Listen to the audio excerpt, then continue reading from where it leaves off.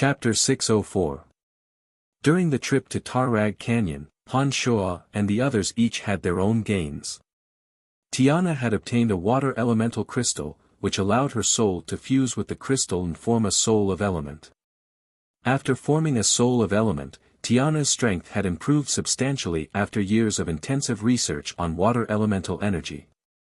She was now attempting to form a body of element. However, although Tiana's strength had improved, she was still a demigod before she formed a body of element. A mere demigod couldn't even defeat Pegasus and Gree the Banshee, let alone Han Shuo. Dressed in clothes as white as snow, Tiana's expression was cold and detached. Snowflakes danced around her. She let out a loud shout and flew into the air, glaring angrily at Gree the Banshee who was howling shrilly above her head.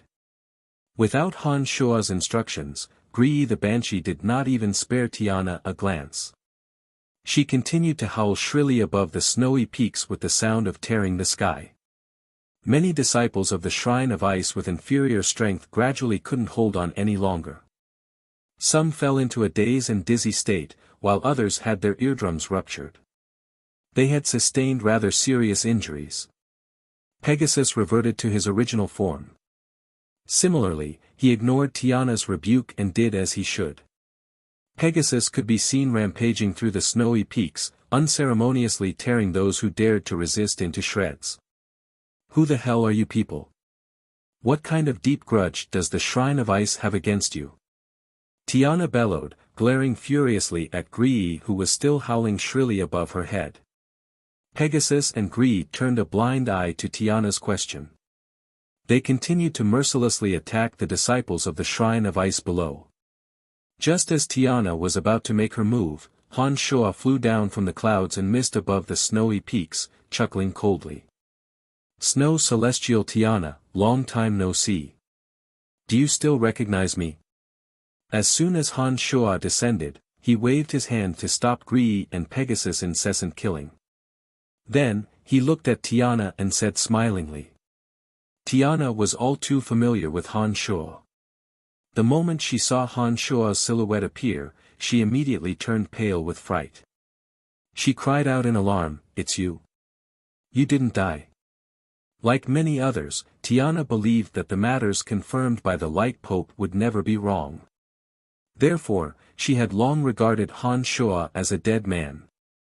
Now that she suddenly saw Han Shuo again in the Shrine of Ice, she was truly astonished. "Hehe, do you think that I'm really dead just because the Supreme Pontiff of the Light Church said that he would eliminate me?" Han Shuo looked Tiana up and down with a faint smile on his face. Remembering the hatred of the past, he walked step by step towards Tiana in the void. His face gradually grew cold as he stared at Tiana and said icily, "How could I die so easily without killing you despicable bastards?" Han Shuo didn't deliberately display his powerful aura, but Tiana, whose soul had fused with the elemental crystal, could instinctively sense the terrifying power concealed within Han Shuo's body. Tiana couldn't tell what realm Han Shuo had reached, but she clearly knew that Han Shuo was extremely powerful. A sense of fear that she hadn't felt for many years arose in her heart. Even when facing the saintess of the Church of Light, Tiana didn't have such deep cowardice. This feeling caused her heart to gradually sink. The closer Han Shuo got, the more scared she became. "Are you afraid?" Han Shuo sneered at Tiana. He felt the thrill of revenge as he ridiculed Tiana with words. "No, I'm not." Tiana's tone was somewhat bitter when she said those words. Even she herself noticed the strangeness of her tone. "After today, the Shrine of Ice will disappear from Profound Continent. All your years of hard work will be for naught. And you, the old whore who once betrayed me, will disappear along with the Shrine of Ice." As Han Shuo walked towards Tiana, he repeatedly attacked her with words, making her taste the humiliation of being humiliated before her death. "Shut up. I won't slap you." Tiana, as the snow goddess of the Shrine of Ice, finally couldn't endure being called an old whore by Han Shuo to her face. "Pegasus, Gree, get ready to attack. Kill every last one of the Shrine of Ice and destroy their foundation, Han Shuo instructed Pegasus and Gree with a grin. Don't worry, we will kill every single one of you here, Pegasus, still in his manticore form, cruelly guaranteed with his hands covered in blood. Very well. You may continue. Han Shuo laughed heartily. Then, he flew towards Tiana and grabbed her. Han Shuo didn't seem to have employed any special martial arts or incantations, but an invisible energy took the form of a whip and lashed at Tiana's body with a loud crack. As an expert who was on the verge of breaking through to base god realm, Tiana actually had no way to evade Han Shuo's attack. She clearly sensed an invisible energy approaching her body and retreated in a fluster. However, she still couldn't escape the lash of the whip and was struck in an instant. Tiana, who had the image of a noble and beautiful woman, was whipped on the side of her waist by Han Shuo. The mist that had been shrouding Tiana miraculously vanished without a trace, as though it was dispersed by Han Shuo's whip. After the strike, a hole was torn in the snow-white silk robe around Tiana's waist, revealing her fair skin. The red scar on her snow-white skin was extremely obvious. The strength of Han Shuo's whip was extremely precise. It wouldn't kill Tiana in an instant, but it would cause her extreme pain. Especially when the whip tore her clothes, it brought her a sense of unbearable humiliation. Tiana had always been a lofty goddess-like figure in the Shrine of Ice. When had she ever been whipped like a slave? When Han Shuo's attack landed on her body, the pain it brought her was far more than just physical. Hee, interesting. I'm sure those disciples of your Shrine of Ice have never seen you like this. Han Shuo chuckled coldly. As soon as he finished speaking, he did not wait for Tiana to fly away. He lashed her body several more times in succession, leaving several bright red whip marks on her body and tearing her snow-white robe once again. Tiana was fleeing, but she couldn't escape. Inexplicably, layers of air walls had appeared in front of her, slowing down her pace of escape. Meanwhile, Han Shuo was sneering as he chased after her unhurriedly. Each and every one of his invisible attacks landed on Tiana's body, leaving one whip mark after another on her body. Her insides were also invaded by a bizarre energy, as though hundreds and thousands of little bugs were gnawing at her body. Below Tiana were the many disciples of the Shrine of Ice. At some point, Pegasus and Gree had all stopped their pursuit of those people. Each and every one of them was stupefied as they looked at the miserable state of the person they most respected above them. They had never imagined that the noblest snow celestial of the Shrine of Ice, Tiana, would be whipped like a slave. You demon! Just kill me. I won't let you off even if I die. Such humiliation made Tiana's eyes red. She was on the verge of breaking down. Chapter 605. You want to die? Han Shuo cast a sidelong glance at Tiana and sneered, it's not that easy. Streaks of invisible whips landed on Tiana's body, inflicting tremendous damage on her body and mind. Tiana could neither escape nor evade Han Shuo's whips. All she could do was endure the double blows on her body and soul in humiliation. Below Tiana were the numerous disciples of the Shrine of Ice. At this moment, they were no longer being massacred by Pegasus and Gree. All of them were looking in agony at Tiana, who was like a caged bird. At this moment, many of the disciples began to pray, praying to the god they worshipped for help. To the disciples of the Shrine of Ice, Snow Celestial Tiana was the most powerful existence in the Shrine of Ice. Yet, such a person was being humiliated without the slightest ability to retaliate. This scene had caused great damage to their souls. If even Snow Celestial Tiana was powerless, what could they do? As disciples of the Shrine of Ice, those who could come to this snowy holy land were all figures of firm faith. When the power they relied on for survival became so vulnerable that it could not withstand a single blow, their reliance on the illusory god suddenly seemed to have been expanded infinitely.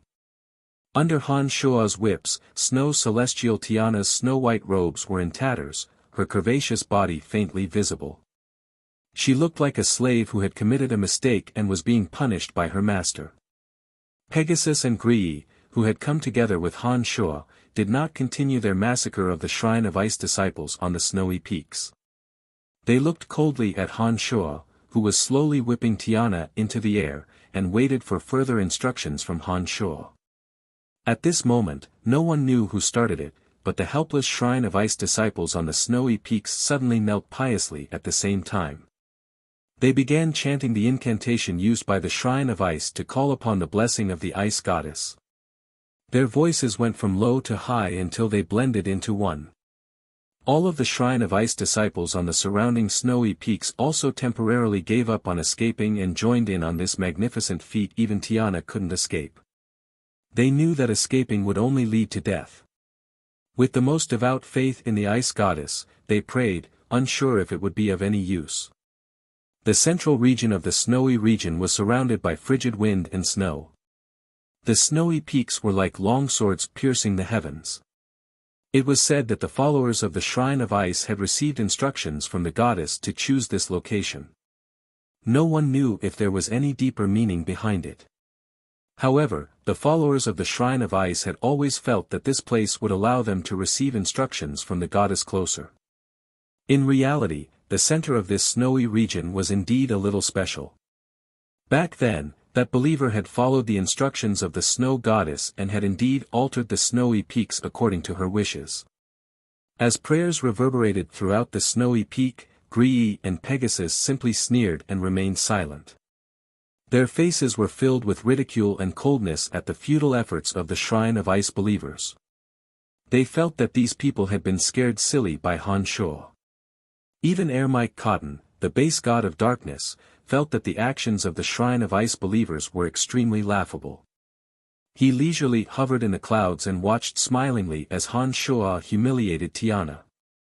However, Han Shuo, whose strength had already reached the realm of divinity, could clearly sense that the elemental energy of water in this snowy region was gradually transforming under the prayers of the Shrine of Ice believers. A force field similar to the domain of divinity was strangely taking shape at the center of the snowy peaks. "You demon! Kill me! I won't let you off even if I die." Tiana's cries were shrill and even carried a hint of sobbing. After being repeatedly humiliated by Han Shuo, Tiana was obviously unable to endure the double torment of her body and soul. Han Shuo paid no attention to Tiana's blood-curdling screams, nor did he whip her again. His two eyes were glistening as he secretly sized up the strange situation of the snowy peaks around him. In his heart, he silently pondered over the abnormality of this sacred land. Suddenly, the elemental energy of water in the center of the snowy peaks began to circulate at high speed. Beams of cold, intense light burst out from the tall, sharp buildings at the top of the snowy peaks. The intense light from the buildings intersected and connected. Frigid air suddenly erupted, causing the surrounding temperature to plummet. This snowy region of the Shrine of Ice was extremely cold to begin with. Now that the temperature had plummeted once again, not only were the most devout believers of the snow goddess unaffected, they even cheered and shouted, "The goddess has shown herself. The snow goddess has heard our prayers." The invaders, including Han Shuo, were all affected by the frigid air. Each and every one of them felt that the temperature was somewhat frighteningly low. Snow Celestial Tiana, who had been imprisoned by Han Shuo's air wall from the very beginning, began to experience strange changes amidst creaking noises. The air wall that Han Shuo deployed there was invaded by waves of frigid air, and was frozen to the point of losing its original strength. Snow Celestial Tiana, who had been beaten black and blue all over, glared fiercely at Han Shuo with clenched teeth. Her half-exposed bosom heaved up and down rapidly. Her voice was as cold as solid ice. "The snow goddess must have felt our cheers. Don't even think about walking out of this snowy region alive today. Holy crap, it can't be that weird, can it?" Even the rank 6 scorpion-tailed lion, Pegasus, could sense something strange in the surrounding atmosphere. He couldn't help but cry out in surprise when he heard Tiana's words. "Brian, will the snow goddess really come?" Mike Cotton asked Han Shuo. He was still rather calm. Ever since he sensed two domains of divinity on Han Shua's body, Air Mike Cotton knew that Han Shua could be considered a true god. He had no idea what was going on with the strange changes happening in this snowy region. However, he believed that Han Shua should know a little bit about it. Han Shua nodded with a sullen face and explained, when the power of faith of a believer can converge in a bizarre manner, and with the help of altars, magical matrices, or sacrificial offerings and other mediums, they can summon their devotees with fanatical faith. As a god, the devotees can indeed sense it. With the help of altars and other mediums, they can even appear for a short period of time in an alien material plane that is infinitely far away. After taking a short pause, Han Shua surveyed the surroundings. With a gloomy face, he coldly groaned and said, "Judging from the situation, the several frozen mountains in the snowy region have naturally formed magical matrices suitable for the shrine of ice to take root. Using a special method, the shrine of ice is imbued with the power of faith. If the ice goddess possesses profound strength, she can indeed hear the thoughts of the believers here. What do we do?" Pegasus, who had just been wantonly slaughtering, cried out in panic. He had a clear understanding of his own strength. Any god that appeared was not something he could deal with. He had finally walked out of the primordious dragon's boundary with great difficulty. He did not want to go back or be killed. "What are you panicking about?" Han Shua shot a cold glance at Pegasus before saying indifferently, "Any god, as long as they don't truly cross the material plane distance and arrive with both their divine body and divine soul, can't display their full strength. They can't display much strength at all by relying on mediums, using objects to reform their bodies, or using their devotees to appear. No matter how powerful the snow goddess is, she will still be bound by the laws of the universe when she arrives through such means." What an arrogant fellow! The snow goddess has countless devotees in every material plane. As a powerful god from ancient times, even if she only uses 1% of her strength, she will still kill all of you. Tiana hurriedly changed into a new robe. She gnashed her teeth and glared at Han Shua with hatred as she spoke sarcastically. Contrary to Tiana's expectations, Han Shua did not refute, but rather calmly admitted this fact. "That's right. If the snow goddess really does come personally, even if she uses that method to descend, it will still be difficult for us to escape death." While Tiana was astonished and puzzled, Han Shua laughed coldly in a loud voice. He mocked, however, "Do you really think that the snow goddess will personally come to deal with me for such trivial matters? The snow goddess has countless devotees in every material plane.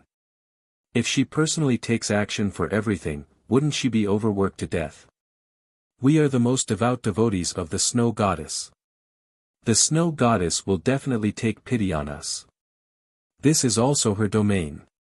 She will never allow anyone to destroy it." Tiana felt that Han Shua's words made sense, but she still stubbornly defended herself.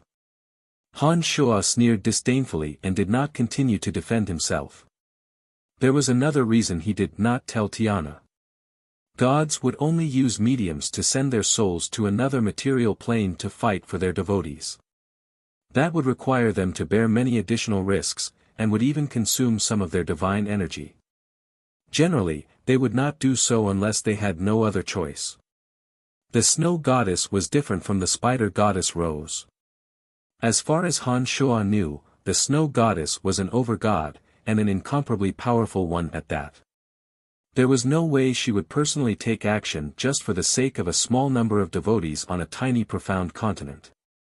As a god himself, Han Shua knew that those gods didn't really care about their worshippers.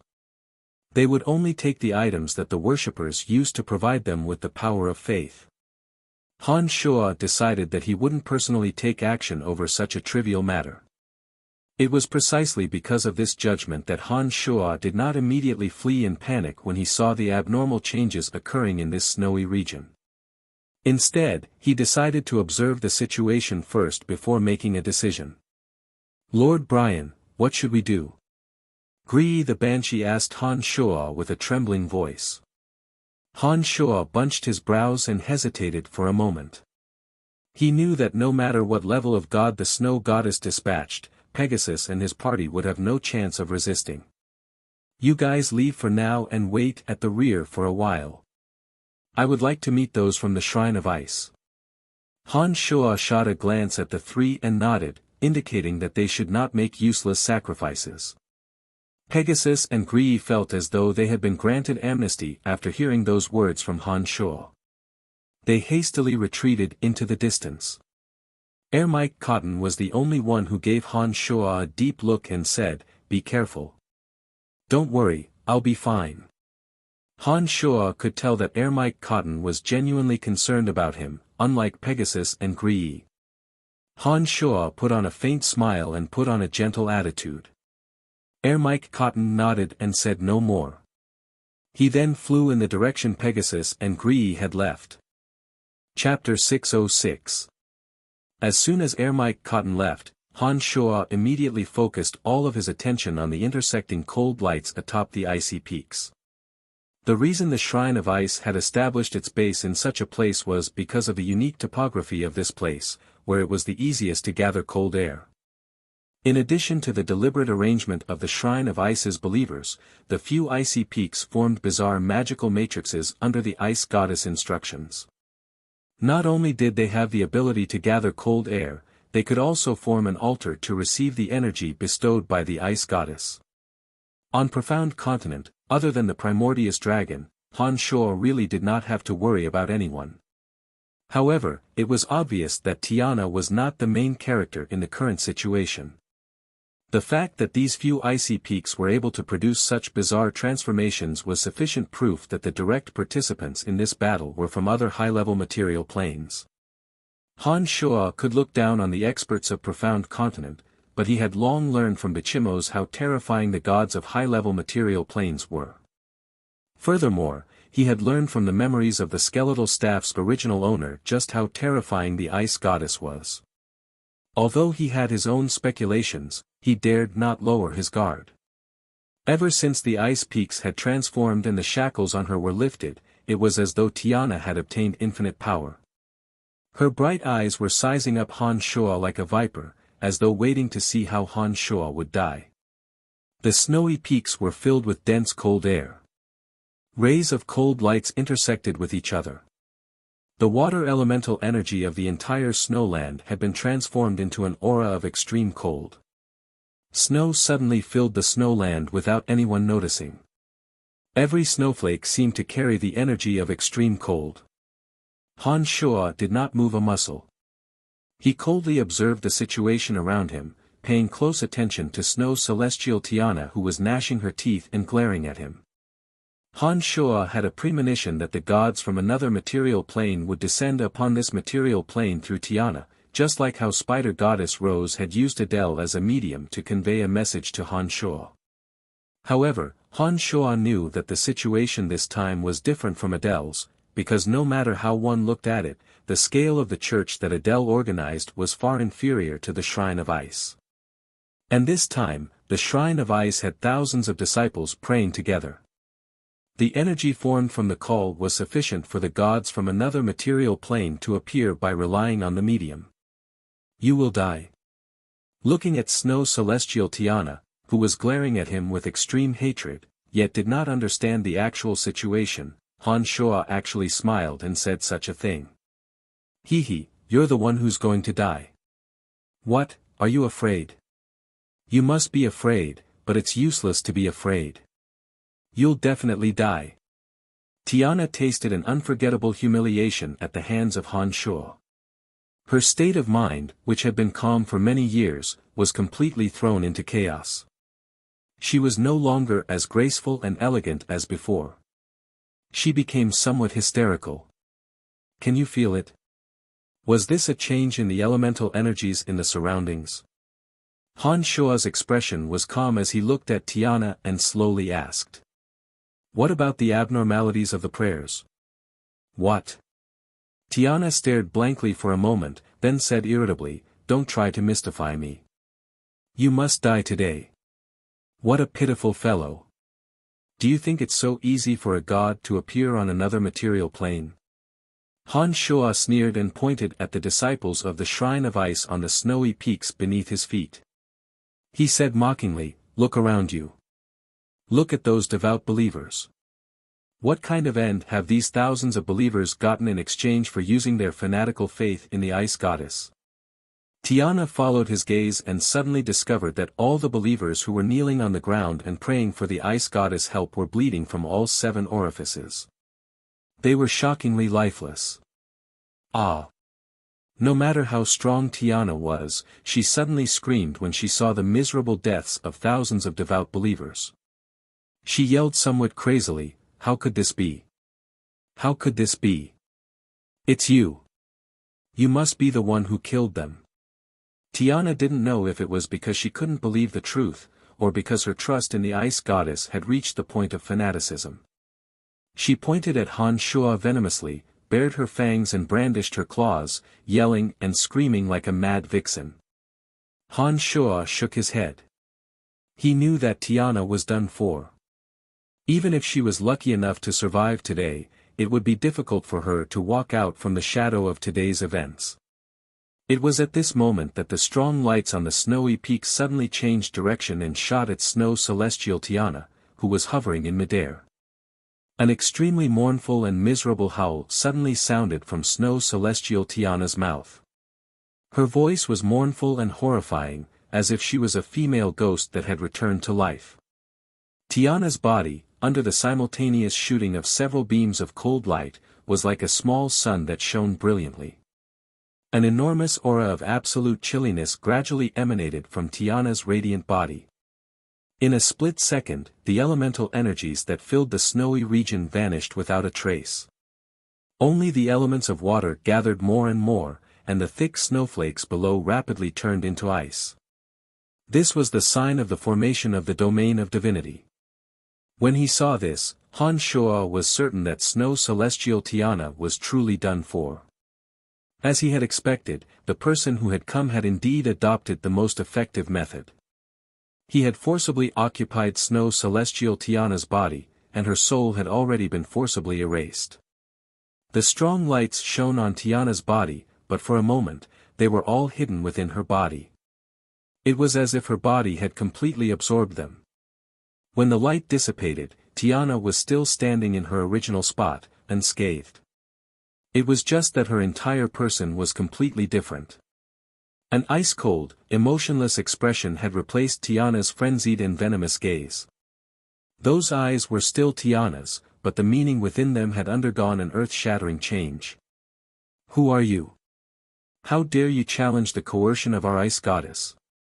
A cold, indifferent male voice came from Tiana's mouth. It gave Han Shuo a strange feeling of awkwardness. From the moment this male voice came from her mouth, Han Shuo knew that Tiana was dead. The person who had occupied her body was definitely an emissary who would uphold the dignity of the Ice Goddess. "Don't care who I am." In short, the Shrine of Ice on Profound Continent was indeed destroyed by my hands. Han Shuo replied in the same cold, indifferent voice as he sized up the newcomer with rapt attention. He unfolded his consciousness, trying to figure out just how much strength this person possessed. Unfathomable. This was Han Shuo's evaluation of this person after probing with his consciousness. The person who had forcibly occupied Tiana's soul nodded his head lightly and coldly said, "Very well then. Since the foundation of this place has been destroyed by you, then no matter what, you will die." These words were like a judgment, as though killing Han Shuo was a matter of course, no different from crushing an ant to death. As soon as these words were uttered, the person draped in Tiana's body charged straight at Han Shuo. Without any fancy movements, he lightly and skillfully punched out. All of a sudden, the water element in his domain of divinity in the entire snowfield instantly poured into his body. The bone-chilling temperature in the surroundings instantly returned to normal. It was as though spring had suddenly returned to the warmth of spring and flowers were blooming. Han Shuo felt a chill in his heart. He could clearly sense that the water element energy shrouding the several icy peaks had all been concentrated in this one punch. The divine energy contained within the punch was so frigid that it affected Han Shua's body and senses, giving him a feeling of helplessness where there was no room for retreat. Han Shua's consciousness was unable to determine what realm this person was in. However, with this punch, the domain of divinity of water had undergone such a huge change. Immediately, Han Shua was certain that this person had surpassed the realm of low god. Without knowing how strong this person was, Han Shua did not dare to rashly block this attack. All of a sudden, his body, mind, and spirit underwent a transformation at the same time. Han Shua was like a pool of stagnant water. There was not the slightest ripple in his heart. Han Shua adjusted his body transformation, mind transformation, and consciousness transformation to a tranquil state. It was as though he could strangely sense the trajectory of this punch and the energy contained within it. By the time that person's punch landed, Han Shua's figure had already reappeared 1,000 meters away. A clap of thunder boomed in the sky where Han Shua's punch landed. Several snowy peaks that had just thawed suddenly shook violently. Huge rocks tumbled down. That person let out a soft cry of surprise, as though he did not expect that Han Shua would be able to evade his attack. He appeared extremely astonished. Han Shua, who was already 1,000 meters away, sensed the power of that person's punch with his tranquil and unperturbed mind. After quickly weighing the situation, Han Shua realized that this person was definitely a mid-god. However, because his divine body could not descend to this material plane, the power that Tiana, the medium, could generate was limited. It was simply not enough to kill him. With this conclusion in mind, Han Shua let out a mischievous sneer. His body of 3 souls suddenly shook. 2 identical copies of Han Shua appeared. That person cried out in surprise again. He was somewhat astonished by what he saw. His tranquil eyes were now a little strange. Without waiting for him to ask or attack again, Han Shua's 3 bodies moved simultaneously and rapidly shot towards him from 3 different directions. Han Shua deployed 2 domains of divinity at the same time. The element of death and edict of destruction were forcibly squeezed into his domain of divinity. His avatars swayed continuously, their corporeal forms indistinguishable. Ever since Han Shua cultivated 3 bodies, he had never attacked a single person with all his strength. Although this mid-god who descended through Tiana's body could only exert a small portion of his strength, he was still a mid-god. There was an insurmountable gap between a low god and a mid-god. Han Shua had no choice but to give it his all. Bang! Bang! Bang! Bang! Halfway through, the 3 Han Shuas simultaneously hit a wall. They were forcibly blocked by an invisible barrier. Han Shua immediately realized that the person's domain of divinity was more powerful than he had imagined because his cultivation realm was higher than his. Having more people doesn't necessarily mean you'll gain the upper hand. That person coldly said. He threw another punch at Han Shua's avatar of destruction. At this moment, when Han Shua's 3 bodies charged over, they were all blocked by the ice-cold barrier. Moreover, they were all invaded by the frigid air. Han Shua retreated while expelling the frigid air from his body. The situation had become extremely dangerous. Chapter 607. Han Shua's heart remained unmoved as he watched the man's fist fly towards him, and the cold air enter his 3 bodies at the same time. He calmly searched for a solution. The 3 bodies retreated at the same time and spread out in 3 different directions. The distance between them grew longer and longer. Just as the fist that seemed to have condensed the coldness of the entire winter was about to hit Han Shua's avatar of destruction, Han Shua suddenly had an idea. His avatar of death rapidly retreated, distancing itself from the icy barrier in the blink of an eye. Han Shua's body retreated and whooshed towards the person from behind. The space ring on his finger glowed faintly and 3 round pearls shot towards the person occupying Tiana's soul at lightning speed. Rumble, an earth-shattering explosion suddenly came from the 3 beads. The ice barrier formed by that person was suddenly hit by the violent explosion and was instantly torn into pieces. The three pearls of annihilation exploded at the same time, forming a shockwave that shattered the person's icy barrier. The soul piercers hidden within the pearls of annihilation shot invisibly and densely towards the person who was preparing to attack Han Shua's avatar of destruction. Demonic arts were different from any elemental or edictal force in this world. Even this mid-god was at a loss as to what to do. He was unable to completely evade the attack of the densely packed soul piercers and was struck by a few of them. The soul piercers were extremely vicious. Once they entered the opponent's body, they would immediately attack the opponent's soul. They were like unforgiving evil spirits that would not give the opponent any time to breathe. "Ha!" the person exclaimed softly for the third time. He was evidently surprised by Han Shua's flashy attacks. As soon as the soul piercers entered his body, he immediately felt the threat that came from his soul. He forcibly stopped the punch that was supposed to be aimed at Han Shua and focused all his energy on eliminating the threat of the soul piercers. The soul piercers were absolutely lethal to ordinary experts.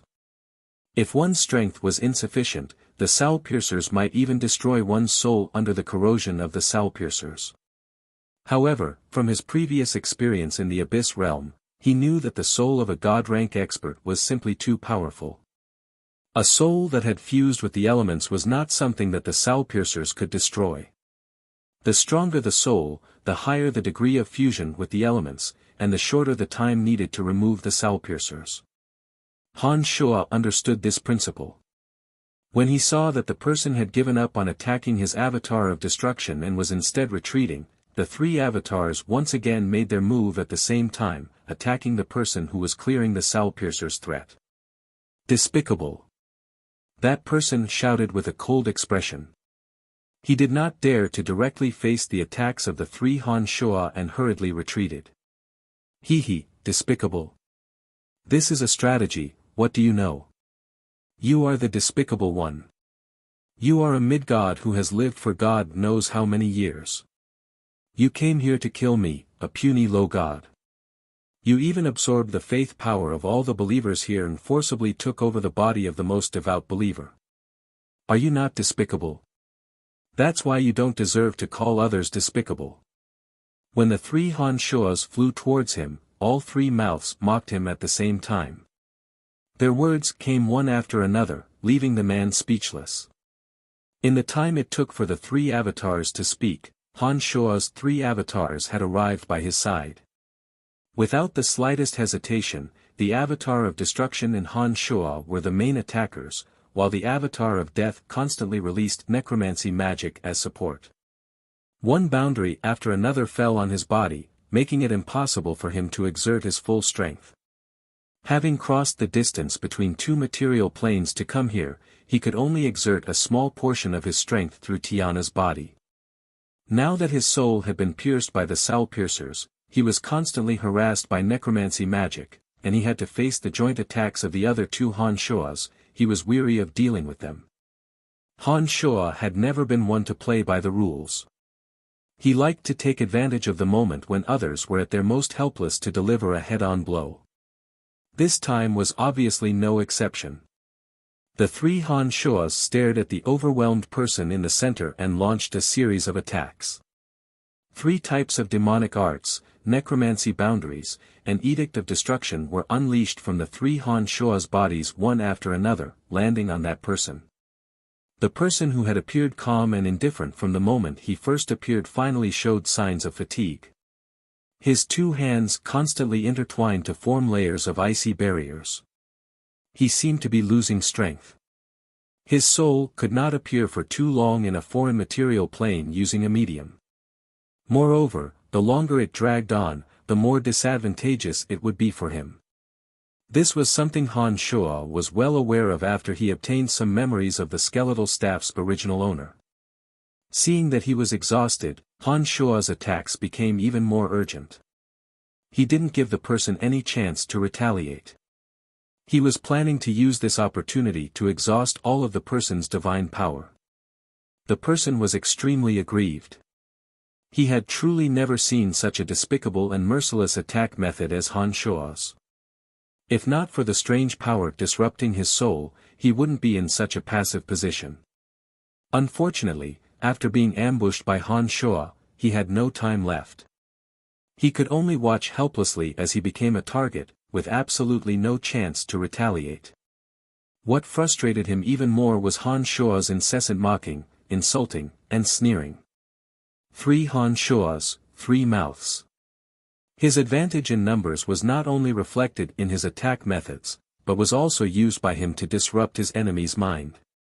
While the 3 mouths were attacking, they would constantly greet the person's family and ancestors, ridicule the person's incompetence, describe the person's appearance after death, and repeatedly attack the person's mind. Most people wouldn't be able to withstand the pain of such verbal attacks. Because his demonic arts had reached the 9 changes realm, his body, mind, and consciousness had reached a state of absolute calmness. Therefore, his mind was extremely calm when he spoke those words. His verbal attacks were even in a variety of styles, annoying the person to no end and making him more and more irritable. "Shut up!" the person roared. He stared at Han Shuo in pain and shouted, "You are also a low god. How can you be so despicable?" The 3 Han Shuos were startled. After a moment of silence, even more vicious words came from the mouths of the 3 mouths, completely ignoring the person's angry shouts. "It would be a waste not to use this advantage of having 3 mouths more than you. You're really an idiot." Han Shuo sneered in his mind. He could tell from the person's performance that his tactics were truly effective. Bang! Bang! Bang! In line with Han Shuo's incessant verbal attacks, the 3 of them joined forces and landed one after another on the ice barrier deployed by the person who had taken defensive measures. All of a sudden, he forcibly took over Tiana's body and fiercely emitted a strong light. Tiana's body rapidly shrunk within the glaring light, as though all the energy in her body was being absorbed by her bones. Boom! The sound of an explosion came from Tiana's body. Hundreds of icy arrows whizzed in all directions, landing on the 3 Han Shuos who were caught off guard. The hundreds of icy arrows came at an extremely fast and ferocious speed. They contained an extremely frightening amount of divine energy. Because the 3 Han Shuos were closing in and surrounding him, the hundreds of icy arrows almost all landed on the 3 Han Shuo's bodies, causing varying degrees of damage to all 3 of them. In an instant, all 3 of Han Shuo's bodies simultaneously felt a bone-piercing chill. Not only did that chill affect all 3 Han Shuo's bodies, it even attacked their souls. It was as though it wanted to freeze the 3 Han Shuos to death. Crunch! Crunch! Terrifying sounds of ice freezing came from all 3 Han Shuo's bodies at the same time. Solid ice covered his body in an instant, making him look like 3 crystalline ice sculptures. His face maintained expressions of mockery, cursing, and sneering respectively. It was an extremely bizarre sight. Tiana's body became a bloody skeleton after the strong light burst out. It was as though all her flesh and skin had been absorbed by her bones. It was an extremely horrifying sight. A pair of cold, emotionless eyes stared viciously at the 3 Han Shuos. The person said irritably, "I've had enough of your voice. Shut your mouth forever." He raised his hand and 3 icicles the size of broadswords suddenly appeared out of thin air. They stabbed towards the 3 Han Shuos at lightning speed, piercing through the solid ice on Han Shuo's body and piercing straight through his chest. Huff! Huff! Huff! The person's deformed body panted heavily. It seemed that releasing 3 icicles to attack Han Shuo had consumed too much of his divine energy. It was a little too much for him to bear. What the hell is this thing? How can it have 3 bodies? And a way of using energy whose origin I can't tell. This guy is really weird. The person muttered to himself while staring at Han Shuo while panting heavily. He appeared to be extremely puzzled. Fortunately, he's about to be finished. This mission is about to be completed. It's just that he's consumed a lot of his divine energy. He didn't gain any advantage on this trip. The person continued to mutter in a low voice. The remaining flesh and blood on his bloody skeletal body slowly froze. He seemed to be panting to recover his divine energy and then organize his energy to deliver a fatal blow to Han Shua's soul. All three of Han Shua's bodies were hit by the frigid arrow. The extraordinarily powerful cold energy instantly froze his limbs. Soon after, 3 icicles attacked again, piercing through all 3 of Han Shua's bodies and causing all 3 of them to suffer varying degrees of injuries. However, although Han Shua's body was frozen, his consciousness was still there and his mind was still calm. If it were any other god, it would be very difficult for them to organize their energy to counterattack after suffering such a series of attacks. After all, the divine body was the foundation of one's body. It would be very difficult for one to move after suffering such heavy injuries. However, none of Han Shua's 3 bodies were normal. His avatar of destruction was transformed from the demon's lair edge, his avatar of death was transformed from the skeletal staff, and his avatar of demonic arts was the physical body of his main body. Moreover, he possessed an almost undying body. How could an ordinary body compare to his? Therefore, although all 3 of Han Shua's bodies were frozen, Han Shua didn't lose the ability to counterattack at all. Just when that person thought that Han Shua was at his wit's end and was about to silently recover his divine energy to deliver a final attack on Han Shua's soul, he heard a creaking sound coming from Han Shua's avatar of destruction. That person was startled and hastily turned his head to look. Then, he suddenly cried out in surprise. He was shocked by what he saw. Chapter 608. You, what are you? That person's ice-cold voice trembled as he looked at Han Shua, who had suddenly transformed into a longsword. He had followed the ice goddess on expeditions on various planes of existence for many years. He had seen all kinds of people and races, but he had never seen anything as shocking as this scene before. A human who had just attacked him had suddenly transformed into a longsword. This was completely beyond his understanding of the various energies. An extremely preposterous feeling welled up in his heart. Not only humans, but even gods would be fearful of the unknown. Therefore, when he discovered that Han Shua had transformed into a longsword, he, who hadn't been nervous since he descended to this plane of existence, was truly a little afraid. That was why his voice trembled a little. Creak. Creak.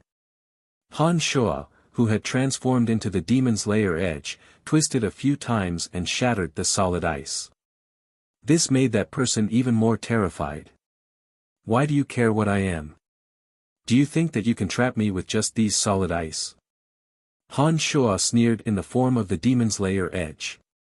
His voice was filled with ridicule.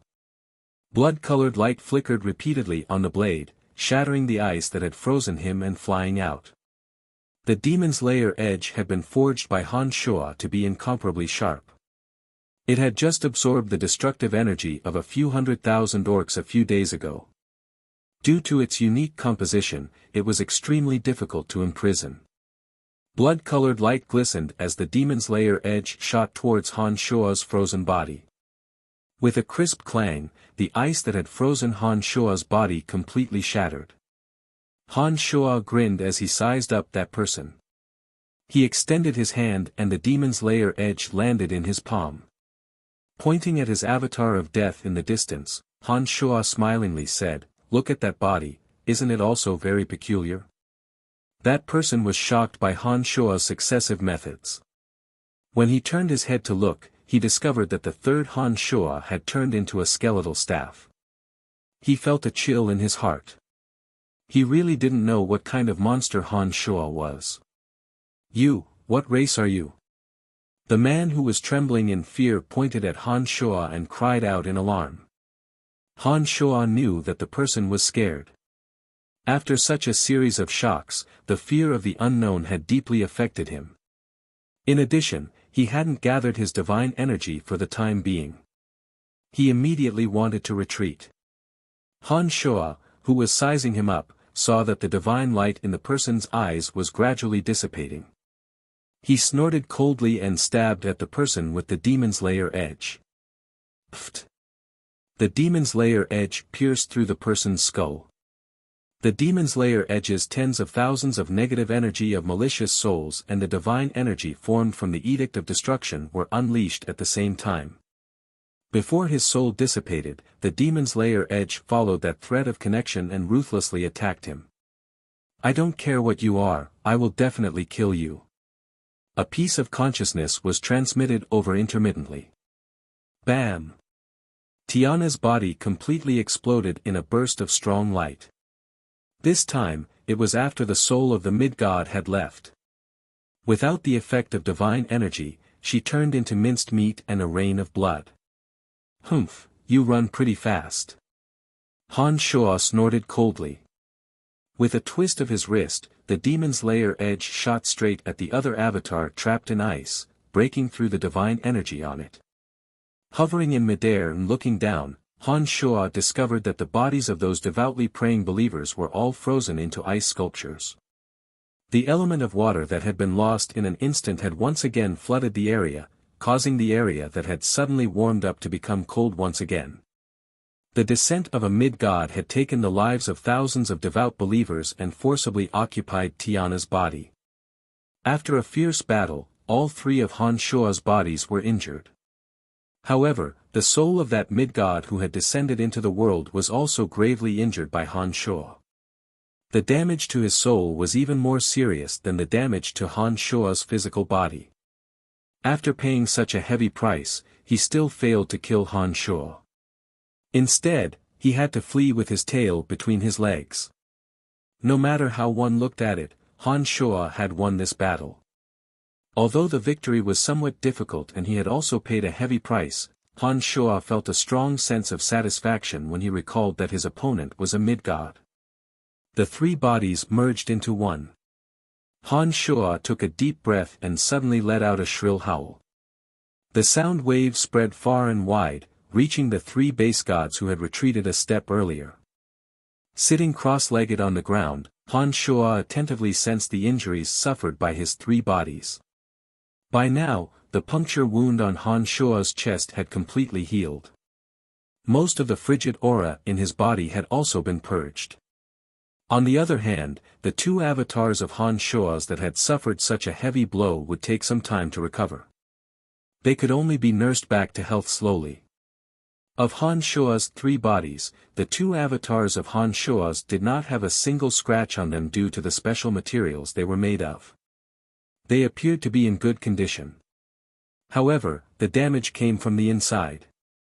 They needed to be repaired using enormous elemental and edictal force over a period of time. On the contrary, Han Shuo's main body that cultivated in demonic arts seemed to have suffered extremely heavy injuries. However, due to the special nature of his body, he possessed an extremely freakish self-healing ability. By using demonic yuan to make up for the injuries, it didn't take long for him to recover more than half of his injuries. From this aspect, it could be seen that the main body that cultivated in demonic arts was indeed marvelous. It had absolutely no fear of huge injuries coming from the physical body. This battle had given Han Shuo a lot of valuable experience. While secretly inspecting the injuries on his body, Han Shuo was also carefully reflecting on the scene of the battle just now. From the previous battle, Han Shuo understood that it was because the opponent's domain of divinity was a realm higher than his opponent's. Just this point alone made him almost invincible. Within the opponent's domain of divinity, Han Shuo appeared to be restrained and his strength was greatly reduced.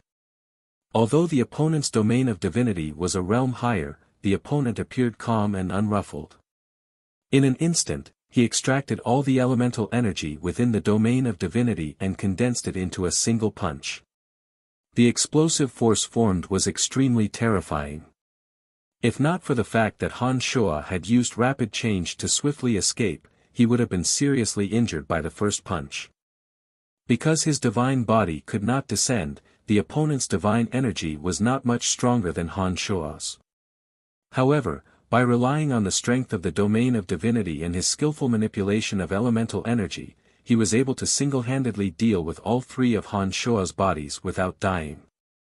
If not for Han Shua using the pearls of annihilation to catch him off guard and then using tactics to endlessly disturb his mind, it would have been hard to say whether he could have won in the end. From this aspect, it could be seen that being a realm higher in the deity realm was not just an increase in divine energy. This battle allowed Han Shua to truly understand the dangers of a battle between deities. He also understood some situations that he did not understand in the past. At this moment, the sound of something tearing through the air resounded from afar. Han Shua raised his head and glanced into the distance. He knew that the three had understood the meaning of his whistle and were rushing over. "How are you?" Air Mike Cotton was startled when he arrived. He hastily approached Han Shua and asked, "I'm injured. Those from the Shrine of Ice sure are hard to deal with." Fortunately, they managed to escape, Han Shua said to Air Mike Cotton with a bitter smile. "Are your injuries serious? Do you need to rest immediately?" Air Mike Cotton asked with a frown. He appeared somewhat worried. "In any case, my injuries aren't light. God damn it, those religions that have existed for a long time are indeed not easy to deal with," Han Shua nodded and cursed. Suddenly, Han Shua noticed that when he mentioned that his injuries were not light, the eyes of Pegasus and Gree the Banshee flickered for a moment, as though they had some ideas. With a thought, Han Shua looked at the two with a sneer and abruptly stood up. With a flash of light, Han Shua appeared in front of Pegasus. He spread his hand over Pegasus' head and said in a sinister tone, "What? Do you want to kill me while I'm seriously injured? I wouldn't dare. I wouldn't dare." Pegasus was extremely frightened. He hastily knelt before Han Shua. He was so frightened that he didn't even dare to move. "No matter how heavily injured I am, killing you is as easy as flipping my palm. Don't try to show off your little tricks in front of me. In the face of absolute power, you'd better put away your little tricks as soon as possible," Han Shua said unhurriedly with a mischievous smile as he looked at Pegasus. "I wouldn't dare. I really wouldn't dare." When Pegasus saw the ground littered with corpses, he thought that all of them were killed by Han Shua. He was truly afraid that Han Shua would immediately finish him off. He was bitterly begging for Han Shua's forgiveness. "It seems like people like you need to be restrained a little. Otherwise, I reckon you won't be too honest." Han Shua grinned nastily. A drop of blood spurted out from his index finger. He infused it with some divine energy and sealed it in Pegasus' brain.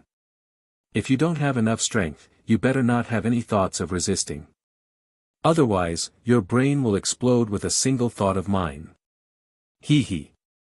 Han Shua was all smiles as he looked at the trembling Pegasus. His attitude was amiable. "Well, Gree, if you think you can escape, you can give it a try." Han Shua removed his big hand from Pegasus' head and shot a cold glance at Gree, who was timidly trying to escape in the distance. "My lord, you misunderstand. I'm not trying to escape," Gree forced a smile and explained with a bitter face. "You are a smart person. You should know what to do. Just come here obediently." Han Shua looked at Gree with an unruffled smile and said unhurriedly. "Understood." Gree heaved a sigh and thought to herself, "Why am I so unlucky to run into such a demon? Sigh, I'm done for this time." With a smile on her face, Gree obediently walked up to Han Shua, extended her head in front of Han Shua, and said, "My lord, please apply the seal." That's more like it." Han Shua smiled evilly and applied the same seal on Gree. "What about me, Brian?" Air Mike Cotton walked up to Han Shua and asked with a smile. "What are you talking about? How can I treat you like that?" Han Shua pretended to be angry. He glared at Air Mike Cotton and said sincerely, "You are different from them. I can tell who is sincere and who is pretending." Pegasus and Gree both wore bitter faces. They exchanged glances and sighed inwardly at the same time. They thought to themselves, "How unlucky I am. I really don't have a chance to escape anymore. Chapter 609. After taking care of Pegasus and Gree, Han Shuo assigned them a mission: carry away all the valuables of the Shrine of Ice. Pegasus and Gree were old monsters who had lived for God knows how many years. They had a discerning eye for treasures. After planting a seal in their minds, Han Shuo had their lives in his hands. He wasn't afraid that they would play any tricks. The two were truly afraid of Han Shuo. They flew around several icy mountains with bitter faces, searching for anything valuable for Han Shuo. If they hadn't met Han Shuo, the two would have been characters that no one on Profound Continent would have dared to provoke. As the saying goes, evil people will only be tormented by evil people. They deserved it. After all, it was Han Shuo who said that he was seriously injured that the two began to harbor evil thoughts. As an expert who founded the Lancelot Empire, Mike Cotton knew that Han Shuo's goal was to unify the entire Profound Continent. Therefore, after learning that Han Shuo's goal was to unify the entire Profound Continent, Mike Cotton had truly started to treat Han Shuo as one of his own. Han Shuo had always maintained the proper respect for Mike Cotton. He did not give Han Shuo any face like how he treated Pegasus and Gree. While the two dejectedly worked on Han Shuo's behalf, Han Shuo and Mike Cotton were chatting with a smile on their faces, as though they were two friends despite the difference in age. You mentioned that a god of the Shrine of Ice has descended. How strong is that person? Mike Cotton was extremely curious about the Shrine of Ice. He had stayed on Profound Continent for a very long time and had long learned of how powerful the Shrine of Ice was. It's a mid-god. He's very powerful. If it wasn't for the fact that he couldn't display his full strength and that I managed to sneak attack him, I'm afraid that you wouldn't be able to see me today, Han Shuo explained smilingly. I didn't expect that he would be a mid-god. He is indeed terrifying, Mike Cotton said with some lingering fear. Mike Cotton felt some lingering fear in his heart. He was aware of the hierarchy of gods and understood what a difference of one level meant. He underestimated the enemy. Serves him right, Han Shuo said smilingly. It can be said that you have destroyed the Shrine of Ice's foundation on Profound Continent. They definitely won't let this matter rest. Have you thought of how you are going to deal with them if they were to cross material planes? After all, Mike Cotton had lived for many years. There were some things he knew. Han Shuo of the Shrine of Ice had long thought of this problem. Han Shuo had long thought of this problem. He knew that it wasn't impossible for him to send of gods of higher material planes to cross planes through interplanar transportation matrices. This time, it was because that mid-god soul had used Tiana as a medium to descend that Han Shuo managed to injure his soul and force him to retreat. If that mid-god had truly used the interplanar transportation matrix to cross dimensions, Han Shuo knew that with his current strength, he would have no chance of victory. I haven't thought about it yet. This is indeed a headache. After a long while, Han Shuo shook his head and sighed helplessly. Sigh, it seems that we can only take it one step at a time. I hope he won't really cross planes to come here. Mike Cotton was also very helpless. His strength was limited and he couldn't help Han Shuo even if he wanted to. All he could do was comfort Han Shuo verbally. It's all right, there's always a way, Han Shuo said while pretending to be relaxed. However, his heart was getting heavier and heavier. He understood that on Profound Continent, other than the Primordious Dragon who acted as his protector, there really wasn't anyone who could threaten him.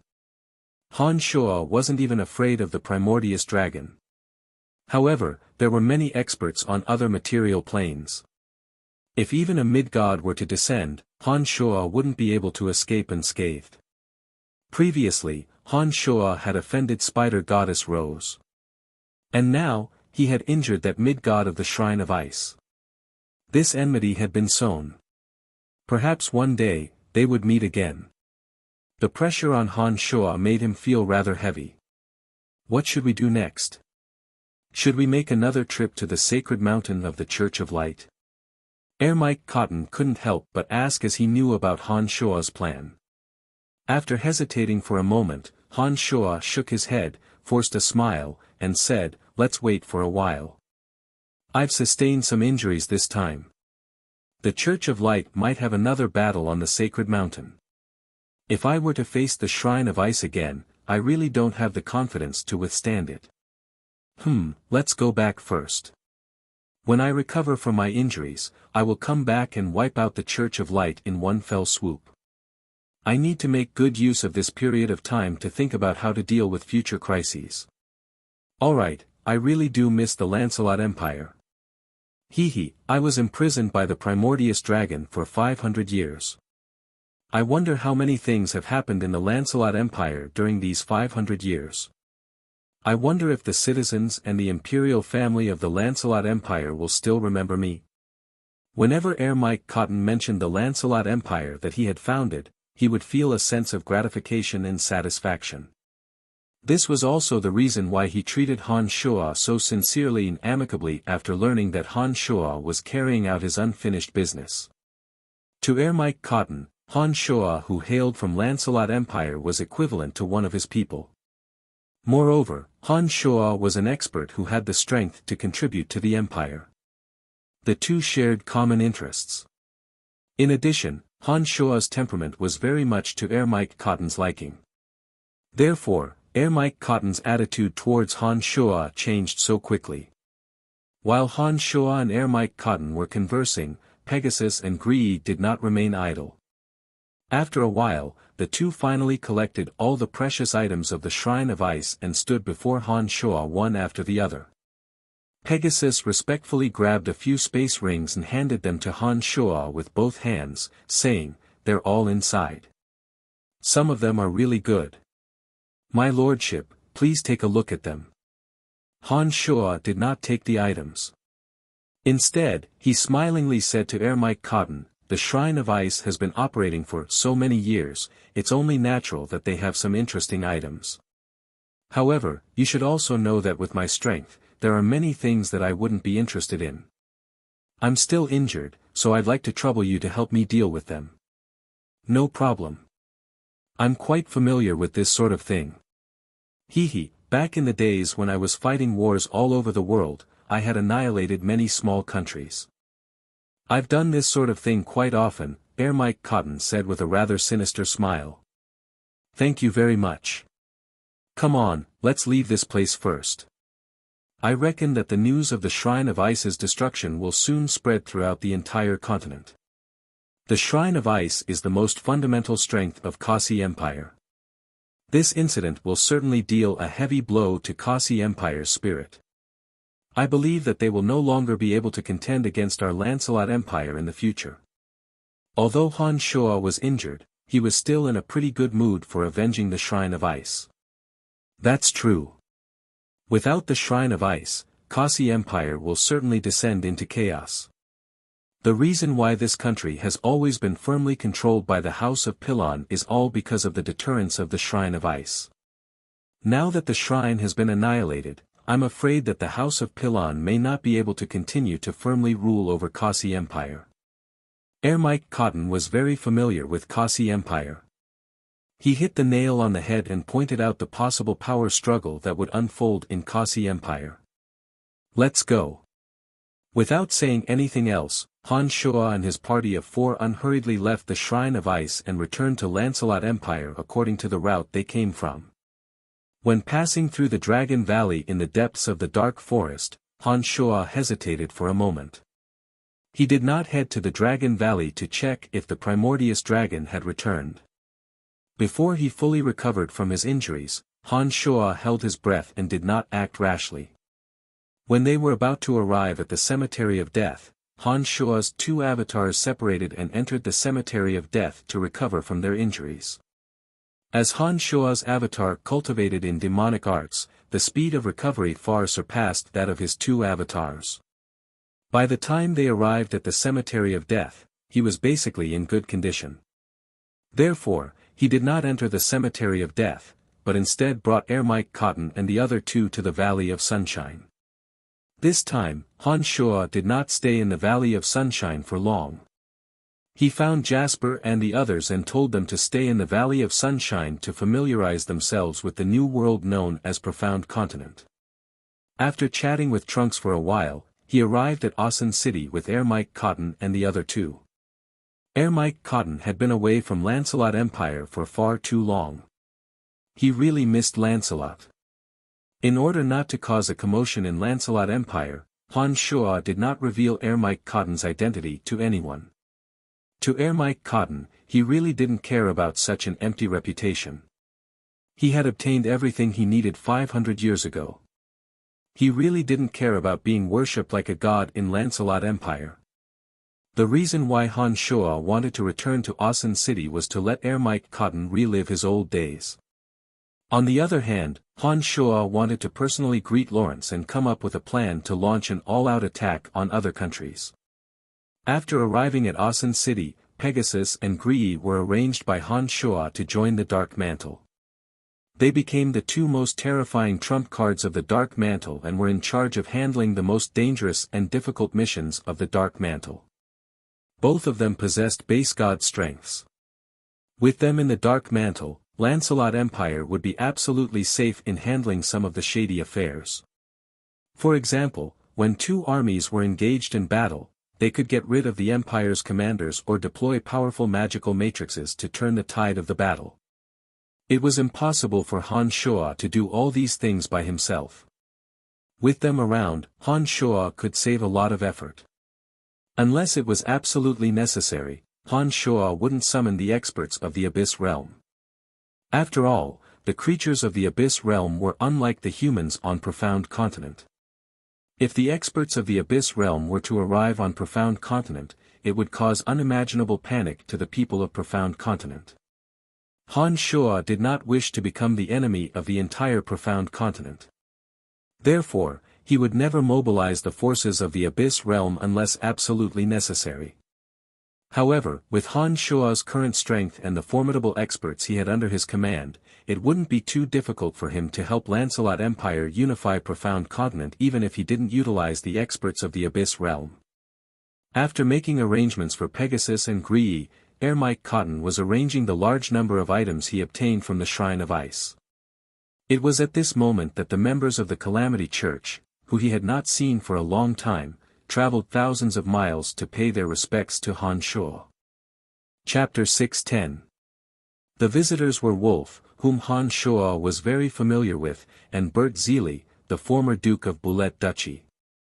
After Bulette Duchy was annexed by Brettel City, Bert Zeely disappeared without a trace. It was said that this evil summoner had returned to the Calamity Church. The two went straight to Han Shua's mansion in Awson City. After waiting for Han Shua for a long time, they finally saw Han Shua, who had just returned from Boost Merchant Guild's Phoebe's place. When they met, the two were unprecedentedly respectful. As soon as they arrived, they kowtowed to Han Shua, giving Han Shua quite a fright. "What are you two doing?" Han Shua was very astonished. From the way the two kowtowed to him, Han Shua discovered that the two seemed to regard him as an elder of the Calamity Church. This made Han Shua feel rather peculiar. "Lord Brian, the two of us have come under orders to invite you. We hope that you will make an official trip to the Calamity Church's headquarters with us," Wolf said in a deferential manner. "Oh." Han Shua let out a soft cry of surprise and asked puzzledly, "Why are you inviting me to the Calamity Church?" The mysterious Calamity Church had never publicly announced the location of its headquarters. Those countries and religions hostile to the Calamity Church had racked their brains to no avail to find the location of the Calamity Church's headquarters. Han Shua did not expect that Wolf and Bert Zeely would so solemnly extend an invitation to him. This made Han Shua rather flattered. "Lord Brian, your magnificent feat outside South Border City and the destruction of the Shrine of Ice have made His Holiness aware of your return. His Holiness has instructed us to do our utmost to invite you to the Calamity Church. He has important matters to discuss with you. He hopes that Lord Brian will not refuse." When Wolf said those words, his eyes were filled with unconcealable reverence. It appeared that Han Shua's thunderous return to Profound Continent had indeed shocked the Calamity Church. Why must it be me who goes to the Calamity Church? If your Pope is sincere, he should personally come to see me. With Han Shua's current strength, there weren't many on the entire profound continent that could catch his eye. The Calamity Church was no exception. Therefore, Han Shua had the audacity to make such a claim. Perhaps Wolf had been solemnly instructed before he came, but when Han Shua said these words, he did not get angry. Instead, he smiled bitterly and explained, 5 years ago, His Holiness the Pope was prepared to personally come and have a chat with you. This time, when he heard of your news, he was no exception. He really was prepared to personally come. Then why didn't he come over? Why did he insist on me going over? Han Shua frowned and asked in a deep voice. With Han Shua's current strength, he wasn't afraid of the Calamity Church playing dirty tricks behind his back. Even if his 2 avatars were injured, Han Shua was confident that he could protect himself. It was just that he had been busy with the affairs of Lancelot Empire for the past few days and had no intention of going out for the time being. Before His Holiness the Pope decided to come over, he used the altar to communicate with the God of Faith. As we are of low status, we don't know the specifics. However, when His Holiness the Pope came over, he said that the God of the Calamity Church had personally spoken and solemnly invited you to make a trip to the Calamity Church's headquarters. Only by using the altar at the headquarters can you communicate with the God of Faith, Wolf explained respectfully. When these words were spoken, Han Shua's heart jolted as he thought of a few possibilities. For the past few days, Han Shua had been worrying about the Shrine of Ice and Spider Goddess Rose. He clearly understood that whether it was Spider Goddess Rose or the Shrine of Ice, they weren't forces that he could deal with alone. Once they crossed over, Han Shua knew that he wouldn't have much of a chance of victory. He had a clear understanding of his own strength and understood that he wouldn't be able to contend against either side in a short period of time. After pondering for a long time, Han Shua vaguely came up with an idea, and that was to temporarily attach himself to a major power. Before his own strength was strong enough, he would make use of the power of others to keep the Shrine of Ice and Spider Goddess in check, as well as the Church of Light that he was about to offend. His 2 avatars cultivated in the elemental energy of death and the edict of destruction respectively. The body of his avatar of death was even condensed from a skeletal staff. No matter how he thought about it, Han Shua felt that it would be easier to communicate with the forces of the gods of death and destruction. Furthermore, the foundation of these 2 over-gods on Profound Continent was the Calamity Church.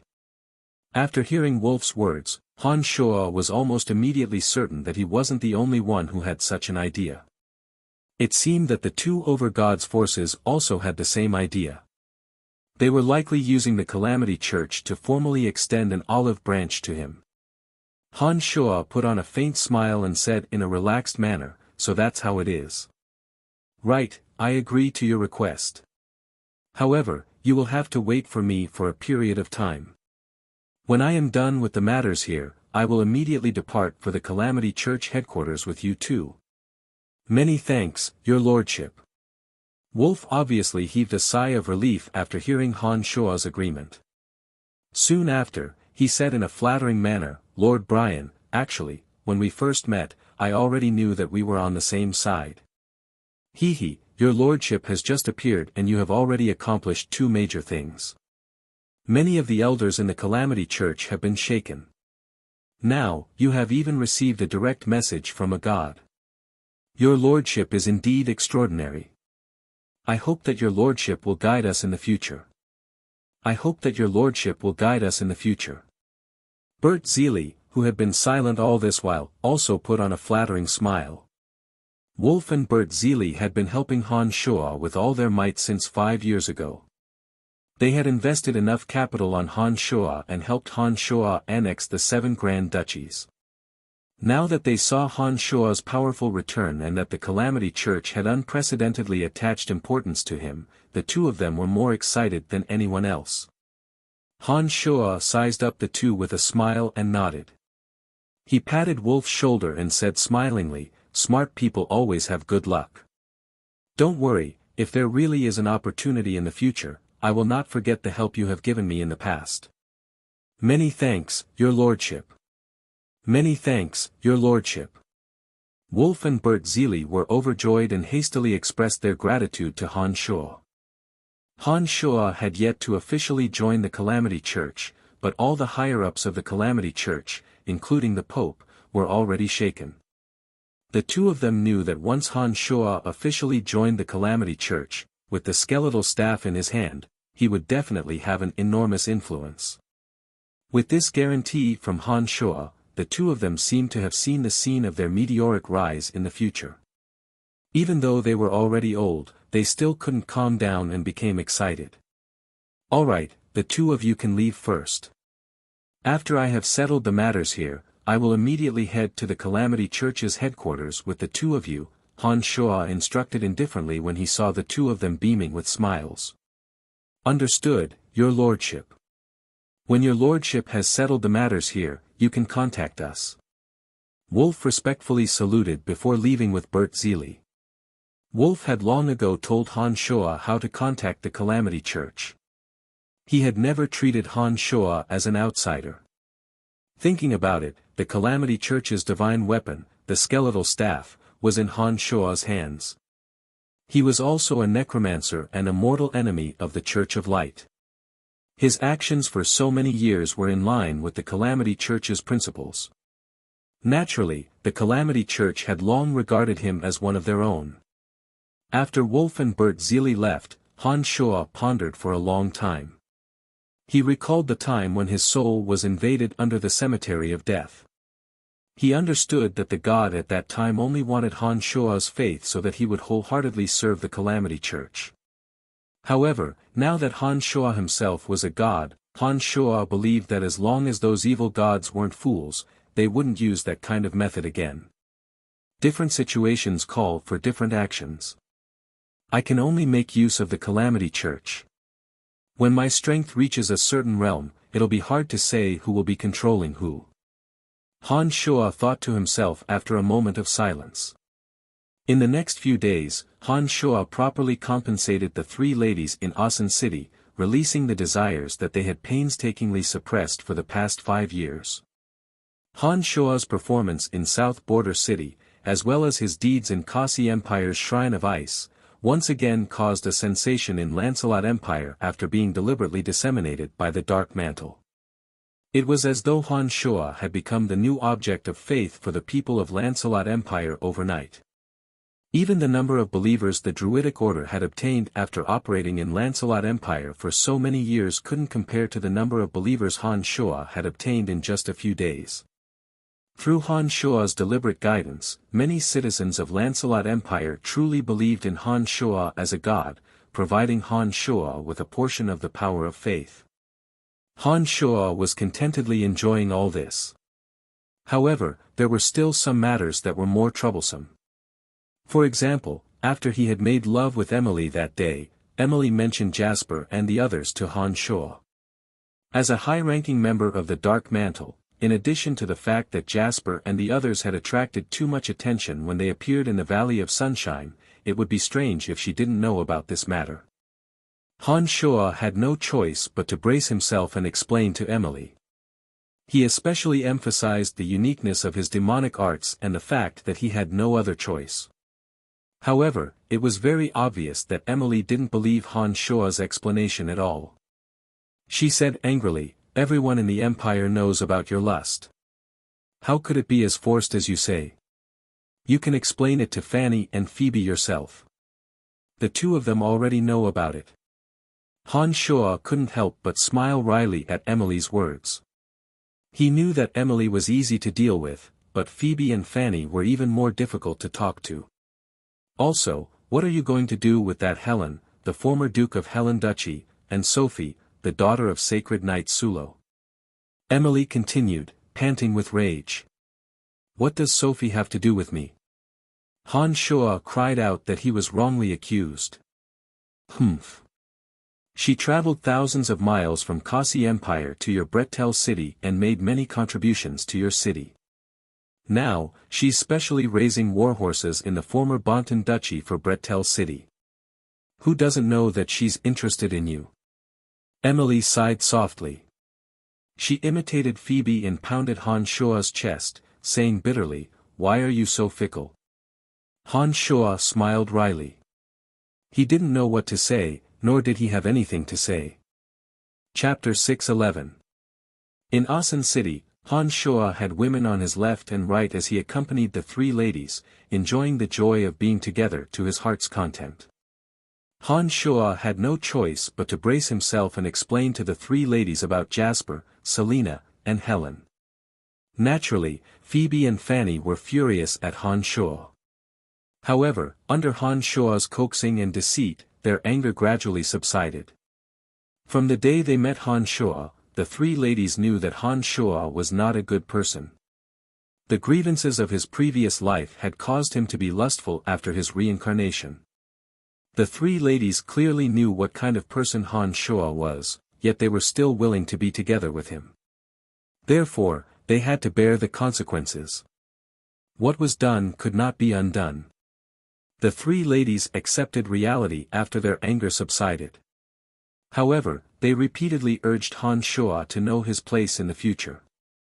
Han Shua naturally agreed. Having successfully crossed the carnal realm, Han Shua's lust was no longer as intense. This time, his guarantee came from the bottom of his heart. He felt that as long as he could control his state of mind, there shouldn't be any problems in the future. Staying in Asan City, Han Shua accompanied the three ladies to have fun and at the same time put in effort to improve their strength. Under Han Shua's guidance, Fanny gradually grasped the method of gathering the element of death with her body. With the help of the crystal condensed from the base god's body in Han Shua's attentive guidance, Fanny made rapid progress. She had the opportunity to advance a step further and reach the realm of sacred Magus Necromancer at every moment. Emily was handed over by Han Shua to be taught by Ermike Cotton. They both cultivated in the elemental energy of darkness, but Ermike Cotton was 2 realms higher than Emily. In addition, Emily's understanding of the element of darkness came from the notebook that Ermike Cotton had left behind. Therefore, it was very easy for Ermike Cotton to teach her and her strength progressed very quickly. Ermike Cotton was very fond of Emily, truly treating her as his disciple. He imparted all of his understanding of dark magic to Emily, allowing Emily to improve by leaps and bounds. Just like Fanny, Phoebe was taught by Han Shua. However, because Phoebe cultivated in fighting aura, Han Shua could only give her some of his own cultivation insights and couldn't provide too much help in the details. Old Monster Statholm had more experience in this aspect. Unfortunately, Statholm had been training in Brettel City all this time and wouldn't be able to provide much help to Phoebe in the short term. When Han Shua finished dealing with all the matters in Asan City and was preparing to leave for the Calamity Church with Wolf, Fanny excitedly returned from the Babylon Academy of Magic and Force. She said to Han Shua, "Dean Emma is going to retire. She said that she will pass the position of dean to me in a few days." "Really? Congratulations." Han Shua laughed heartily, hugging Fanny and shaking her vigorously. "But, I'm still too young. Will there be any problems?" Fanny was extremely excited, but she still appeared somewhat worried. "Don't worry, I'll take care of this matter. I'll definitely make sure you sit firmly on this position. Heh, it's about time for the Babylon Academy of Magic and Force to make some adjustments." "I'll leave Asan City after I attend your inauguration ceremony," Han Shua calmly said with a smile. The Babylon Academy of Magic and Force was full of talents. Grasping the authority of the Dean of the Babylon Academy of Magic and Force was equivalent to grasping the future of the Lancelot Empire. Many people would covet this position of Dean. However, Han Shua believed that with his current influence in the Lancelot Empire, he would definitely be able to fulfill Fanny's wish. "Will I not be able to do it well?" Fanny also knew how much influence Han Shua had in the Lancelot Empire. After hearing Han Shua's guarantee, she knew that the position of Dean of the Babylon Academy of Magic and Force would definitely belong to her. However, she was still somewhat worried that she didn't have the ability to properly manage the Babylon Academy of Magic and Force. How would you know if you haven't tried? Don't worry, I believe that you can do it. You should make some preparations first. Wait to take over the position of dean in a few days. Han Shuo smiled as he consoled Fanny. After making his promise to Fanny, Han Shuo looked for King Lawrence and communicated with him. Lawrence was now practically obedient to Han Shuo's words and immediately agreed without thinking. He used the name of the imperial family to clear Fanny's name in advance and promised Han Shuo that he would go and support her when the time came. Behind Fanny was the king of the southern territory, Firenze, as well as the extraordinary existence Han Shuo. Lawrence obviously understood Fanny's value and it was only natural that he would give her face. With Han Shuo's powerful influence in the Lancelot Empire, he communicated with Emma and a few other transcendental existences in the empire and the matter was immediately settled. No one dared to fight with Fanny for that position. While Han Shuo was making use of his influence, all the dignitaries of the Lancelot Empire expressed their goodwill and congratulations to Fanny. Many expensive gifts flooded towards Fanny like a tide, causing Fanny to be somewhat overwhelmed. The three ladies, Fanny, Emily, and Phoebe, each controlled an enormous amount of the empire's resources. They also had the common Han Shuo behind them. In the Lancelot Empire, as long as one wasn't a lunatic, no one would dare to go against them. Everything had been properly prepared. 3 days later, a grand inauguration ceremony would be held in the Babylon Academy of Magic and Force. Han Shuo arrived at the Babylon Academy of Magic and Force ahead of time. He reminisced about the past in the warehouse where he had stayed for a long time in the Necromancy Major. At the Nine Changes realm, Han Shuo could change his appearance and temperament at will. With just a simple transformation, Han Shuo was able to fool everyone. Here, Han Shuo still remembered some of the interesting things he had with Jack, the strange feelings he had built up with Little Skull, and the various incidents that had occurred with some students and odd job workers. After so many years, Han Shuo discovered that many of the sceneries here had undergone tremendous changes when he returned.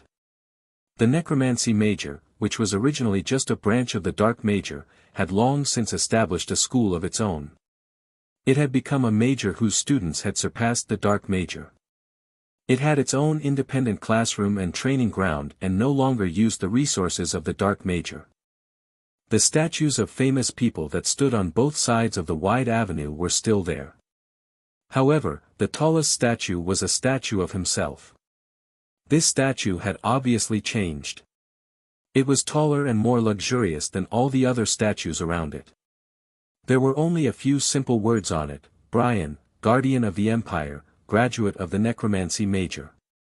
Looking at the statue in front of him, a complicated feeling arose in Han Shuo's heart. He thought to himself that he probably didn't expect that he would become the greatest pride of the Babylon Academy in such a short period of time. It seemed like it was only yesterday that he and Jack had said that one day he would also become a statue and be placed here. Brian, is that you? Suddenly, a complicated soft cry came from behind him. The voice sounded a little shaky.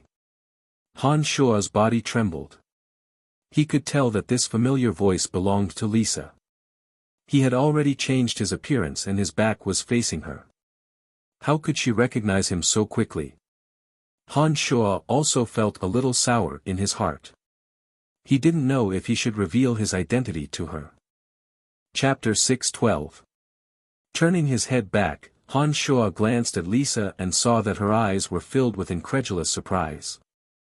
However, when Lisa saw Han Shuo turn his head back, the surprise on her face suddenly turned to confusion. Her slender brows furrowed slightly as she warily sized up Han Shuo, who had changed his appearance. Lisa had grown up. This was the first impression that Han Shuo had when he turned his head back to look at her. The unruly and willful little girl from back then had now grown into a slender, elegant, and graceful young lady. The tragedy that had befallen her family had made her much more mature, and taught her to be strong and diligent. Looking at Lisa in front of him, Han Shuo's thoughts involuntarily returned to the past. He recalled the embarrassing time when he had first arrived in this world and pretended to be a ghost to scare Lisa. He recalled how Lisa had used him for necromancy magic experiments, and the trace of a smile tugged at the corners of his lips. Lisa, who had been looking suspiciously at Han Shuo, suddenly had her eyes light up. She said excitedly, "Brian, is that you?" "It's not me." Han Shuo answered reflexively without a second thought. Han Shuo immediately realized that the words were inappropriate as soon as they left his mouth. He shook his head with a wry smile. Surprise flashed through her eyes and was soon replaced by sadness. Lisa just stared blankly at Han Shuo, her gaze stubborn and resentful. Tears had filled her eyes at some point, as if they would fall at any moment. Sigh. Han Shuo sighed softly as they looked at each other for a few seconds. He smiled wryly, "How did you recognize me?" When Han Shuo's words left his mouth, the tears that had been swirling in Lisa's eyes finally rolled down her smooth cheeks. The moment her eyeballs rolled down, the stubborn Lisa suddenly softened. She burst into tears and rushed into Han Shuo's arms in a split second. She used all the strength in her body to hug Han Shuo tightly, as if she was deathly afraid that Han Shuo would disappear from her sight. "You're back. You're finally back. Do you know how worried I was? When I heard that you were killed by the Church of Light, do you know how much pain I felt in my heart?" Lisa said in a choked voice as she hugged Han Shuo tightly. She appeared very helpless and desolate. Lisa's body trembled in his arms. Han Shuo's heart softened as he listened to her emotional cries. From her words, Han Shuo could hear the deep feelings Lisa had for him. It was a kind of unswerving conviction that he could not do without. "Why are you doing this?" Sighing softly, Han Shuo's heart was filled with sourness. He really did not understand why Lisa was so insistent. All this while, Han Shuo had thought that Lisa's feelings for him were just youthful fooling around that would naturally be forgotten with the passage of time. He really did not expect Lisa to have such deep feelings for him. "Only when I'm with you can I feel happy. Apart from you, no one else can give me that kind of feeling. Brian, I beg you, don't be so heartless, okay?" Lisa's eyes were filled with tears as she tightly grabbed onto Han Shuo's chest, helplessly pleading. "AI." Sighing again, Han Shuo's heart softened. He completely forgot his promise to Phoebe and the others. Looking at Lisa's tearful appearance, he unconsciously nodded. An ecstatic expression suddenly blossomed on Lisa's tear-stained face. She fiercely hugged Han Shuo, hugging him tighter and tighter, as if she wanted to melt herself into Han Shuo's body.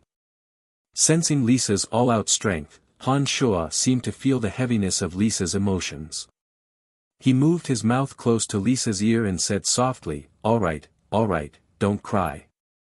If others see this, they'll think that I'm bullying you. You've always been bullying me, and for many years." Lisa could not hold back her emotions anymore after venting. She began to sob and complain in Han Shuo's chest, as if she wanted to release all the hidden bitterness that had been bottled up in her heart for many years at once. Han Shuo shook his head with a wry smile, no longer trying to persuade Lisa to stop crying. From her agitated emotions, Han Shuo knew that these words had been bottled up in her heart for more than a year or two. Now that she had finally found a chance, how could Lisa be willing to give it up? Han Shuo was clear in his heart that if she did not speak those words clearly, the words that had been bottled up in her heart would be harmful to her body and cultivation. Only by venting them all would she be able to completely walk out of the pain and regain a healthy and stable state of mind.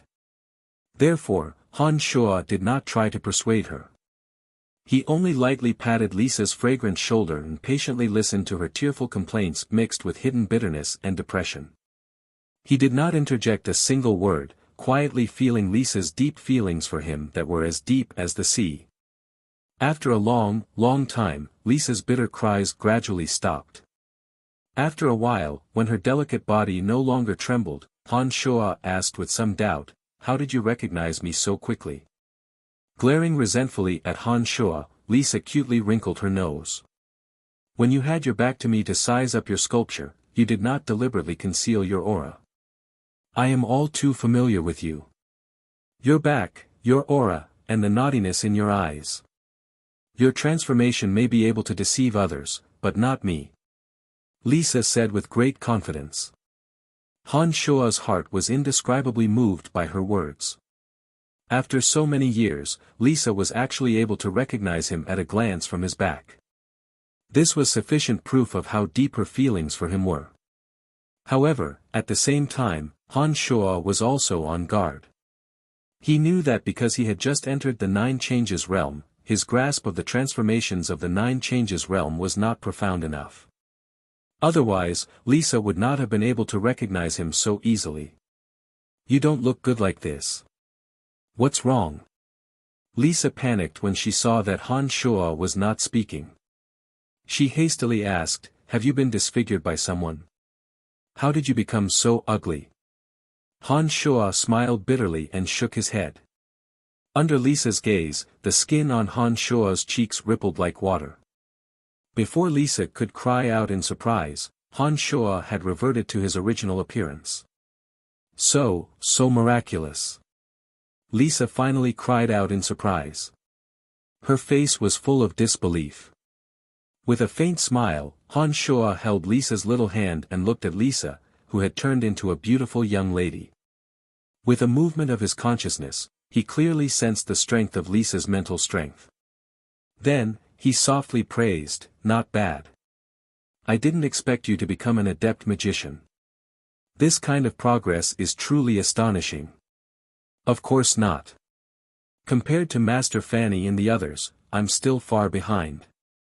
Lisa chuckled happily when she heard Han Shua's praise. However, she did not show any arrogance.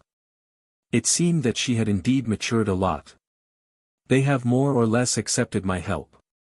You have reached your current strength without borrowing any external help. It is truly amazing.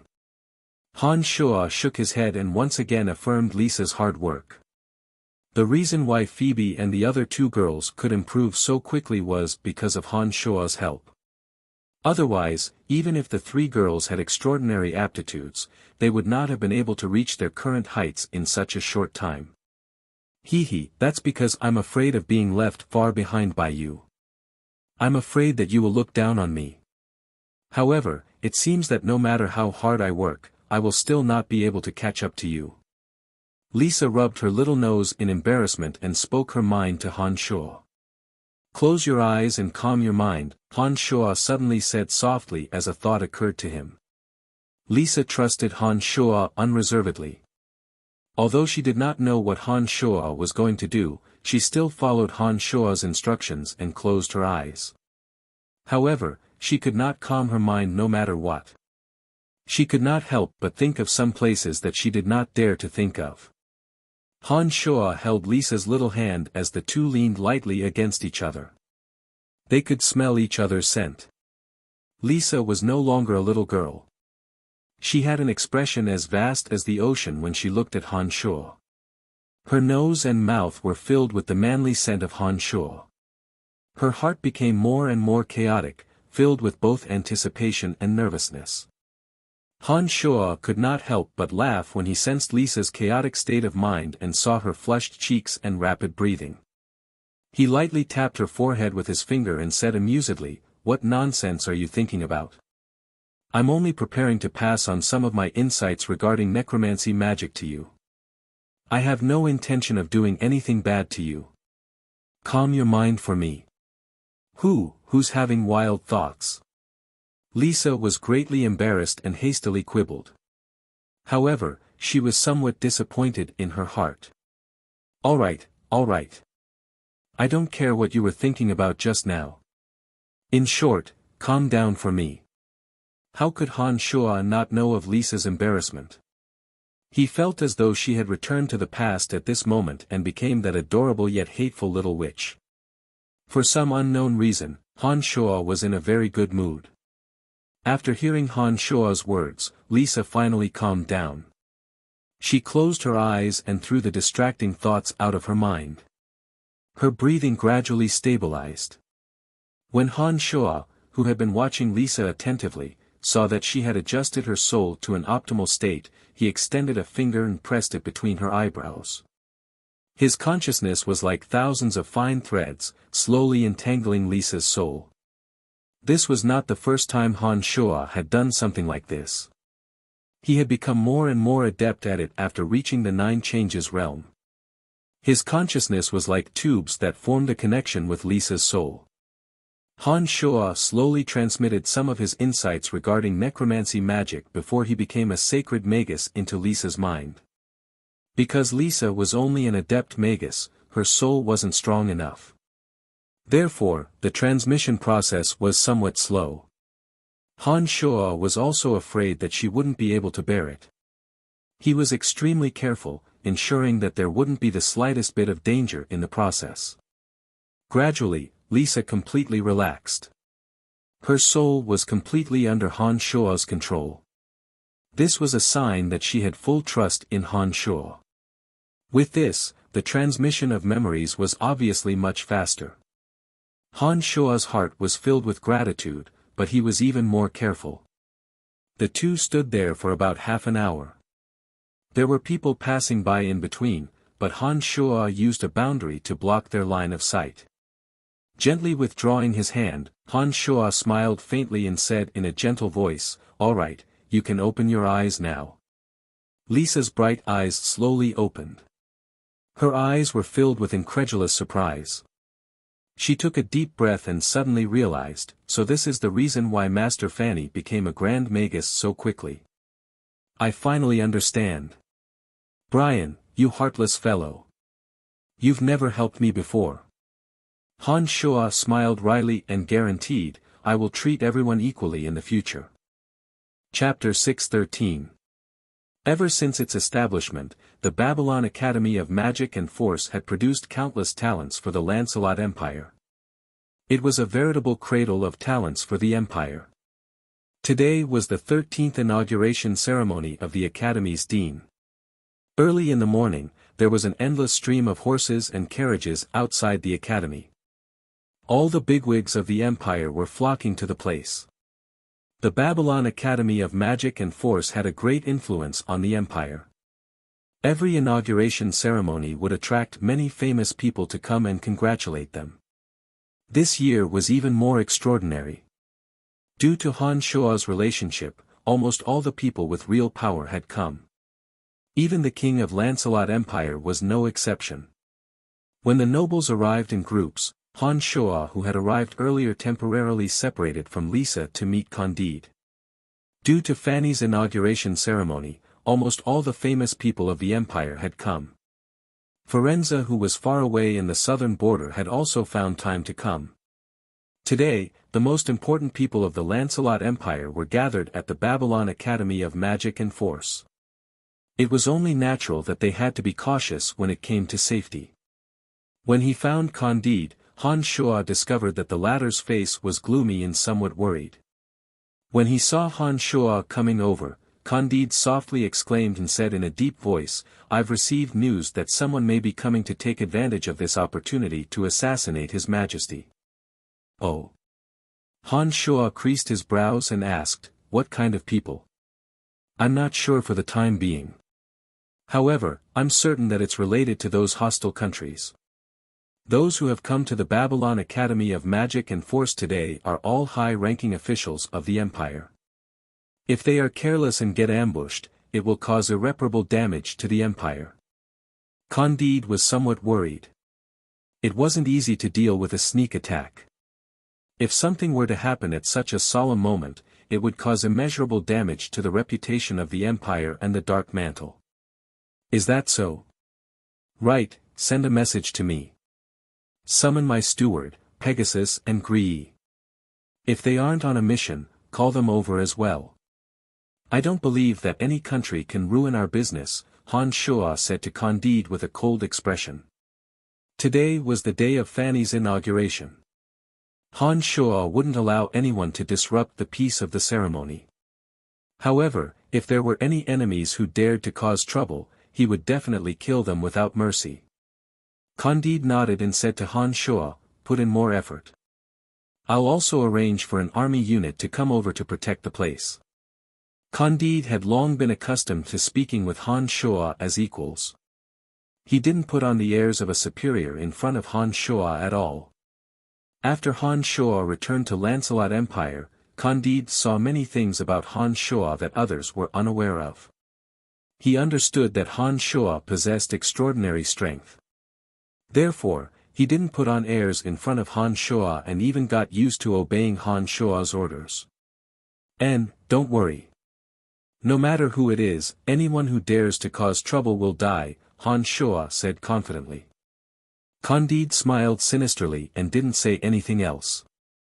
Like a shadow in the darkness, he walked towards a bell tower and began to make arrangements.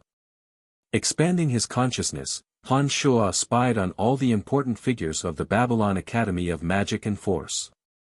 The entire academy was like a miniature that was imprinted in his mind.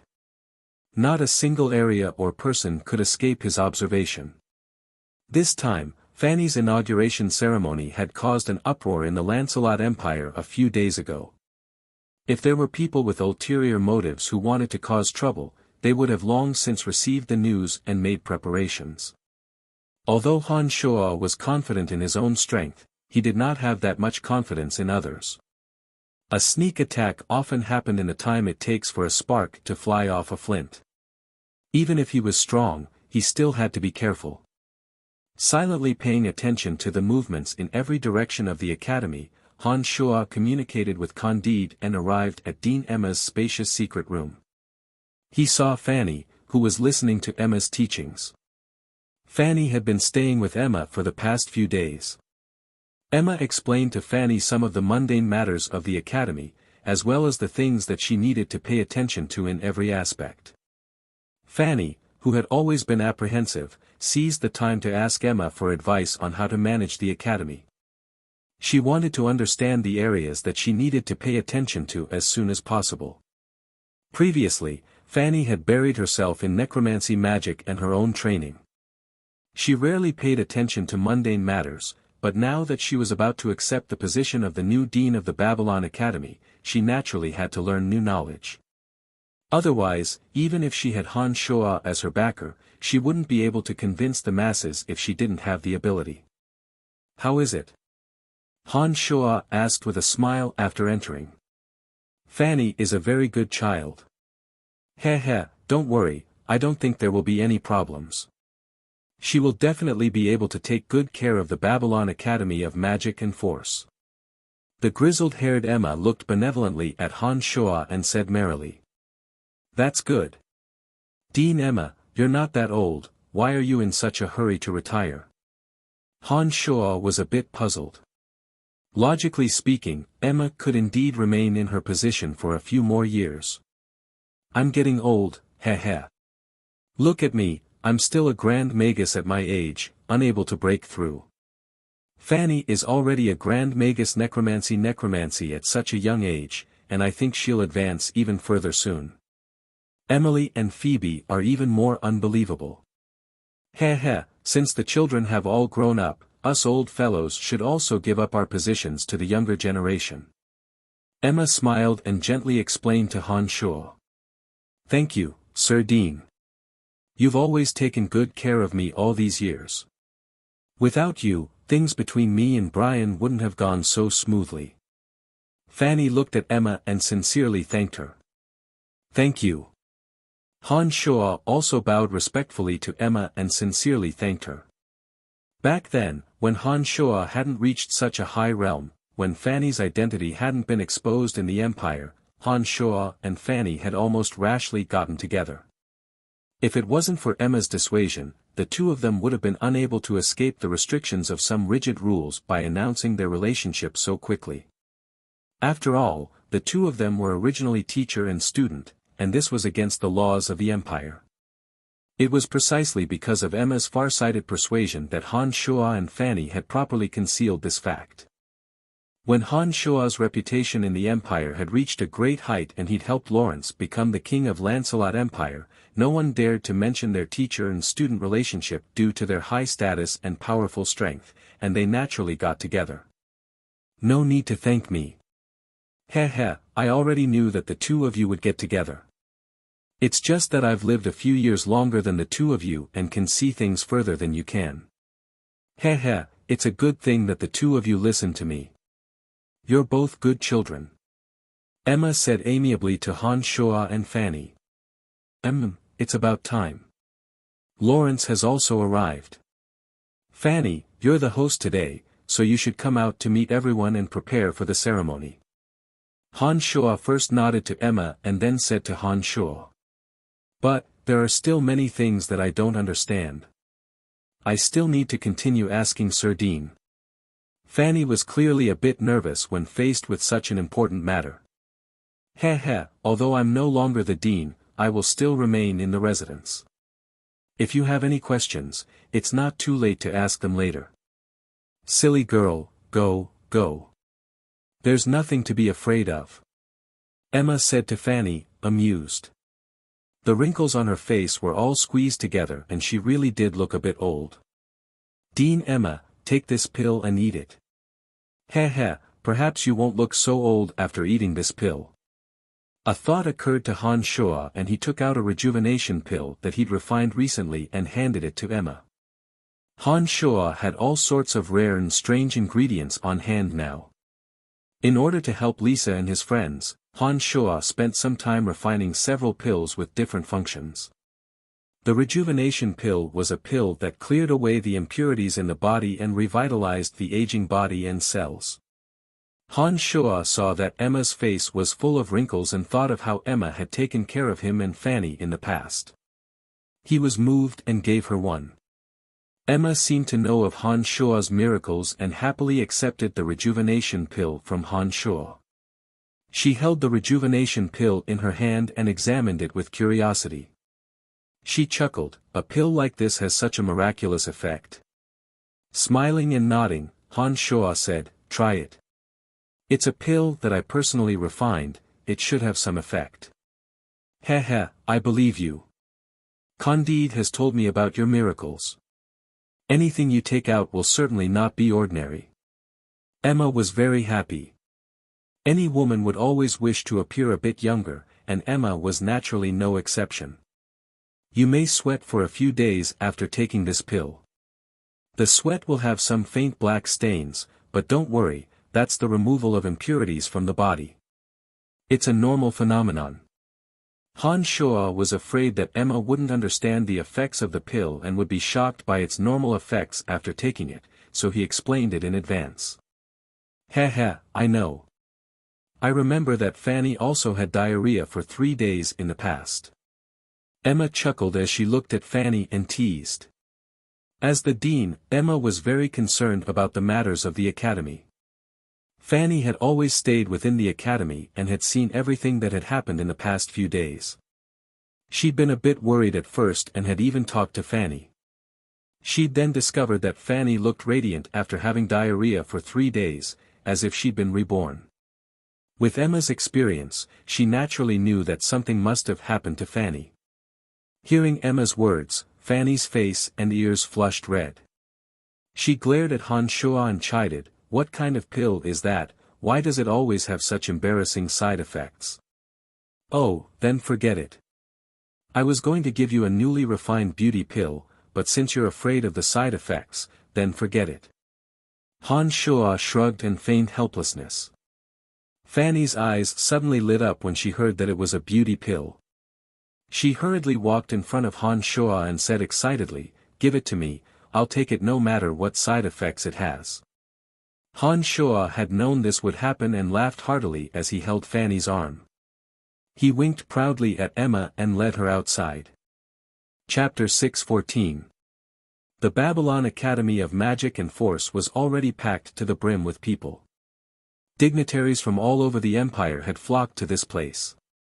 The representatives and students of the various faculties of the academy were bustling about, preparing for this grand ceremony. In the largest open-air plaza of the academy, there was a team of black-armored knights standing guard. Lawrence, who was dressed in formal attire, stood there with a smile on his face, constantly chatting with the various ministers about private matters. The two major enemies that had been troubling the Lancelot Empire for the past few years, the Empire of Orcs and the Kasi Empire, had been dealt with by Han Shuo in the short span of a dozen or so days.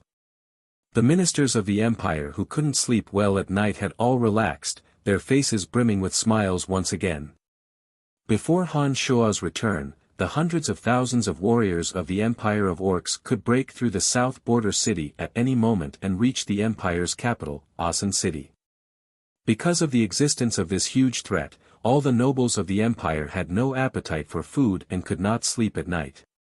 They were afraid that they would wake up one day to find a savage orc warrior standing beside them. This kind of mental torture had been eroding the nobles of the empire. It was not until Han Shuo's trip to South Border City that they were truly relieved. Therefore, they were truly grateful to Han Shuo. Firenze, the king of the southern border, was standing proudly beside Lawrence the empire's king.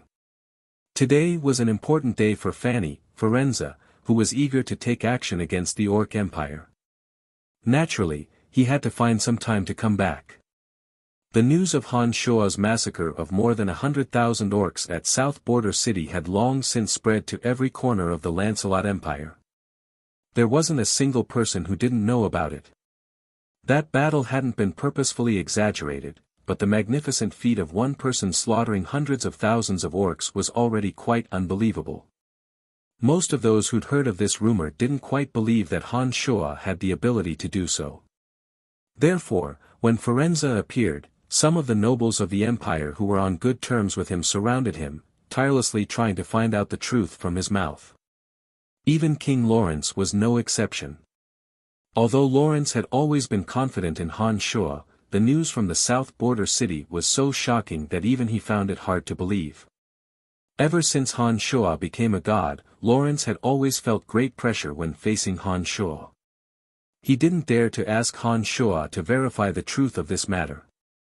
Now that he had the rare opportunity to meet Firenze, he immediately pricked up his ears to listen to the other minister's questions.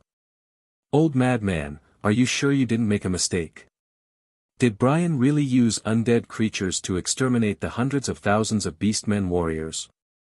Due to the close relationship between Emily and Fanny, Old Han of the Betteridge clan was on good terms with Firenze. He started to make a big fuss.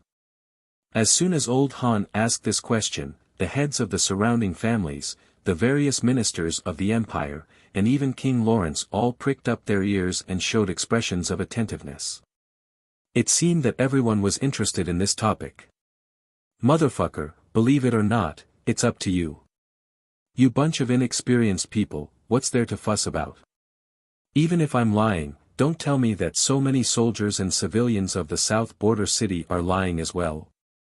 Firenze rolled his eyes. This question had been asked to him by more than one person.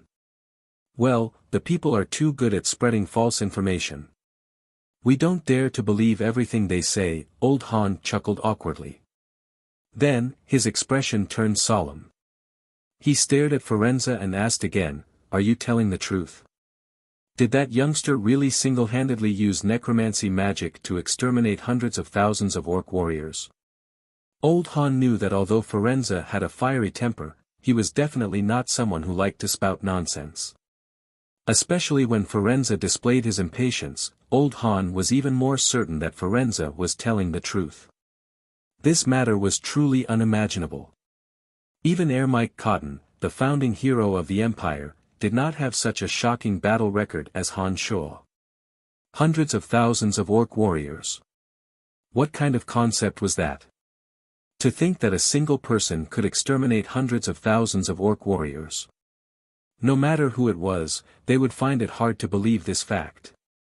"Believe it or not, I can't be bothered with you guys." Firenze snorted coldly. He shot a glance at Lawrence, who was eavesdropping at the side, and said in a loud voice, "Your Majesty, stop eavesdropping. When will the 2 legions you promised me arrive? I'm still waiting to conquer the Empire of Orcs." "Humph, the Empire of Orcs has been attacking the southern border for 3 years. It's time for us to act." Lawrence awkwardly smiled and assured Firenze, "Don't worry, the 2 legions will definitely arrive in a month's time." As for the southern border, you'll have to pay more attention to it. After that brat Brian's ruckus, the Empire of Orcs has been scared out of their wits. Now, his reputation is even more resounding than mine in the southern border. All the Orcs believe that he is a true homicidal maniac and no longer dare to cause trouble for the Empire. The southern border is now safe and sound. You don't have to worry anymore, said Forenza carelessly. He appeared very confident. Lawrence nodded with a smile and did not say anything else. His heart, however, was filled with astonishment. He had never expected that Han Shoa would actually be so terrifying. He had single-handedly scared the entire Empire of Orcs into not daring to come to Lancelot Empire.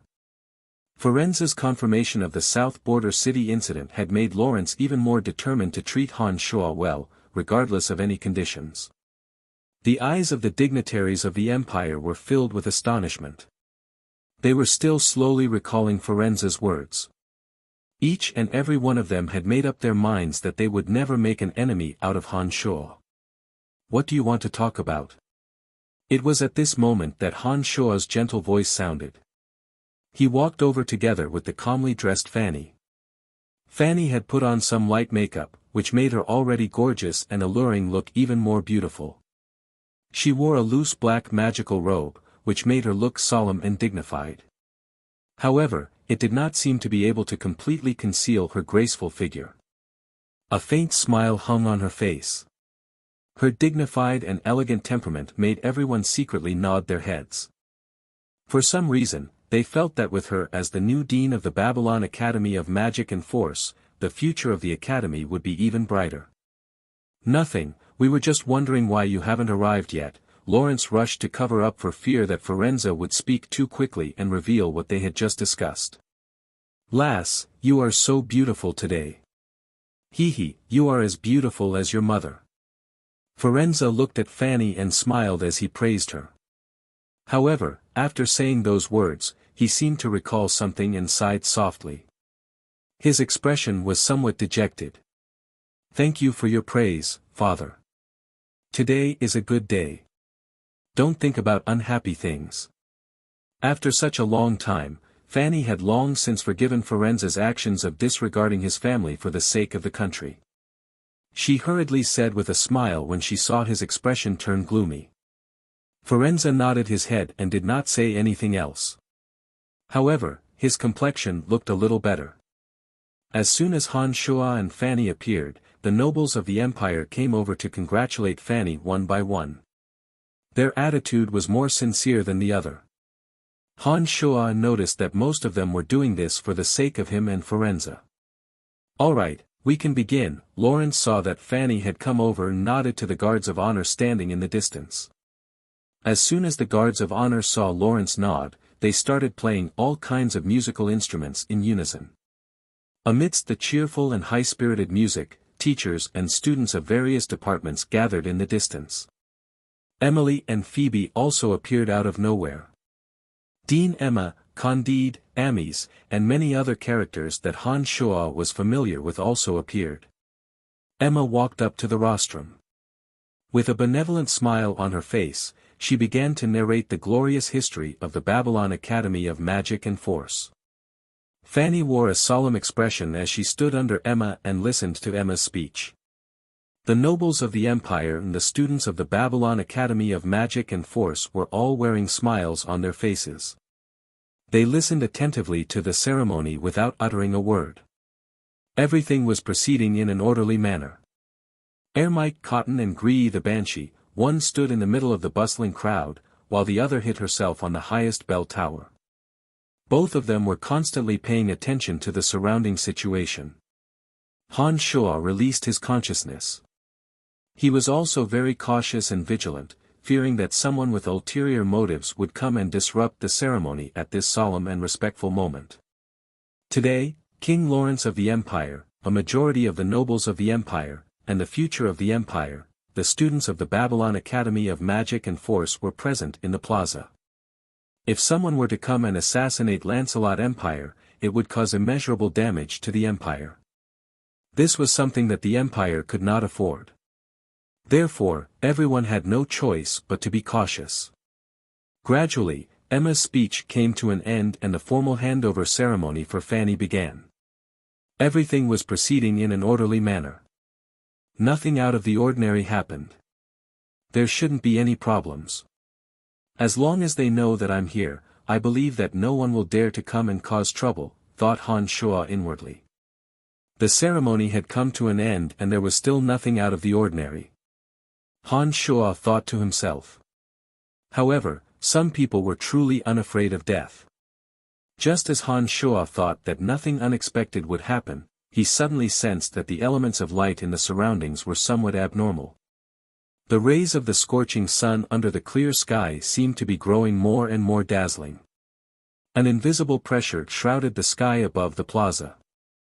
It was so heavy that it could suffocate some people. With killing intent surging in his heart, Han Shuo abruptly unfolded his consciousness. His face was as cold as frost as he signaled to Gree and Ermike Cotton who were hiding. Ermike Cotton and Gree had also sensed the abnormality in their surroundings. They immediately prepared themselves as though they were about to face a great enemy. After carefully sensing for a moment, Han Shuo's heart turned cold. His eyes burst with icy light and he suddenly vanished from where he stood like a ghost. In the next moment, he was standing on the bell tower together with Ermike Cotton. It's a large-scale forbidden light magic, Radiant Blast. The caster isn't just one person. They are trying to kill everyone in the plaza. They must be from the Church of Light. Ermike Cotton said in a deep voice when he saw that Han Shuo had arrived beside him. Humph, they came before I even went looking for them. Han Shuo coldly groaned as his killing intent surged. Chapter 6:15. Let's not worry about where they are for now. The most important thing right now is to protect the pillars of the empire below. When Ermike Cotton saw Han Shuo's murderous look, he guessed that Han Shuo was preparing to immediately find the person who had released the forbidden light magic and kill them all. If Han Shuo immediately set out to search for the spellcaster, the forces protecting the plaza below would lack an important protective barrier like him. Judging from the power of the forbidden magic, Radiant Blast, it should have been set up by several experts of the Church of Light. Ermike Cotton didn't have the confidence to completely protect everyone below. Let's first block the power of the Radiant Blast so that the people below won't suffer a calamity. With his reminder, Han Shuo immediately reacted and didn't rush to find the person from the Church of Light. It was strange. Han Shuo's consciousness covered a wide area.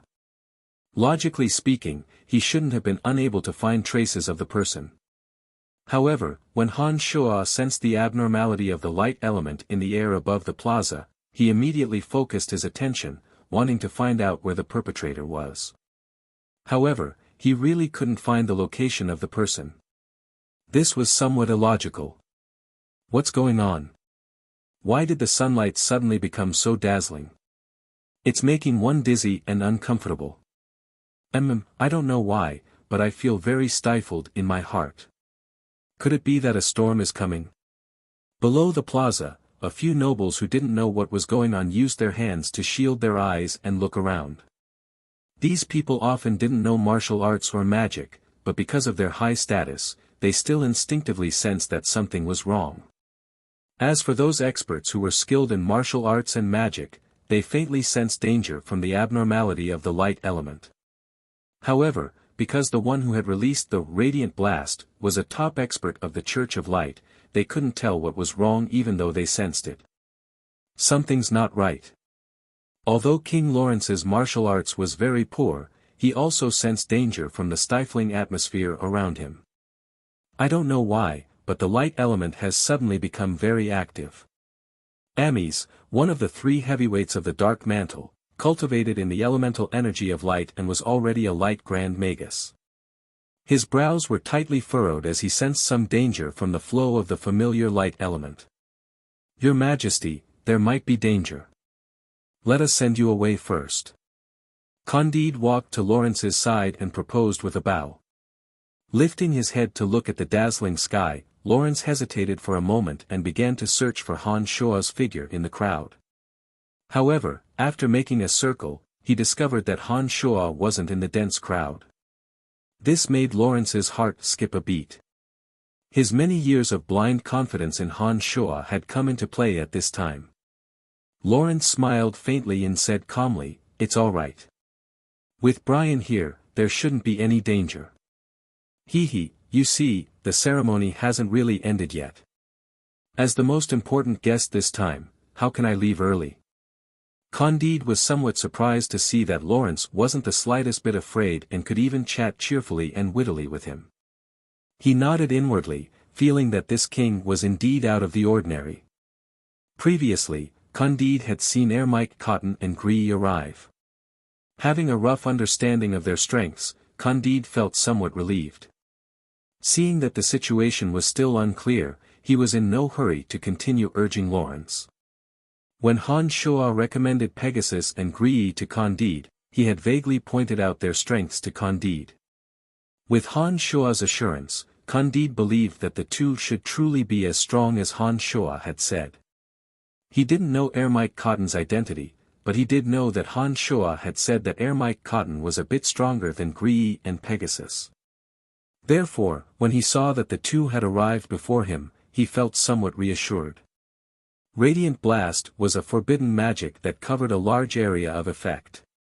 It used the element of light to create a strong light that sprinkled down. All living things within the light's reach would be killed. The more powerful a forbidden magic was, the longer it would take for it to be released. This was especially true for the Radiant Blast this time. Perhaps the people who had arrived were aware of how terrifying Han Shuo and the others were. Therefore, the Radiant Blast took a little longer to prepare than usual. As time passed, the dazzling light in the sky grew brighter and brighter. Gradually, the people below could no longer keep their eyes open. By the time the entire place was filled with dazzling light and the plaza looked as though it was directly illuminated by the scorching sun, the originally calm nobles were now showing signs of nervousness. The students of the various faculties of the Babylon Academy of Magic and Force who had followed their teachers here were panic-stricken. They couldn't help but make a ruckus. Heavens, this seems to be the precursor to the Radiant Blast forbidden magic of the light element. The person in charge of the Light Academy, Voigtlander, had his suspicions in the beginning. Afterwards, he suddenly recalled the records of the Radiant Blast on an ancient scroll that he had been researching recently. He suddenly screamed. Voigtlander's scream scared the majority of the people half to death. Not all of these people had strong willpower and were unafraid of death. They all knew clearly in their hearts what forbidden magic meant. As the person in charge of the Babylon Academy of Magic and Force, Voigtlander definitely wouldn't speak carelessly on such an occasion. Therefore, when they heard his scream, many people began to panic. What do we do? What do we do? Forbidden magic, am I going to die here? Heavens, I shouldn't have come. We're finished this time. Your Majesty, please retreat quickly. This really does seem like the Radiant Blast forbidden magic of the light element. Below the plaza, all kinds of panic-stricken voices rose and fell. Some students who had never seen the world, as well as those nobles who were greedy for life and afraid of death, were all shrieking like ghosts, scared out of their wits. However, the Lancelot Empire was a country with extremely strict hierarchy. Now that King Lawrence of the Lancelot Empire was here and hadn't left first, although those people were wailing like ghosts and howling like wolves, scared half to death, they could only stare at Lawrence anxiously and didn't dare to flee in front of him. Your Majesty, looking at this momentum, it should really be the precursor to the forbidden magic Radiant Blast. This forbidden magic has been brewing for such a long time, its power should be extremely terrifying. Do you think we should leave and lie low for a while? One of the three heavyweights of the Dark Mantle, Ames, advised Lawrence with a calm face. At this moment, Lawrence was also a bit afraid in his heart.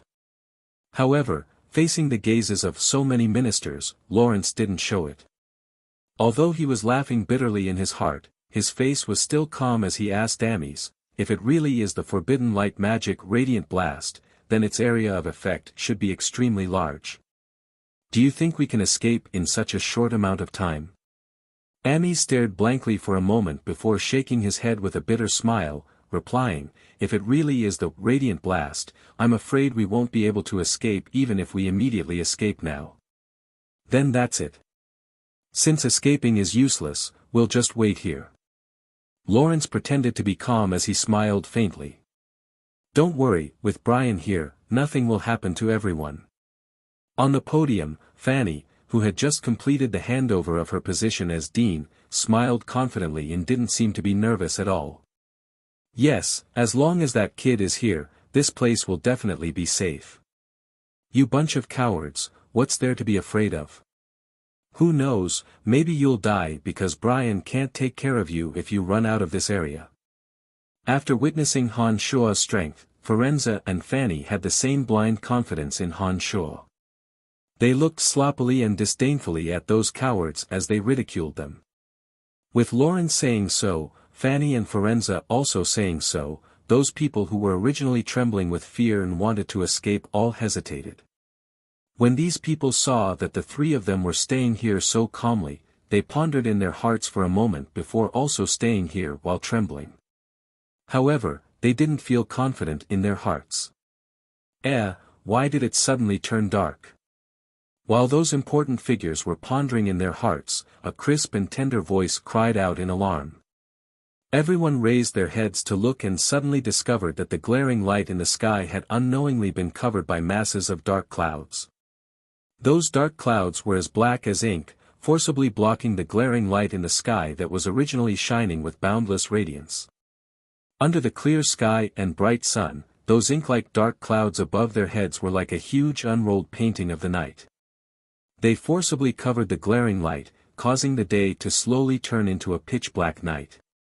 At the same time that this strange change occurred in the sky, a sinister and evil aura enveloped the entire plaza. Streaks of bloody light shot out from an unknown place and sank into the ink-like blood clouds. It seemed to be changing the state of the dark clouds, causing them to become even thicker and more solid. It's Brian. Don't worry, there shouldn't be any problems. When he saw the streaks of bloody light shooting out from the sky, Lawrence's heart calmed down and he couldn't conceal his pleasant surprise as he cried out. Having known Han Shua for many years, Lawrence already knew that Han Shua practiced an extremely mysterious martial technique in addition to necromancy magic. Lawrence was one of the few people who had seen Han Shua use demonic magic. When he saw the streaks of bloody light appear, he immediately confirmed his guess. He knew that Han Shua must have begun to resist the radiant blast that was about to be successfully released. That's right, Brian has made his move. Candide clearly heaved a sigh of relief as he spoke to comfort the crowd. Those who had a close relationship with Han Shua, or perhaps had seen Han Shua in action, were greatly reassured after hearing Lawrence and Candide's words. They had no reason to believe that Han Shua could eliminate the threat caused by the forbidden magic. On the other hand, the majority of the nobles and students who didn't know much about Han Shua didn't dare to be so confident. They were still nervously looking all around, ready to defend themselves at any moment. It's coming. Get ready. On top of the bell tower, Han Shua, Ermite Cotton, and Gree had been protecting the surroundings. When he sensed that the radiant blast had been completed, he suddenly shouted. Chapter 6:16. Han Shua's soft shout caused Ermite Cotton and Gree's hearts to tremble. They could not help but focus their attention to the extreme, fully concentrating on guarding against the oncoming attack of the radiant blast. Han Shua unfurled his consciousness and clearly observed the changes of the radiant blast at every second. He sensed the high-speed condensation, division, and recombination of the elements of light as he calmly prepared himself. The radiant blast was a type of light attack that condensed an enormous amount of elements of light to form a large area of effect. Based on Han Shua's understanding of the dazzling radiance in the sky, he knew that the power of this radiant blast was not to be underestimated. The light curtain grew larger and larger as the elements of light became denser and denser. Tens of thousands of dazzling rays of light suddenly sprinkled down from the sky above the Babylon Academy of Magic and Force. They were like tens of thousands of light swords, intending to annihilate all living beings below. As the might of the radiant blast was unleashed to its fullest, a solemn and sacred aura also filled the radiant blast, boosting the might of the forbidden magic and enveloping it in an instant. Han Shua's eyes sparkled as he resolutely raised his head to look at the radiant blast that was crashing down. His heart was as tranquil as still water, without the slightest ripple. The radiant blast not only enveloped the entire Babylon Academy of Magic and Force, but also enveloped more than half of the northern city district. It suddenly came crashing down like a scorching sun, appearing extremely terrifying. All the residents of the northern city district, regardless of what they were doing, stopped what they were doing. Each and every one of them looked up at the sky above their heads in horror. Deep fear surged into their hearts in an instant, causing panicked sobs to erupt one after another. The atmosphere of the end of the world instantly filled everyone's hearts. No one knew how miserable their deaths would be.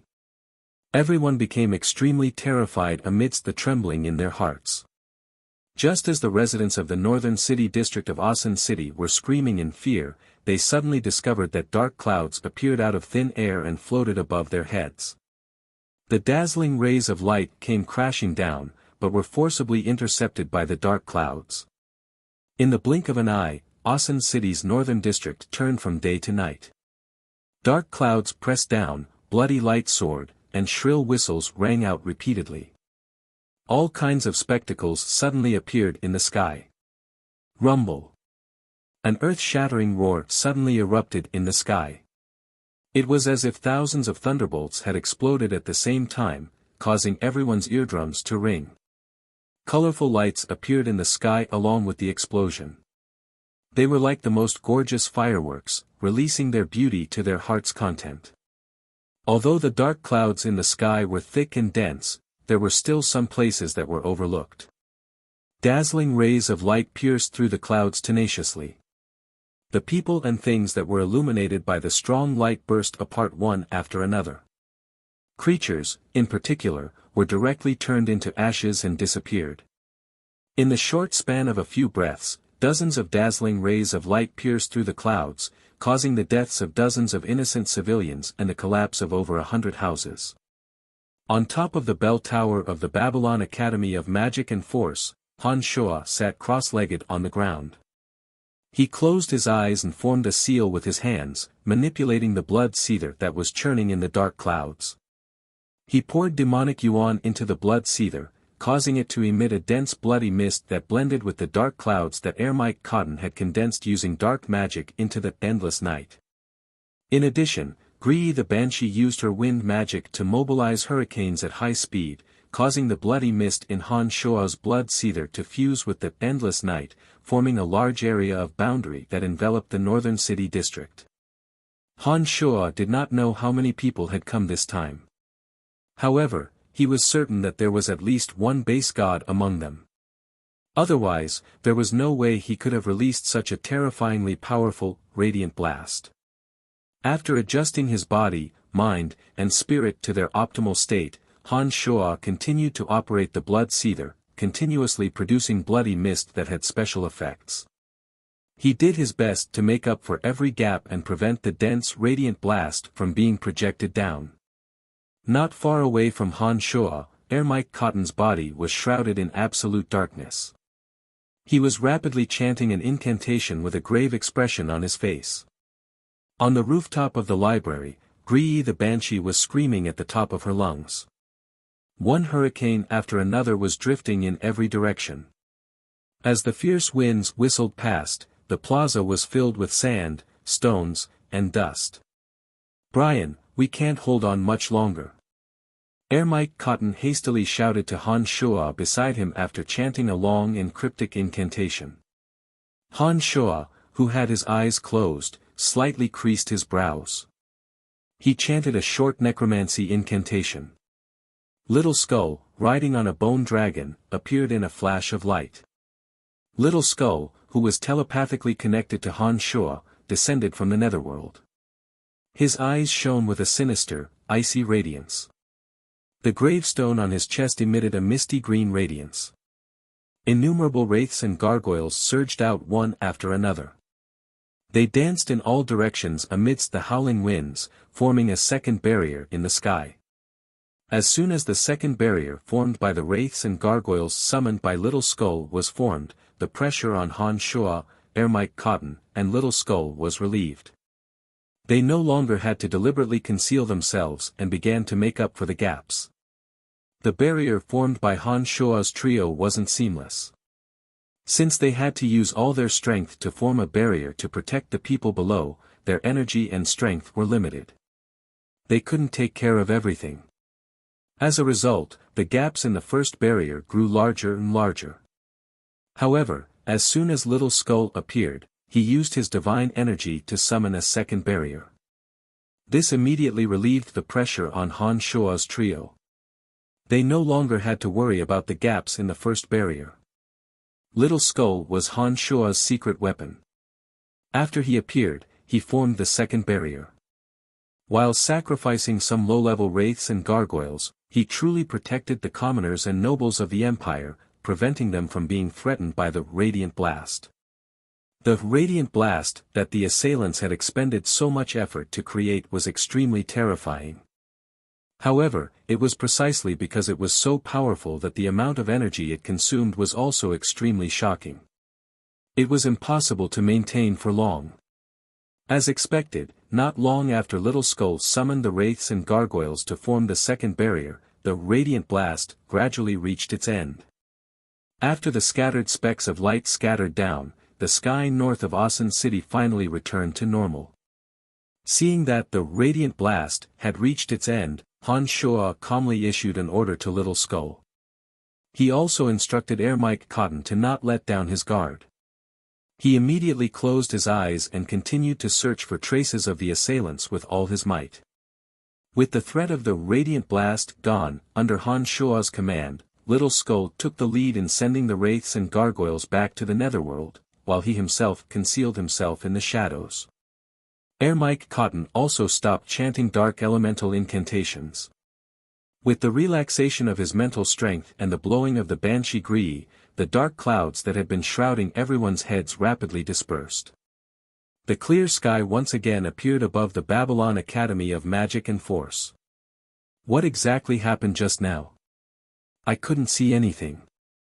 I only heard the concentrated sounds of thunder. I thought I had been killed by the explosion. That blinding light has disappeared. The dark clouds have also disappeared. Does this mean that we no longer have to worry and be afraid? It should be fine now. I can no longer feel that suffocating pressure. The crowd below discussed spiritedly. The fear on their faces had turned into doubt. Every one of them looked around curiously, as though they were trying to find the answer to their questions from the changes in their surroundings. Heavens, what happened to those houses? They're all destroyed. An archmage of the Babylon Academy of Magic and Force used the levitation spell to fly into the sky after the darkness had dispersed. After surveying the area from afar, he immediately exclaimed. That's a phenomenon caused by the Radiant Blast. If any living being is hit by the strong light, they will immediately turn into ashes and disappear. It seems that the Radiant Blast has descended. However, it seems that 99% of the attacks were intercepted. Otherwise, the situation in the northern city district would definitely not be like this. Ames also flew into the sky and surveyed the surroundings. He walked to King Lawrence's side and respectfully said to Lawrence. That damn Church of Light. Do they even deserve to preach benevolence to others? Lawrence gnashed his teeth, his entire body trembling in anger. In the entire profound continent, only the Church of Light, with the most and strongest light magi, could display the might of the Radiant Blast to such an extent. In addition, the Church of Light had always been at odds with the Lancelot Empire. There was simply no need to think too much to know that there were definitely people from the Church of Light among the attackers. Too despicable, too shameless. Their Church of Light is indeed the greatest evil cult in the world. To actually do such a heartless thing. Old Han was also trembling in anger. He had never expected that the Church of Light would act so crazily. They actually disregarded the lives of so many civilians in Asan City and released forbidden magic over a large area. This was a violation of the tacit agreement of many countries in the profound continent. The Church of Light's actions could no longer be described as simply crazy. Ames immediately dispatched soldiers to pacify the people. Candide, investigate for me. We must find the person who committed such a heinous crime, Lawrence ordered, flustered and exasperated. Yes, Your Majesty. Ames and Candide answered simultaneously. They were also extremely furious in their hearts. Didn't I say that it's still safe to stay here? If you didn't listen to me and rashly walked out of the Babylon Academy of Magic and Force, you might have already been turned into ashes. After the incident, Firenze let out a light sigh of relief. He disdainfully looked at those who were trembling with fear and wanted to escape and ridiculed them. After escaping death, those people still had some lingering fear in their hearts. Each and every one of them smiled bitterly and shook their heads without saying a word, ignoring Firenze. Where's that fellow Brian? The matter is over. Where did he run off to? Seeing that those people did not refute, Firenze also felt somewhat bored and did not continue to stare at them. Instead, he looked all around him and asked. After hearing what he said, knowing that Han Shuo had saved all of them, each and every one of them began to search for traces of Han Shuo. However, no matter how they looked, they could not find Han Shuo's whereabouts. A faint line of blood gradually disappeared from a blind spot that no one could see, heading towards the outskirts of the northern city district. Chapter 6:17. The sky-shrinking shadow searching technique was a demonic art that was commonly used to search for strange objects. Han Shuo had used this technique to detect a region outside the city where a vacuum had formed. Feeling that something was amiss, he took the opportunity to sneak over. Under normal circumstances, air would fill any place. As long as there was space, there would definitely not be a vacuum zone. Once a region turned into a vacuum, it was definitely man-made, unless it was formed naturally. Given Han Shuo's familiarity with Asan City, he had never seen a vacuum zone around the northern city district. Therefore, he determined that the abnormality in that region was most likely man-made. The handover ceremony for Fanny as the Dean of the Babylon Academy of Magic and Force had already concluded. With Air Mike Cotton and Gree around, in addition to Little Skull watching over them in secret, Han Shuo believed that the dignitaries of the Empire who remained in the Babylon Academy of Magic and Force shouldn't be in any danger.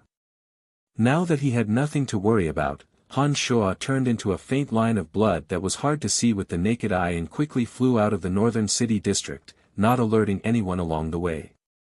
The distance from the Babylon Academy of Magic and Force to the outskirts of the city was only slightly more than 5 kilometers. With Han Shuo's speed, it only took him a few minutes to arrive at the vacuum zone. Upon arriving, Han Shuo only needed to silently observe his surroundings. He was certain that those who attacked the Babylon Academy of Magic and Force must be inside. Right in front of him was a spatial boundary that was condensed with energy. It had opened up a small force field. Behind the boundary, a glaring radiance obstructed Han Shuo's naked eye from peeking inside. Divine aura converged into the shape of a giant cup, filling the boundary and forming a thin layer of protective membrane, isolating Han Shuo's consciousness from sensing anything. Han Shuo narrowed his eyes. A cold glint flickered in his eyes. He could clearly see that the giant cup formed from divine aura was the divine weapon of the Church of Light, the Holy Grail. On top of the Holy Grail, there were several olive branches radiating with golden radiance. They were also constantly releasing divine energy, maintaining the protection of this region. The divine weapons of the Church of Light had the effect of amplifying light magic.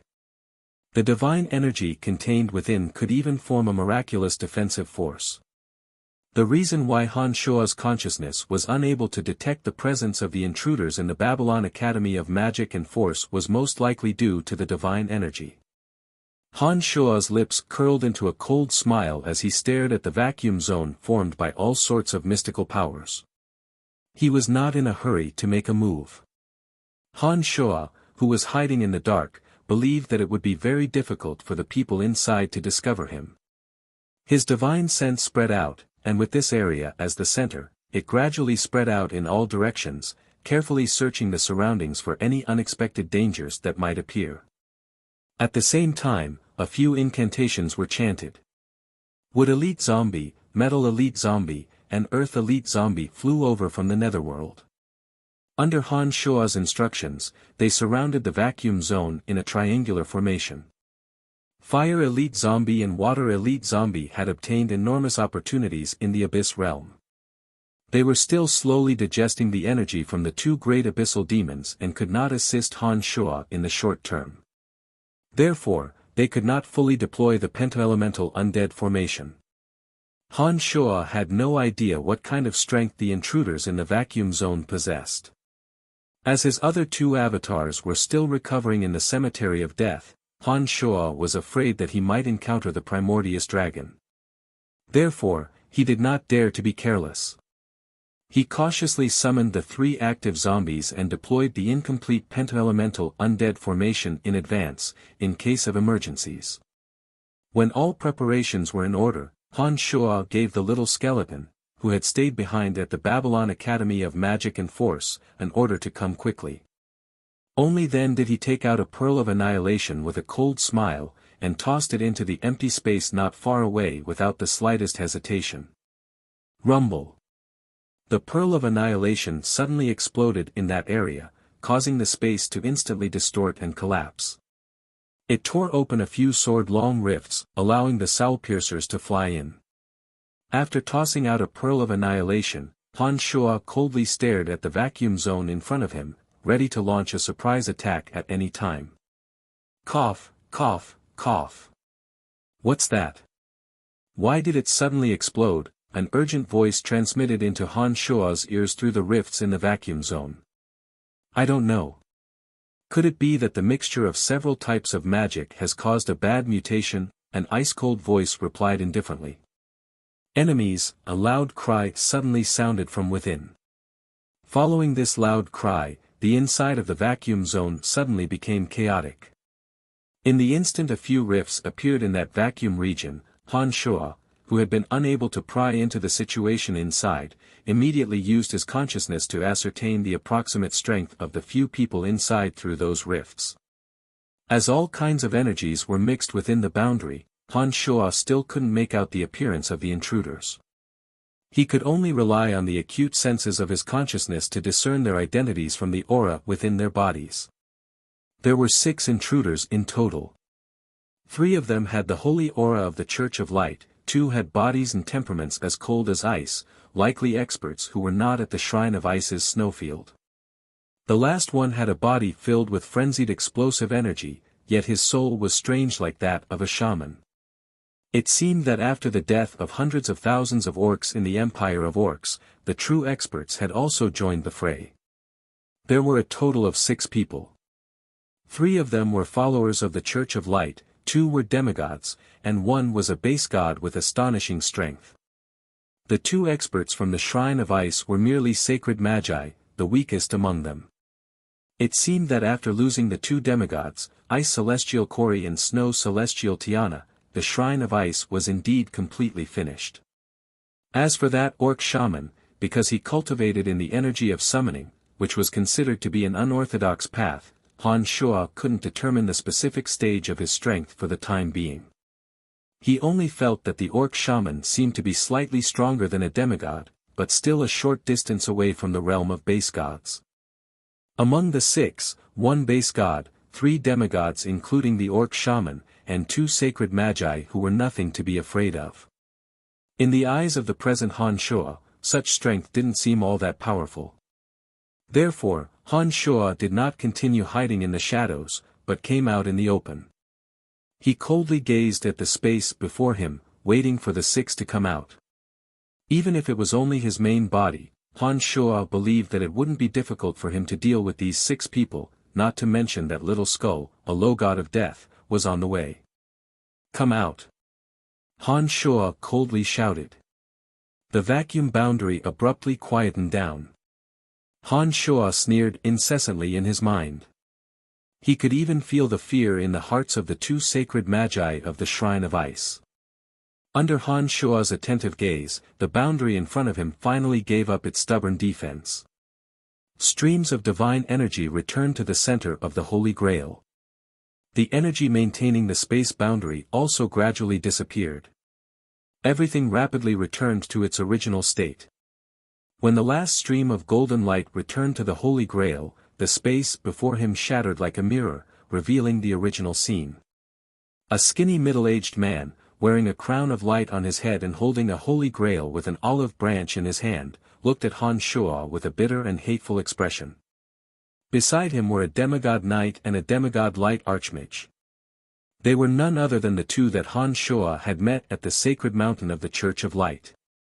They were the ones who instigated the primordious dragon to keep Han Shuo in the Abyss Realm forever in the Dragon Valley of the Dark Forest. An elderly orc draped in simple animal skin was looking at Han Shuo with hatred. He looked as though he couldn't wait to pounce on Han Shuo and devour him whole. The last 2 sacred magi of the Shrine of Ice were also looking at Han Shuo with hatred. However, their eyes were flickering. It seemed that their fear of Han Shuo was greater than their determination to exact revenge. You must be Brian, the skinny middle-aged man wearing a crown on his head asked in a benevolent and tranquil voice. However, his eyes were flickering. Han Shuo put on a faint smile and bowed at him in a friendly manner. Then, he replied, "That's right, Your Holiness. You must be very disappointed to see me appear before you, right?" Han Shuo was very astonished when he said those words. He did not expect that the Pope of the Church of Light would personally come to Lancelot City from the Odin Empire, traveling thousands of miles just for him. Not only that, he even chose to launch a sneak attack. It seemed that this Pope of the Church of Light was indeed a madman who would do anything to achieve his goals. It was no wonder that he could become the leader of the strongest religion on Profound Continent. The Light Pope nodded and calmly admitted, "I am indeed very disappointed to see you standing before me unscathed. However, what I feel even more is sorrow for the dark era that Profound Continent is about to usher in. Oh, from what you have said, I am the root cause of the calamity on Profound Continent. In that case, shouldn't the lives and deaths of the hundreds of thousands of civilians in the northern city district be your concern?" Han Shuo was so furious that he laughed when he heard the Light Pope's shameless words. For the safety of everyone on Profound Continent, some sacrifices are necessary. The Light Pope shouted righteously while looking at Han Shuo. **T. Han Shuo pointed at the Light Pope's face and cursed. He knew that this Light Pope should be the most fanatical believer of the Church of Light. Han Shuo could not sense too many emotions and desires from the Light Pope. Instead, the Light Pope was like a puppet fabricated by the Church of Light. All of his actions and norms were based on the interests of the Church of Light. Talking to him was just a waste of breath. "You will pay for the hundreds of thousands of my orc children's lives today." The orc shaman roared when he saw that Han Shuo was being so savage. From his posture, it seemed as though he was about to charge at Han Shuo and risk his life. How could Han Shuo be afraid of him? He sized up the orc shaman with a sneer and mocked, "You orcs are humans, but the people of our Lancelot Empire are not. All along, you orcs have been carrying out endless attacks on our Lancelot Empire. Who am I going to settle the score with for the deaths of the people of Lancelot Empire who have disappeared in the long river of history?" The orcs' territory was barren and therefore they had been attacking the Lancelot Empire for the sake of rich land. After so many years, the number of civilians of Lancelot Empire who had died at the hands of orc warriors was definitely less than 100,000. "I don't care. In any case, you have killed more than 100,000 of our people. You must die." The orc shaman bellowed like a wild beast. Soon after, he really pounced at Han Shuo. Chapter 6:18. The moment he moved, the berserk energy contained within his body immediately boiled up. That energy boosted his strength and speed, allowing him to arrive before Han Shuo in the blink of an eye. A palm the size of a cattail leaf fan, covered in calluses, grabbed at Han Shuo's neck at lightning speed. The old shaman did not use conventional methods to summon powerful magical beasts, nor did he use any secret shaman arts. It seemed as though neither would work on Han Shuo. Instead, he directly activated the berserk energy contained within his body and launched a sudden close-range attack. This was somewhat unexpected to Han Shuo. The three experts of the Church of Light, the Supreme Pontiff of Light and the two demigods, seemed to have been waiting for the old shaman to make his move. When the old shaman's body suddenly shot towards Han Shuo, the eyes of the three lit up and they attacked together to deal with Han Shuo. The Divine Knight was a step slower than the old shaman. He madly dashed towards Han Shuo from the side. A strange light flashed and a spear glistening with divine radiance appeared in his hand out of nowhere. The spear was 3.5 meters long and was sparkling with golden radiance. It contained an awe-inspiring divine energy. The Supreme Pontiff of Light and the Light Demigod Magus lowered their heads and lowered their brows at the same time, silently chanting cryptic incantations. The Supreme Pontiff was holding the Holy Grail. On top of the Holy Grail was one of the divine weapons, the olive branch. The crown of light on his head also contained an astonishing amount of divine energy. The Supreme Pontiff of Light, who originally only possessed the strength of a base god, was able to gather more and more energy by relying on the Holy Grail, olive branch, and the crown of light on his head. The element of light constantly converged between the three divine weapons and flowed into his body in an unending stream, boosting his strength. The light element demigod sorcerer held a cross in his hand and pressed it tightly against his chest. Rays of golden light were emitted from the cross, and a pair of light wings suddenly appeared on his back. He hovered in the air, and the pair of light wings made him look like an extraordinary person. From the looks of it, the cross that this demigod mage was holding should be one of the artifacts of the Church of Light. This time, the Church of Light had really invested a lot. As for the last two sacred magi of the Shrine of Ice, due to their extreme fear of Han Shuo, when the old shaman made his move and the Light Pontiff and the other two experts made their moves simultaneously, they didn't seem to be able to react in time. They just stood there in a daze, forgetting to coordinate with each other. It appeared that what Han Shuo had done to the Shrine of Ice's snowy domain had deeply shocked them. They didn't dare to act rashly under such circumstances. It would take a long time to describe, but everything happened in the time it takes for a spark to fly off a flint. However, because of the marvelous nature of Han Shuo's divine sense, in such a short period of time, he was still able to spy in all directions and clearly imprint everyone's actions in his heart. Calmly staring at the old shaman's calloused hand, Han Shuo narrowed his eyes. A cruel and bloodthirsty glint shone from within. However, his body remained motionless, like a boulder that had taken root. Han Shuo remained motionless. Naturally, the old shaman's large hand landed on his neck. Crack. The old shaman's large hand viciously clasped onto Han Shuo's neck, where the veins were twisting like little snakes. A trace of pleasant surprise suddenly appeared in his venomous eyes. He didn't seem to think that he would be able to succeed so easily.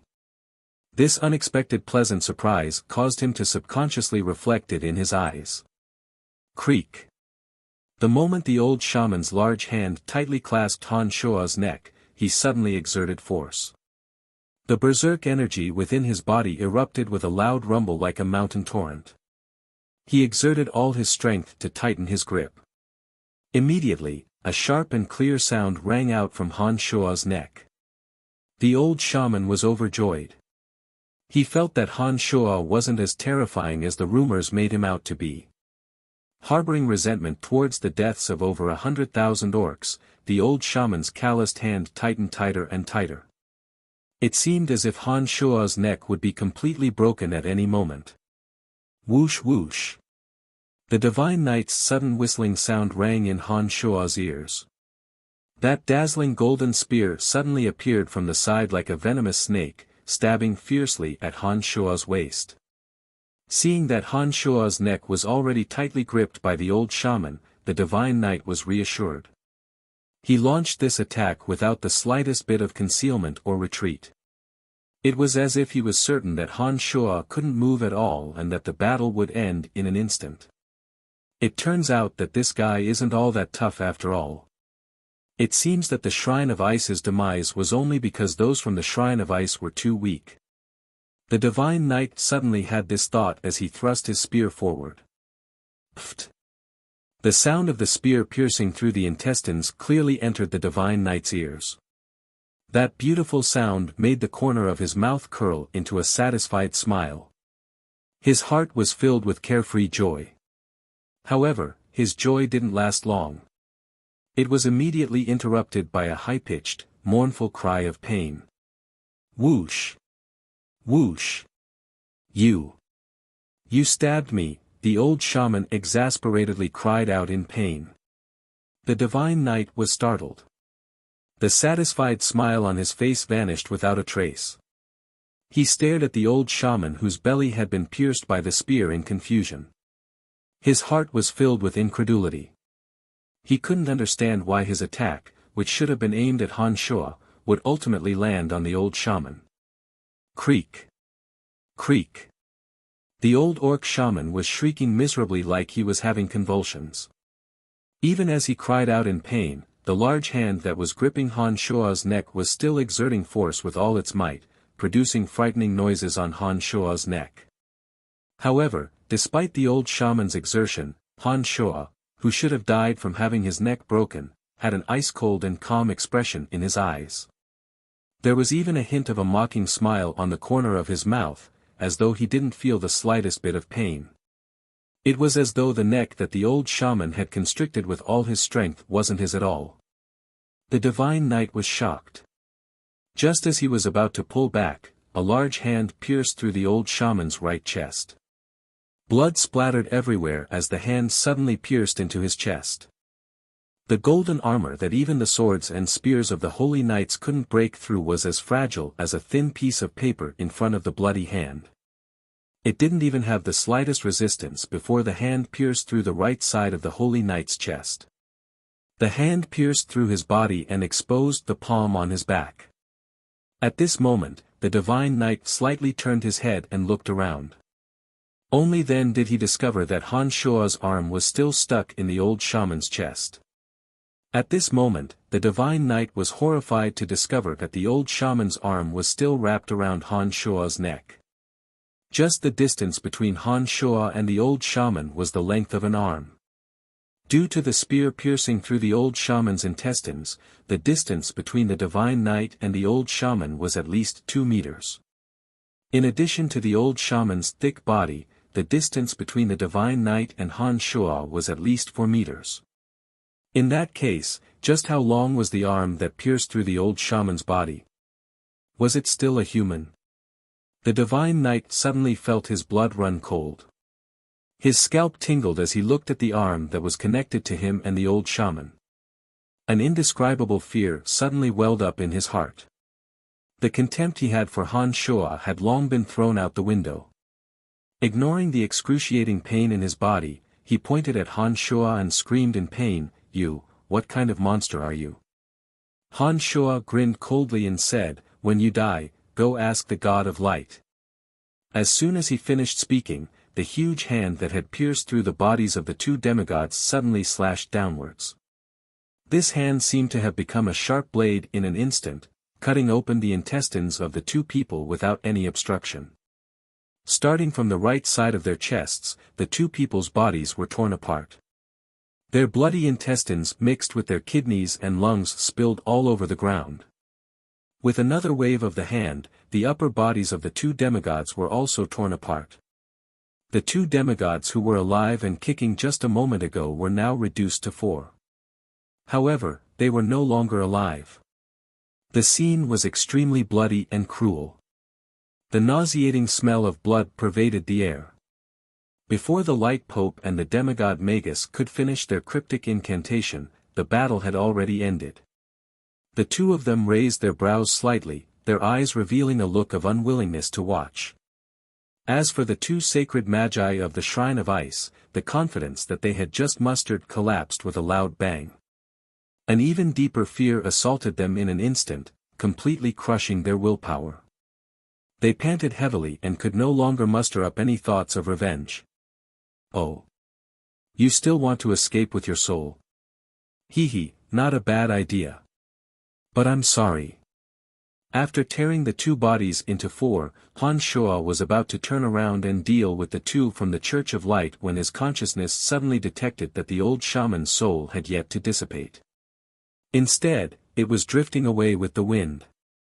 As long as a soul was gathered and did not dissipate, it could often be reborn using a powerful soul magnetic field and a new medium through special methods. That divine knight of the Church of Light was not proficient in the arts of the soul. Therefore, after his physical body was destroyed, his soul gradually dissipated between heaven and earth. There was definitely no hope of rebirth. Seeing that the old shaman's soul was drifting away with the wind, Han Shuo let out a low cry. He raised his hand and flicked. A streak of black radiance struck the old shaman's soul. The black radiance guided the old shaman's soul to be captured by Han Shuo and imprisoned in the ring that Gilbert originally wore. For his soul to not dissipate after his death, this old orc shaman's soul energy was pretty good. It was very suitable for Han Shuo to refine some demonic weapons that required a powerful soul as a primer. Naturally, Han Shuo was captured and brought back by Han Shuo. Let me go. I'm going to fight you to the death, you shameless bastard. After falling into the ring, Han Shuo could hear the old orc shaman's unreconciled bellow through the ring's miraculous function. What a pitiful guy. You are already dead. How are you going to fight me? Hee, in a few days, I will use your soul to refine something. When that time comes, you will lose your consciousness and be under my control forever. Don't you think that will be very interesting? Han Shuo laughed evilly. His consciousness entered the ring and conveyed such a malicious message to the old shaman. This made the old shaman even more restless and irritable, but he was powerless to do anything. The old shaman's soul fell into the ring. Even though he knew that his future would be tragic, he could do nothing but wait for the arrival of doomsday. There was nothing he could do. Chapter 6:19. After getting rid of the divine knight and the old shaman, Han Shuo's eyes focused on the Light Pope and the demigod Magus.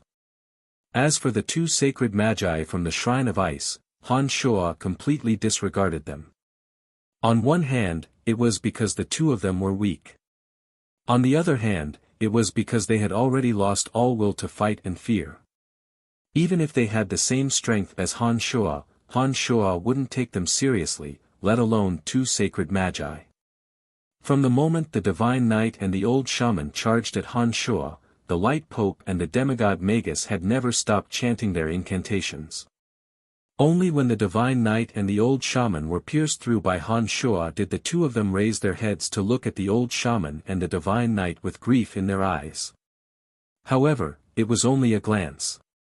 Soon after, the Light Pope and the demigod Magus lowered their heads and continued chanting something. The incantation was long and difficult to understand and the tone was heavy and oppressive. It was as though they were brewing some extremely terrifying killing intent. The divine knight and the old shaman were dead. When Han Shuo turned to look at the Light Pope and the demigod Magus, he discovered that the two of them were still chanting something as though there was no one around them. It was as though they had no idea that Han Shuo was glaring at them like a tiger watching its prey, ready to kill them at any time. This kind of undistracted concentration gave Han Shuo a bad feeling. This feeling was very sudden and strange. Therefore, Han Shuo did not act rashly. Instead, he became even more cautious. The Light Pope and the demigod Magus possessed unfathomable willpower that did not fear death. However, the two sacred magi from the Shrine of Ice were much more vulnerable. Han Shua's cold gaze did not linger on them. However, the two of them, who were fearful of Han Shua, felt that Han Shua's target had fallen on them. After the Shrine of Ice was destroyed, the two of them had thought of avenging the Shrine of Ice. This time, it could be said that they had put their hopes into action. But when they stood before Han Shua and saw him coldly and cruelly finishing off the divine knight and the old shaman with ease, the fear that they had been suppressing due to the destruction of the Shrine of Ice exploded in an instant, shattering their already shaky resolve for revenge. Arg! The fear in their hearts grew stronger and stronger. Finally, the two of them could not hold it in any longer and started screaming hysterically. In an instant, the two sacred magi of the Shrine of Ice seemed to have suddenly gone mad. They opened their mouths and fired a series of ice magic at Han Shua in rapid succession.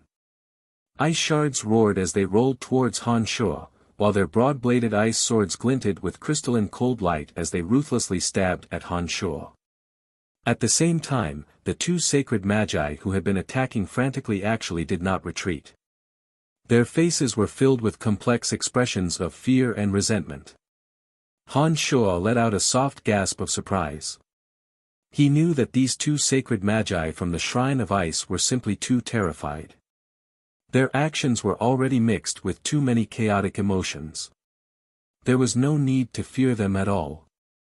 However, as they had participated in the attack on the Babylon Academy of Magic and Force, in addition to the fact that they were top-notch experts of the Shrine of Ice, Han Shua naturally would not let them leave alive.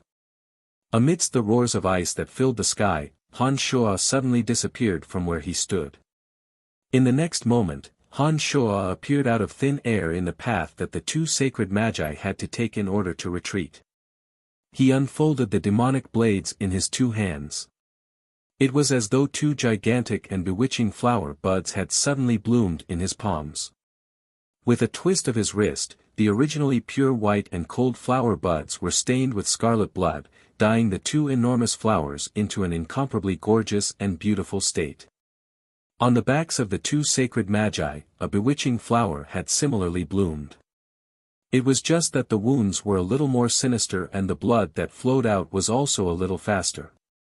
With two muffled groans, the two sacred magi who had their minds blinded by fear laid cleanly on the ground. They were dyed blood red by two patches of grass. It was a rather beautiful sight. Clang! Han Shua retracted his fingernails and casually shook his hand. A few drops of blood flowed in all directions. You two, do you still want to keep up the act?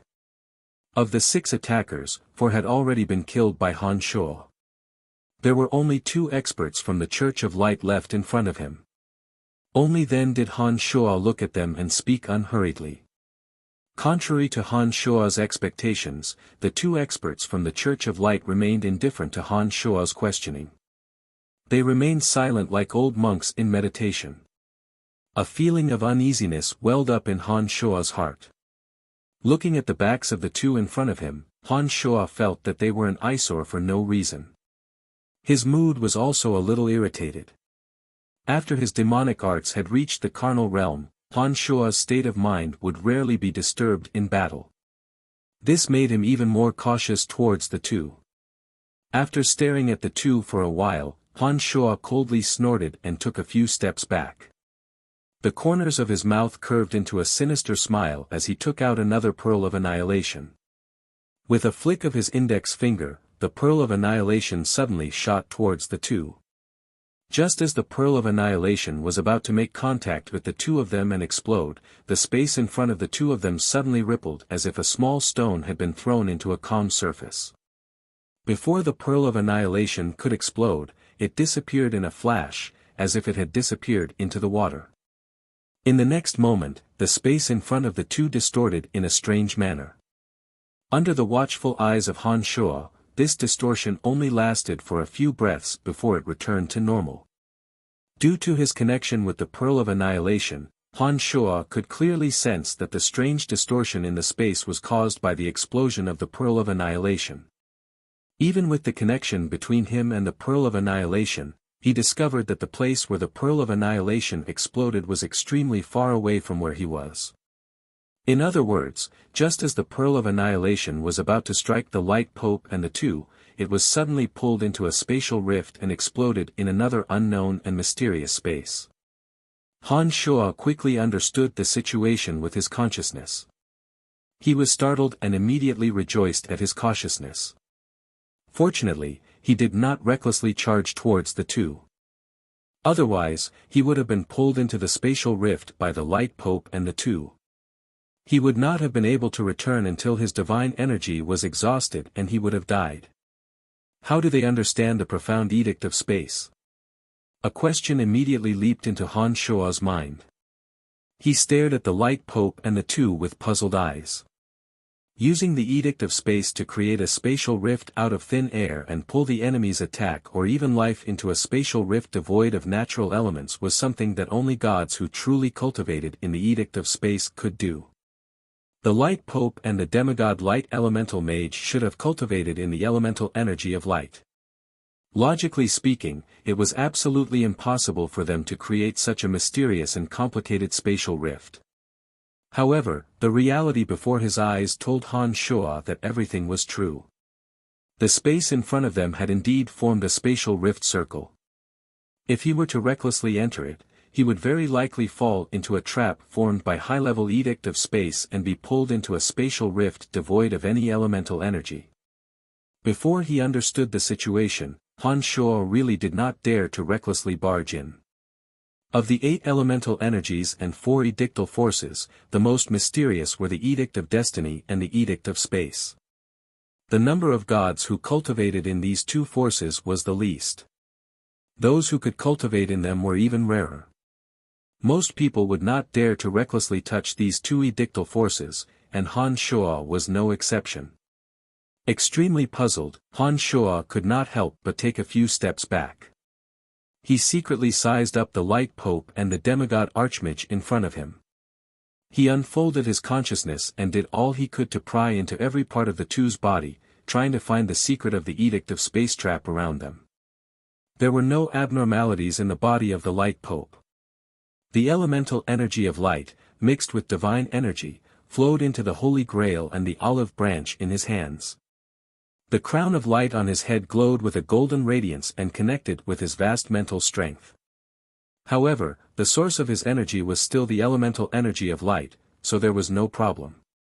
As for the demigod Archmage who was tightly grasping the cross, his body was even cleaner than the Light Pope's.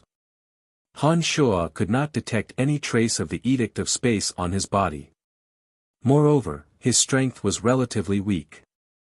Logically speaking, the Edict of Space trap around them should not have been created by him. What the hell is going on? Han Shuo was perplexed. A ripple appeared in his tranquil state of mind.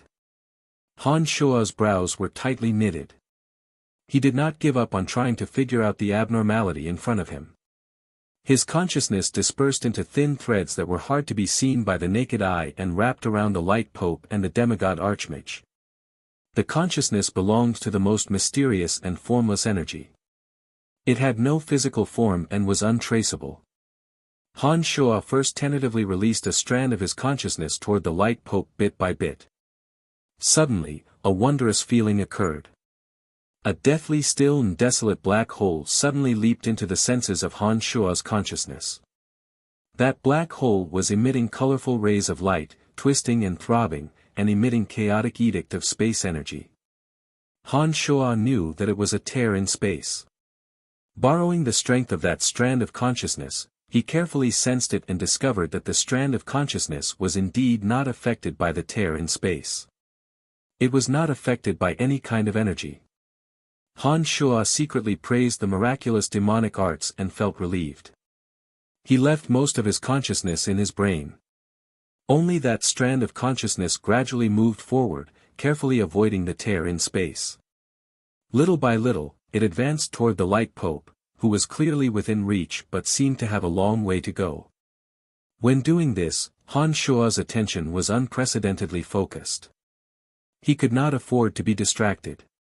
That strand of consciousness was like a slippery loach, slithering gracefully in a muddy swamp.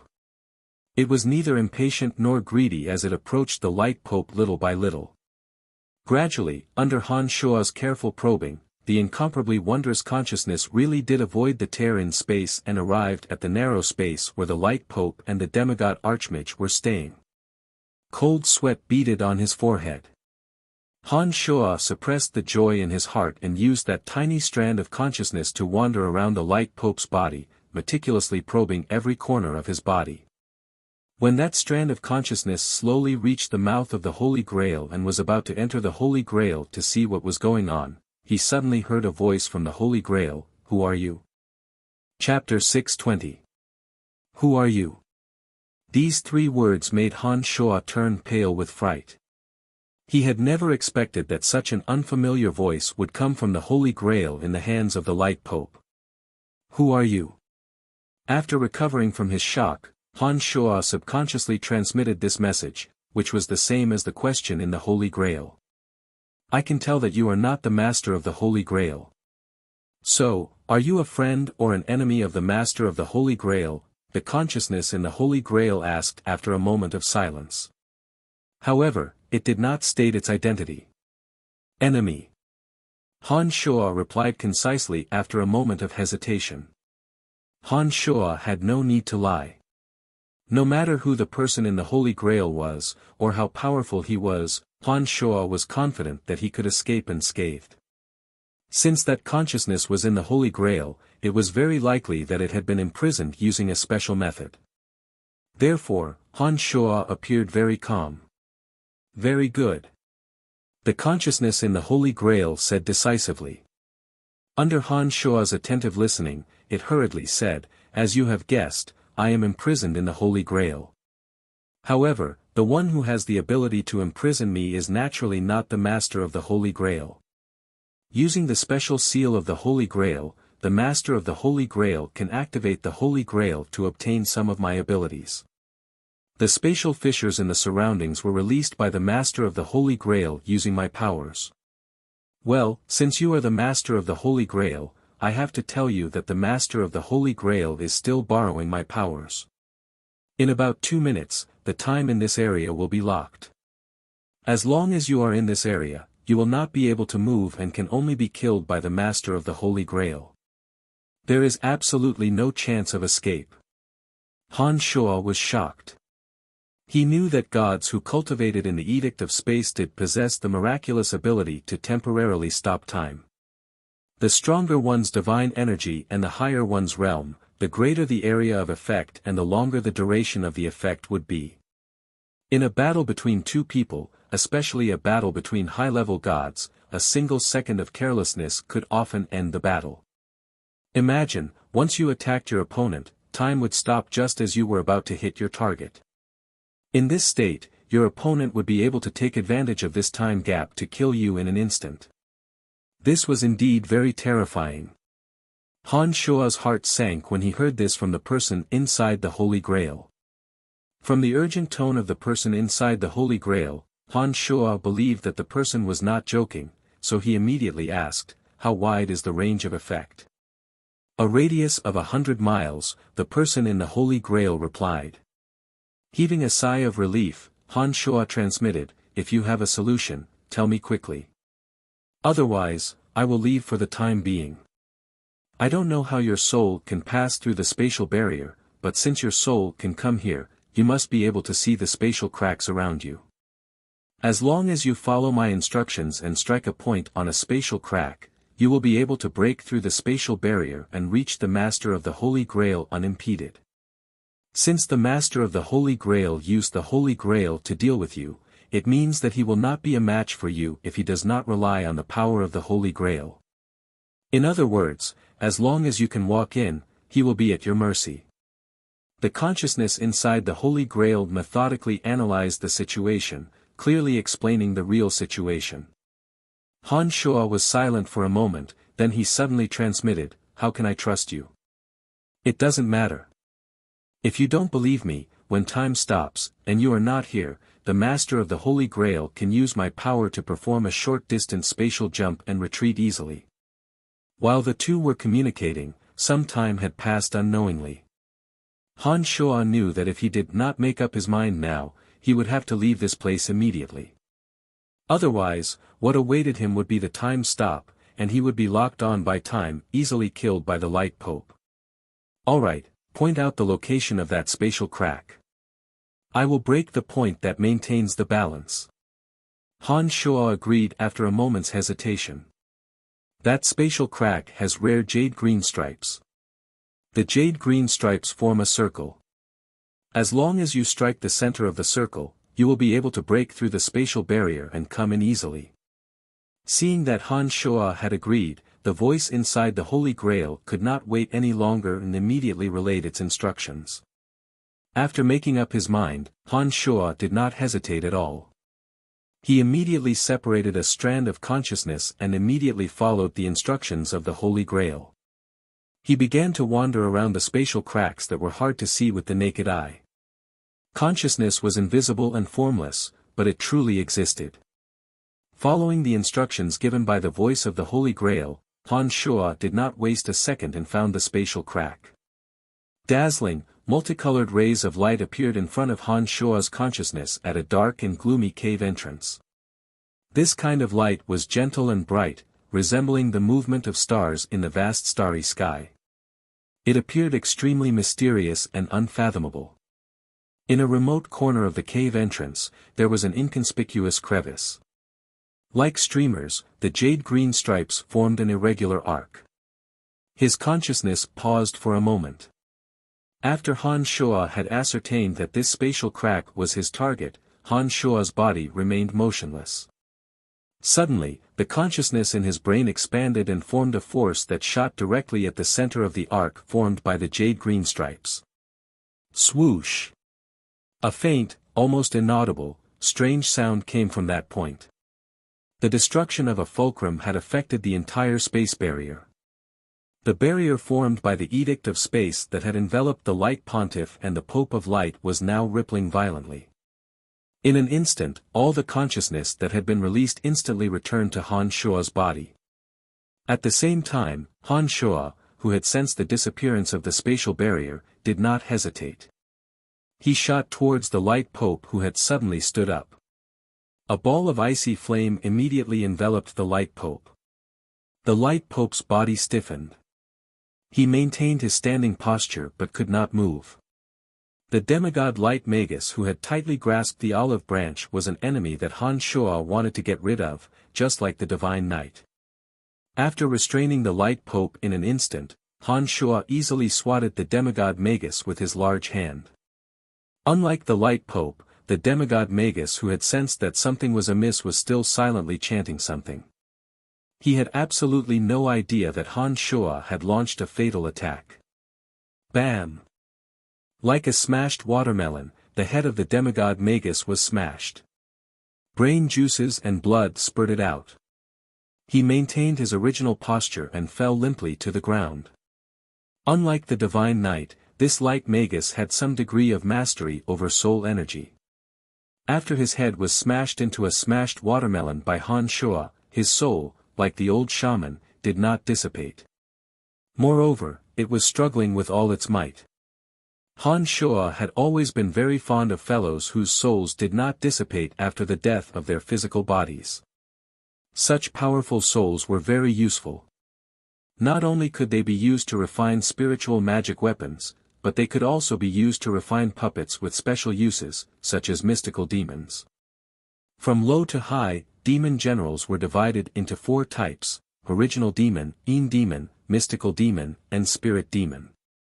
After the death of the 12 mystical demons, Han Shuo did not refine any more demon generals because he wanted to refine the highest grade of spirit demon. However, this kind of spirit demon of the highest grade had the possibility of unlimited evolution. The refining conditions were also very harsh. The most basic requirement was to use a powerful soul as a primer. Even if there were millions of low-level vengeful spirits, it would still be impossible to successfully refine a spirit demon. The so-called powerful soul was a good thing that could congeal and not dissipate after the death of the physical body. After collecting the old shaman's soul, Han Shuo was already very happy. He did not expect that this demigod Magus would also have a powerful soul. Han Shua's mood was even better. With a sinister smile, he extended his hand and flicked his finger. A black radiance floated out from his fingertip and firmly locked the soul of the demigod Magus, pulling it into the ring on his palm. Trying to run? Not so easy. Han Shua laughed heartily and put away the ring. He was in a very good mood. After taking care of the demigod Magus, all that was left was the Light Pope, who was restrained by the mystical glacial spellfire. Looking at the Light Pope whose eyebrows and hair were covered in frost, Han Shua did not hesitate to snatch the Holy Grail from his hands. Using his consciousness, Han Shua once again established a connection with the consciousness within the Holy Grail. Thanks to your help, I have captured the Master of the Holy Grail. Although I don't know who you are or where you come from, you did help me. But no matter what, you did help me. I think we can try to be honest with each other.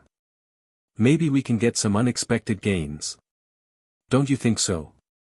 The Light Pope had only used the power of the Holy Grail to form space-time fissures in the surroundings. Moreover, it seemed to be able to temporarily stop time. From these clues, the consciousness within the Holy Grail must be very powerful. Although he had helped Han Shua did not dare to rashly release him before the situation was clear. If he harbored malicious intentions, Han Shua was not confident that he could escape his attack. Therefore, he could not release him. Where is this place? The consciousness within the Holy Grail did not answer Han Shua's question. Instead, it took the initiative to ask about his current situation. Asan City, Lancelot Empire. Han Shua was startled, but he still answered.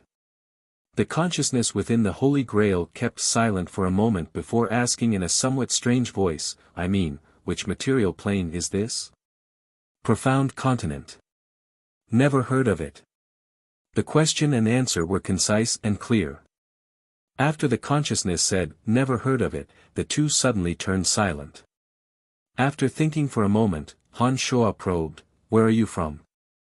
Those who cultivate in the Edict of Space generally have no fixed abode. They are considered as passers-by on other planes. Han Shua was speechless. After a short pause, he helplessly asked, then, how did you end up imprisoned in the Holy Grail? I was sealed in here by Jar, one of the 3 Guardians of Light, a subordinate of the God of Light. 3 Guardians of Light. A direct subordinate of the God of Light. Han Shua was startled and asked urgently. That's right. Jar is one of the 3 most powerful Guardians of Light under the God of Light. He possesses late-stage high God strength, the consciousness within the Holy Grail fiercely replied. It seemed that it had a lot of resentment in its heart. Chapter 621. Late-stage high God strength. Han Shua was greatly alarmed. It was only after his 2 avatars had cultivated to the low god realm that Han Shua truly realized the might of a high god. To the current Han Shua, a late-stage low god expert was simply an unimaginable expert. Han Shua knew that even if he were to face a mid-stage low god in a one-on-one battle, let alone a late-stage low god expert, his avatar would be enough to deal with him. It was only after the 3 souls had fused into one that Han Shua was confident of winning. High gods were truly powerful existences. Late-stage high gods were even more terrifying. They were the most powerful existences below the over-god realm. They were almost invincible existences below the over-god realm. Since Jar was a late-stage high god, the soul that he had personally sealed in the Holy Grail must be in a high realm as well. Thinking of this, Han Shua didn't dare to rashly entertain the idea of helping him out of this predicament. If this person didn't know how to repay kindness and coveted the power of faith of this profound continent, then Han Shua wouldn't even have the strength to retaliate. He could only look on helplessly as this person took everything he had. Why would he want to seal you? Han Shua asked cautiously, his heart filled with anxiety. During the Battle of the Gods, as someone who cultivates the laws of space and time, I helped an old friend open up a planar passageway that connected the two battlefields. In the end, Gil lost that battle, and he was defeated. After the battle, Jar learned of my interference and despicably ambushed me with his men.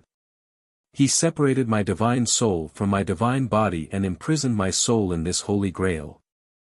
I don't know where he sealed my divine body, the person in the Holy Grail explained to Han Shuo in a bitter smile. Han Shuo did not know whether what he said was true or not. He was rather afraid of this person.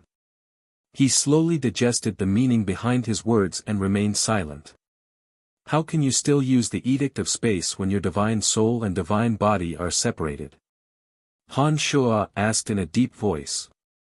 To Han Shuo, this unknown cultivator of the Edict of Space was extremely dangerous because he had the ability to stop time. Han Shuo would always be on guard against anyone who posed a threat to him and was not a friend. He would not do anything that he would regret in the heat of the moment. Although my divine body isn't here, this Holy Grail is special. Gil didn't want me to die, so before he imprisoned me, he left a very small portion of my divine power in the Holy Grail.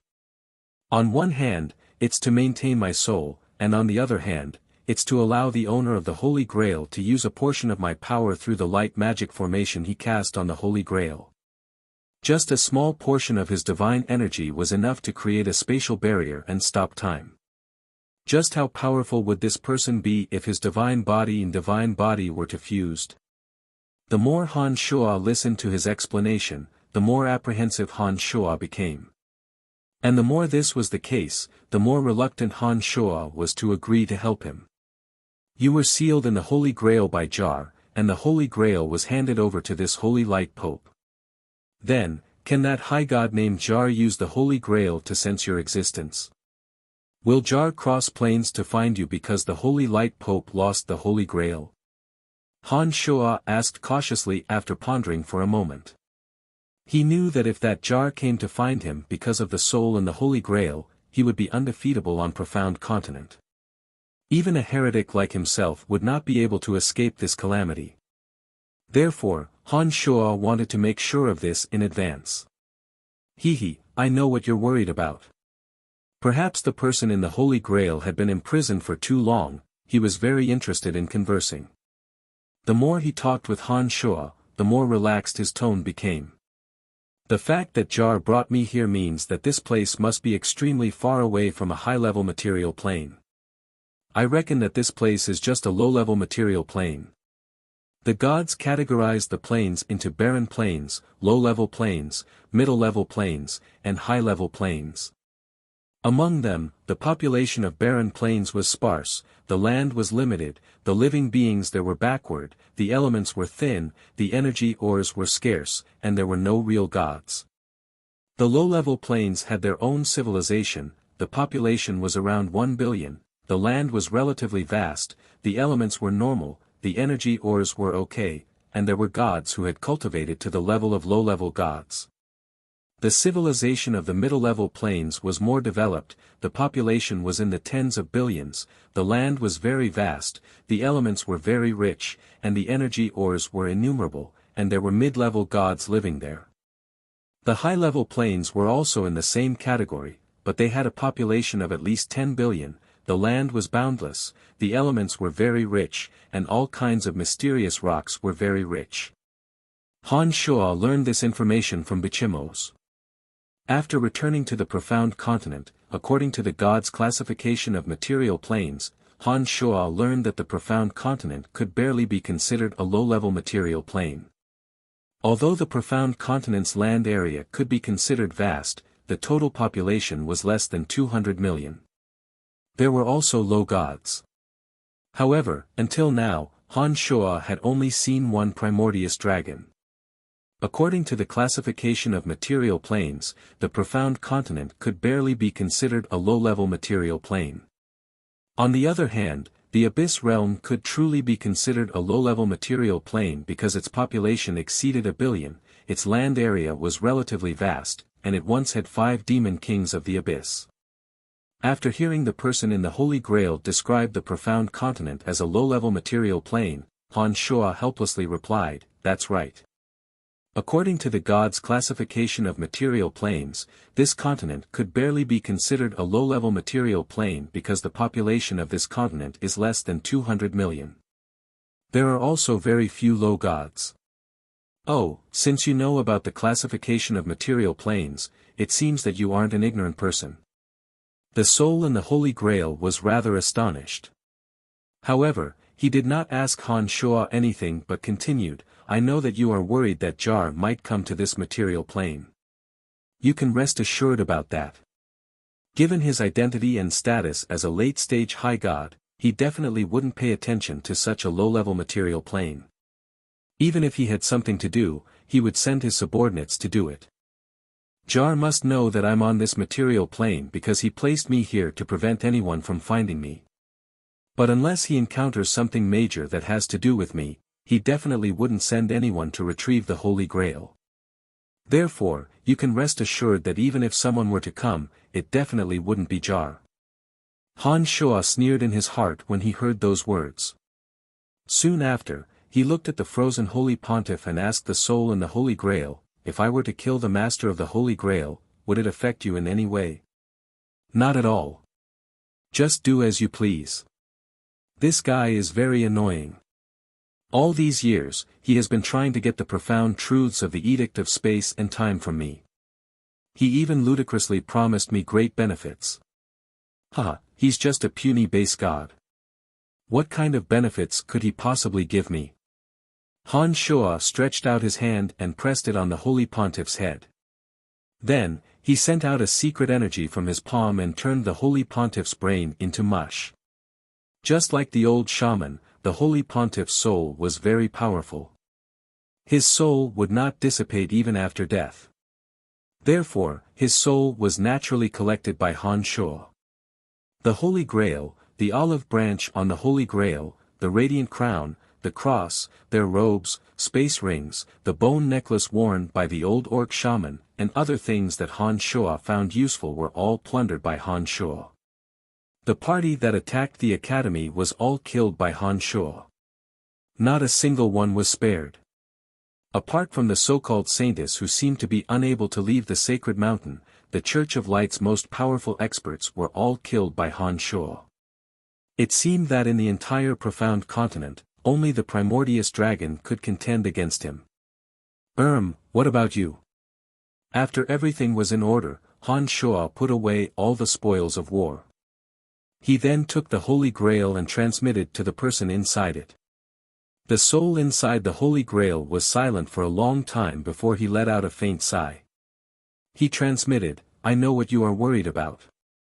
In fact, your worries are completely unwarranted. Your vigilance is very laughable to me. A mere low-level material plane is nothing in my eyes. Those of us who cultivate in the Edict of Space don't care about the power of faith in such a low-level material plane. Furthermore, I am inside the Holy Grail. Without any spells to control me, I cannot utilize any Edict of Space. My divine energy is too weak to break free from the shackles of the Holy Grail. Moreover, my divine body is not here. Even if I were to come out of the Holy Grail, I would not pose a threat to you. You don't have to be so cautious around me. My apologies. You really are not a safe person. I don't know what you will do after you escape. Well, at the moment, I don't want to help you escape. Of course, I might not have the ability to do so. For the time being, I can only trouble you to stay inside. Wait until I figure out some things and become powerful enough to not be afraid of your potential threat. At that time, I will accept your kindness today and let you out. Han Shuo remained unmoved. However, his words could be considered sincere. I didn't expect you to let me out immediately. I firmly believe that it takes time for people to get familiar with each other and understand each other. And what I have the most is time. I hope you can keep the Holy Grail for yourself and communicate with me when you have the time. I have been alone for far too long. To be able to talk to you from time to time is a very happy thing for me. Well, I believe that I know more about the various material planes and the various gods than you do. If you have any questions, perhaps asking me is a very good way. Han Shuo was stunned for a moment. Then, he was delighted. He immediately transmitted, "Then I will thank you in advance. It is true that I don't know much about high-level material planes. As a powerhouse who cultivates in the Edict of Space, you will naturally be able to provide me with a lot of help. Well, don't worry. Once I can be sure that you don't have any bad intentions, or if I am confident that you are no longer a threat to me, I think I will do my best to get you out of the Holy Grail. If the help you give me makes me feel that you are friendly enough, perhaps I will even find a way to find your sealed divine body and help you truly resurrect. This will give you a chance to settle the score with your enemies. Then, it's a promise." That person chuckled softly.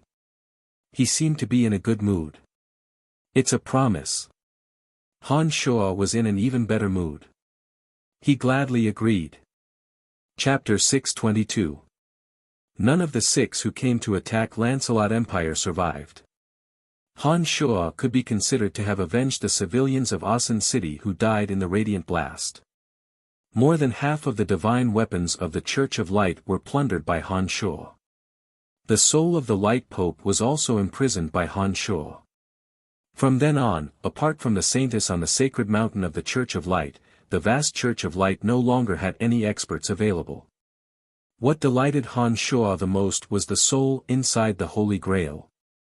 As an interplanar wanderer who cultivated in the Edict of Space, he must be very familiar with the affairs of the major material planes.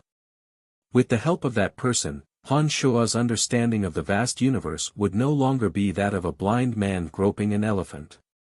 Han Shuo casually wiped away the 6 corpses. Han Shuo unfolded his consciousness and carefully sensed the situation in the surroundings. He found nothing out of the ordinary. After storing the Holy Grail, Han Shuo suddenly moved. He turned into a faint shadow and returned to the Babylon Academy of Magic and Force in the north of Asen City. Han Shuo's body moved, but before he could fly 1,000 meters, he discovered that little skeleton was rushing over on his bone dragon.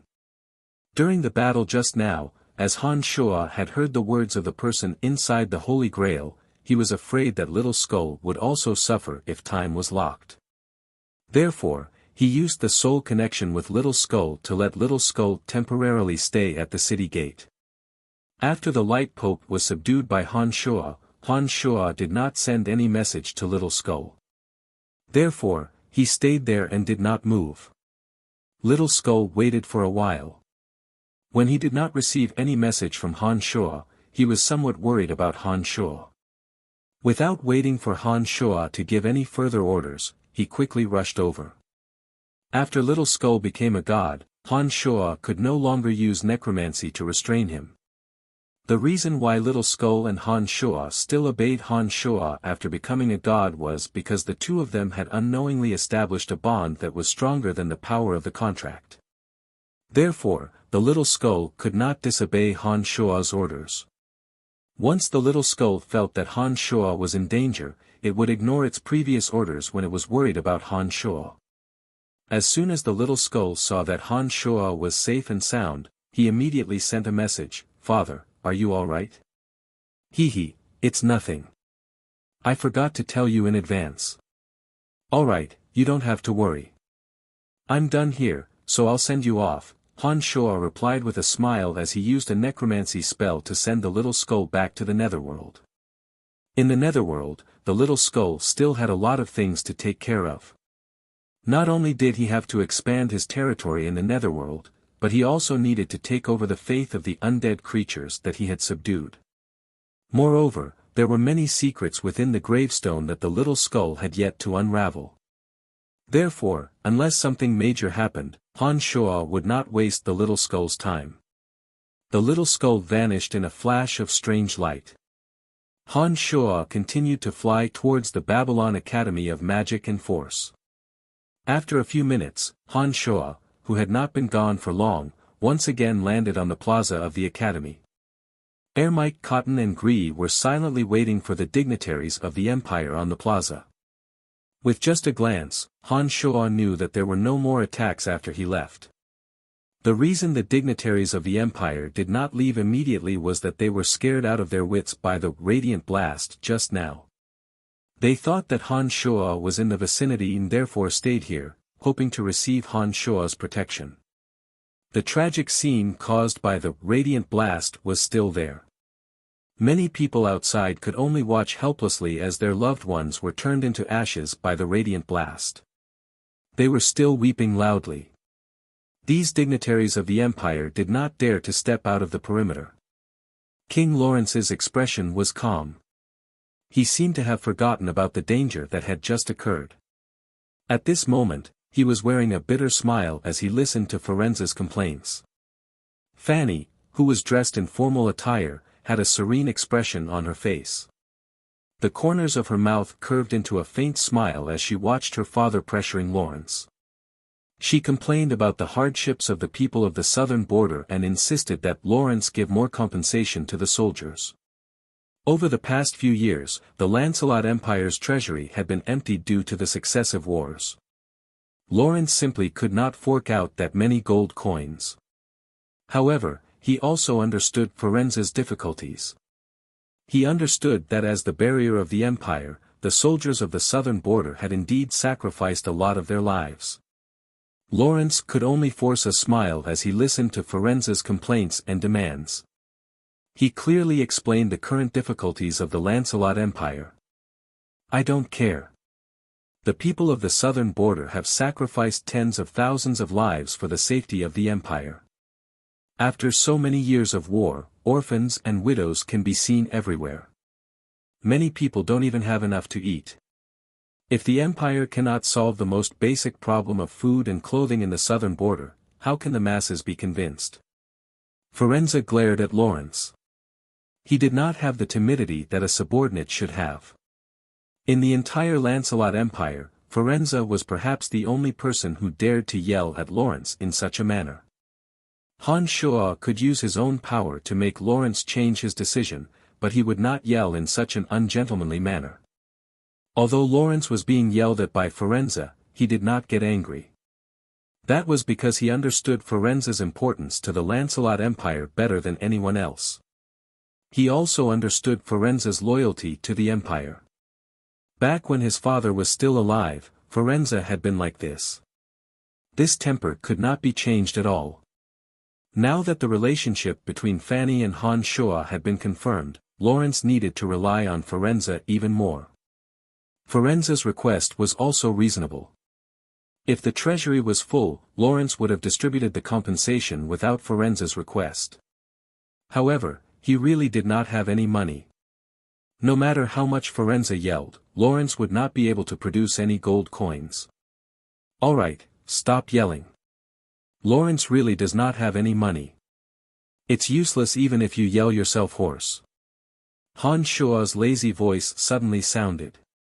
As soon as his voice faded, Han Shuo appeared out of thin air beside Fanny. No one clearly saw how he appeared. "Brian, what's going on? Are you all right?" Lawrence hastily asked as soon as he saw Han Shuo appear. Han Shuo smiled faintly and said in a relaxed manner, "I'm fine. I just took a stroll outside the city and took care of a few scoundrels." "Is it someone from the Church of Light?" Candide appeared from an unknown corner and asked in a gloomy voice. As soon as he said that, everyone's gazes suddenly focused on Han Shuo, waiting for Han Shuo's explanation on the matter. Nodding his head, Han Shuo said lazily, "That's right. Moreover, the Light Pope personally took action. He must have been forced into a corner. He knew that after the Shrine of Ice was destroyed, the next target would be their Church of Light. Therefore, he took the initiative to attack us first. Do you know where the attacker is? Since he dares to come to our Lancelot Empire alone, we can't let him leave so easily," Candide asked sinisterly, his eyes filled with dense killing intent. The attack on the Babylon Academy of Magic and Force made Candide feel extremely humiliated. He had indeed received news of the attack beforehand. However, even though he had made so many preparations, he was still unable to nip the problem in the bud. The attack still happened. This caused Candide to blame himself very much. Therefore, he was eager to redeem himself. Han Shuo shrugged his shoulders and smiled mischievously. He took out the light crown that the Light Pope always wore, as well as the cross and the Church of Light's Holy Grail, the olive branch that represented God's will. Under the dumbfounded gazes of the crowd, Han Shuo calmly said, there were a total of 6 attackers. Among them were 2 sacred magi of the Shrine of Ice, an old shaman with demigod strength from the Orc Empire, a divine knight and a demigod magus from the Church of Light, and the terrifyingly powerful Light Pope. However, they are all dead. Not a single one managed to escape. Therefore, there's no need to waste energy on them. The entire place fell into a deathly silence. Everyone stared at Han Shuo dumbfoundedly. Even their breathing seemed to have stopped. No one said a word. It was so quiet that even a pin drop could be heard. They knew that Han Shuo was very powerful. This was vaguely evident from the rumor that Han Shuo had slaughtered hundreds of thousands of orcs with his undead creatures at South Border City, and destroyed the Shrine of Ice. However, they had no idea just how powerful Han Shuo actually was. However, at this moment, after listening to Han Shuo's languid speech, everyone could roughly guess just how powerful Han Shuo was. 2 sacred magi, 3 demigod experts, and the Light Pope who was practically invincible on Profound Continent. Every single one of the 6 was a legendary character. Some of the demigods were even experts who were said to be invincible. Yet, these incomparably powerful existences were all killed by Han Shuo alone in the short span of half an hour. What did this mean? Invincible, true God. This was the definition of Han Shuo in the crowd's hearts. Why aren't you saying anything? Han Shuo couldn't help but laugh. He shook his head and said to Lawrence, I told you that I would help you unify Profound Continent. If I didn't have some strength, how would I dare to make such a big statement? Lawrence, who had a lifeless face, finally came to his senses after hearing Han Shuo's words. He looked at Han Shuo with a bitter smile and said, Brian, sometimes I feel that you aren't a human at all. The things that happen to you are always so unimaginable. Doesn't this mean that you are even more powerful than the founding hero, forefather Ermite Cotton? Old Han was either too excited, or stunned by the fact that he had guessed. His body was trembling as though he was having an epileptic fit. His fingers were tightly clenching his thighs and his face was in pain. Upon hearing his words, Han Shuo smiled again. Soon after, he raised his head and looked at Ermite Cotton who was hiding in the shadow of the clock tower. He knew that Ermite Cotton could hear the conversation below and found old Han's words very interesting. You can say that. But be careful, forefather Ermite Cotton will be angry if he hears you say that. Han Shuo winked at the clock tower and said to old Han with a grin. Forefather has disappeared for more than 500 years. He's definitely long gone. Haha, he can't hear us, old Han said carelessly. That might not be the case, Han Shuo thought to himself. Soon after, he tossed all the divine weapons of the Church of Light, excluding the Holy Grail, to Firenze and said smilingly, weren't you complaining about being poor? Sell these things, it'll be enough for you to rebuild 2 armies at the southern border. These so-called divine weapons of light were of no use to Han Shuo. None of his friends cultivated in the elemental energy of light. They were useless to him. He might as well sell them for Firenze to make up for the poverty of the southern border. Clang! Clang! The crown of light smashed onto Firenze's body. Firenze trembled from head to toe as he hugged the few legendary sacred objects of the Church of Light. He looked at Han Shuo speechlessly. Chapter 623. These so-called sacred weapons were of no use to Han Shuo. However, on Profound Continent, those who would be interested in these items would be as numerous as the school of carps in the river. They would scramble to snatch them. Firenze's eyes were lifeless. He hugged the sacred weapons of the Church of Light and was momentarily at a loss as to what to do. He knew that if he were to auction these items, he would be able to obtain a lot of profit. However, the sacred weapons in his hands originated from the Church of Light. If they were to be leaked out, the Church of Light would definitely do everything in their power to retrieve them. Han Shuo had even gotten rid of the Light Pope. The Lancelot Empire and the Church of Light would definitely not rest until one of them was dead.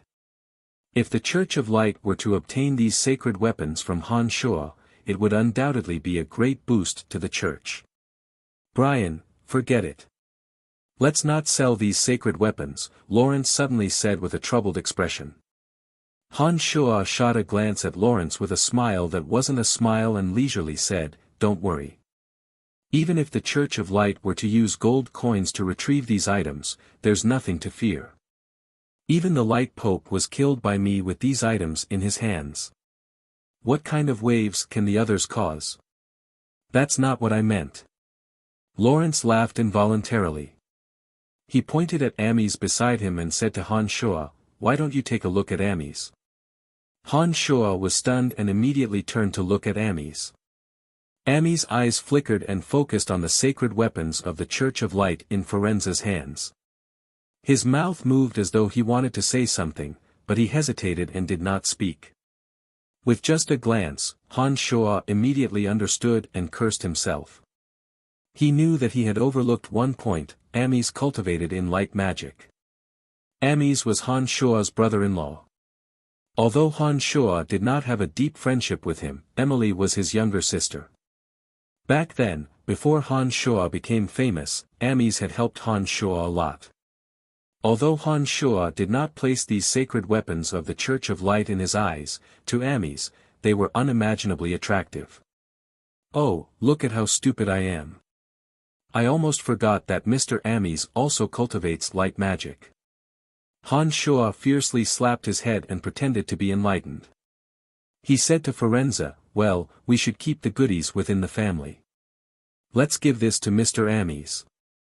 Ames, who had been hesitating on whether or not he should speak, hurriedly waved his hands when he heard Han Shuo's words.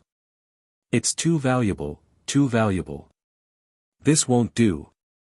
Firenze held these sacred weapons that could be exchanged for enormous benefits for the southern border. He looked at Han Shuo and then at Ames, not knowing whether to laugh or cry. "Father." Fanny, who was beside Firenze, coughed lightly. Sigh. Firenze let out a sigh and reluctantly handed the item over to Ames. He snorted and said, "Your luck is really fucking good. This is a fortune that can be used to form 2 legions. Yet, it was obtained by you just like that. How can I accept it, how can I accept it?" Ames excitedly rubbed his hands. His handsome and refined face was filled with an uncontrollable smile. Although he said that he was embarrassed, he had already spread his hands apart. "Forget it if you're embarrassed." Firenze despised hypocritical people the most. In addition to the anger in his heart, just as the sacred weapons were about to fall into Ames' open hands, his expression suddenly turned serious and he actually withdrew them. Ames spread his hands apart and looked at Firenze in extreme embarrassment. He scratched his head and laughed awkwardly. He randomly said, this, that. No one knew what he was trying to express. Pfft. When Fanny saw that Firenze was deliberately teasing Ames, she could not help but laugh.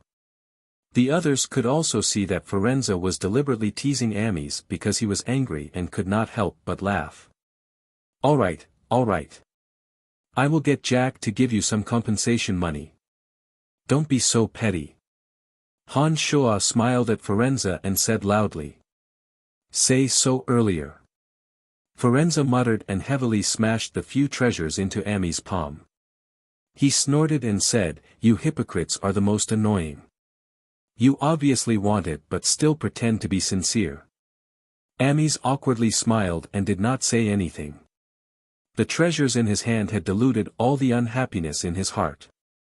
He also knew Ames' character and naturally would not bear a grudge over such a small matter. "Brian, give me at least 1.5 million gold coins. Otherwise, I won't allow Fanny to enter your house." Firenze rolled his eyes at Ames and laughed sinisterly as he threatened Han Shuo. Father. When Fanny heard Firenze's words, she glared at him and shouted angrily. Firenze was not afraid of anything except Fanny. When she shouted, he immediately shrunk his head. However, his gaze was still fixed on Han Shuo. For the millions of soldiers and civilians in the southern border, Firenze could even throw away his old face. No problem. Han Shuo knew of Firenze's painstaking efforts for the people of the southern border. He was also somewhat touched and straightforwardly agreed. Although Han Shuo had not been in Bretel City for a long time, he was still very clear about the financial situation of Bretel City. In the past 5 years, Bretel City had not experienced any war and had been painstakingly managing various high-profit industries. It was truly overflowing with wealth. Due to the special circumstances of the Lancelot Empire, even Lawrence had no way of getting Bretel City to spend the money elsewhere. Only Han Shuo could do so. To Bretel City, a mere 1.5 million gold coins was not a problem at all. Just the resources that Gree and Pegasus had plundered from the Shrine of Ice were worth more than 2 million gold coins.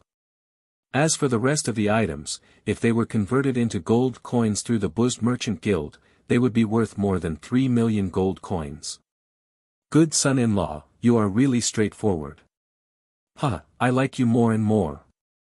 Firenze immediately shouted and laughed heartily when he heard Han Shuo's cheerful agreement. All right, there should be nothing else. All right, everyone can disperse now, Han Shuo looked around and said warmly. Most of the dignitaries of the empire who had come to the Babylon Academy of Magic and Force had yet to recover from the shock. Each and every one of them was still incomparably excited as they continuously pondered over the conversation between Han Shuo and Lawrence. To them, a sacred grade expert was already the pinnacle of experts on Profound Continent. Existences that had surpassed the sacred grade and reached the demigod realm were only heard of in legends. They had never even heard of existences that surpassed the demigod realm. When they learned that Han Shuo might have reached a terrifying realm that was unimaginable to the average person, each and every one of them had extremely complicated feelings. However, most of them were more excited than anything else because Han Shuo was a citizen of Lancelot Empire. In the midst of their shock, they vaguely saw the scene of Lancelot Empire dominating the entire Profound Continent. This gave them new expectations for the future, and they started to think about how they could obtain the most benefits for themselves in the upcoming upheaval of the continent. I won't say any more superfluous words. The Empire is truly blessed to have you. Lawrence said sincerely as he tightly grasped Han Shuo's hand before leaving. The Empire is also blessed to have you. Han Shuo said courteously and smilingly as he watched Lawrence and the palace guards leave. Candide stood beside Han Shuo with a gloomy face. After everyone had left, he let out a slight sigh and said, "It is indeed the Dark Mantle's dereliction of duty to not be able to nip the problem in the bud this time. You don't have to blame yourself. The ones who came this time were far more powerful than you could have imagined. Even if you weren't in charge of the Lancelot Empire's safety, you still wouldn't have been able to prevent them." Han Shuo consoled. Soon after, he smiled and said, "Moreover, didn't the Dark Mantle already reduce the damage to the minimum and punish the culprit?"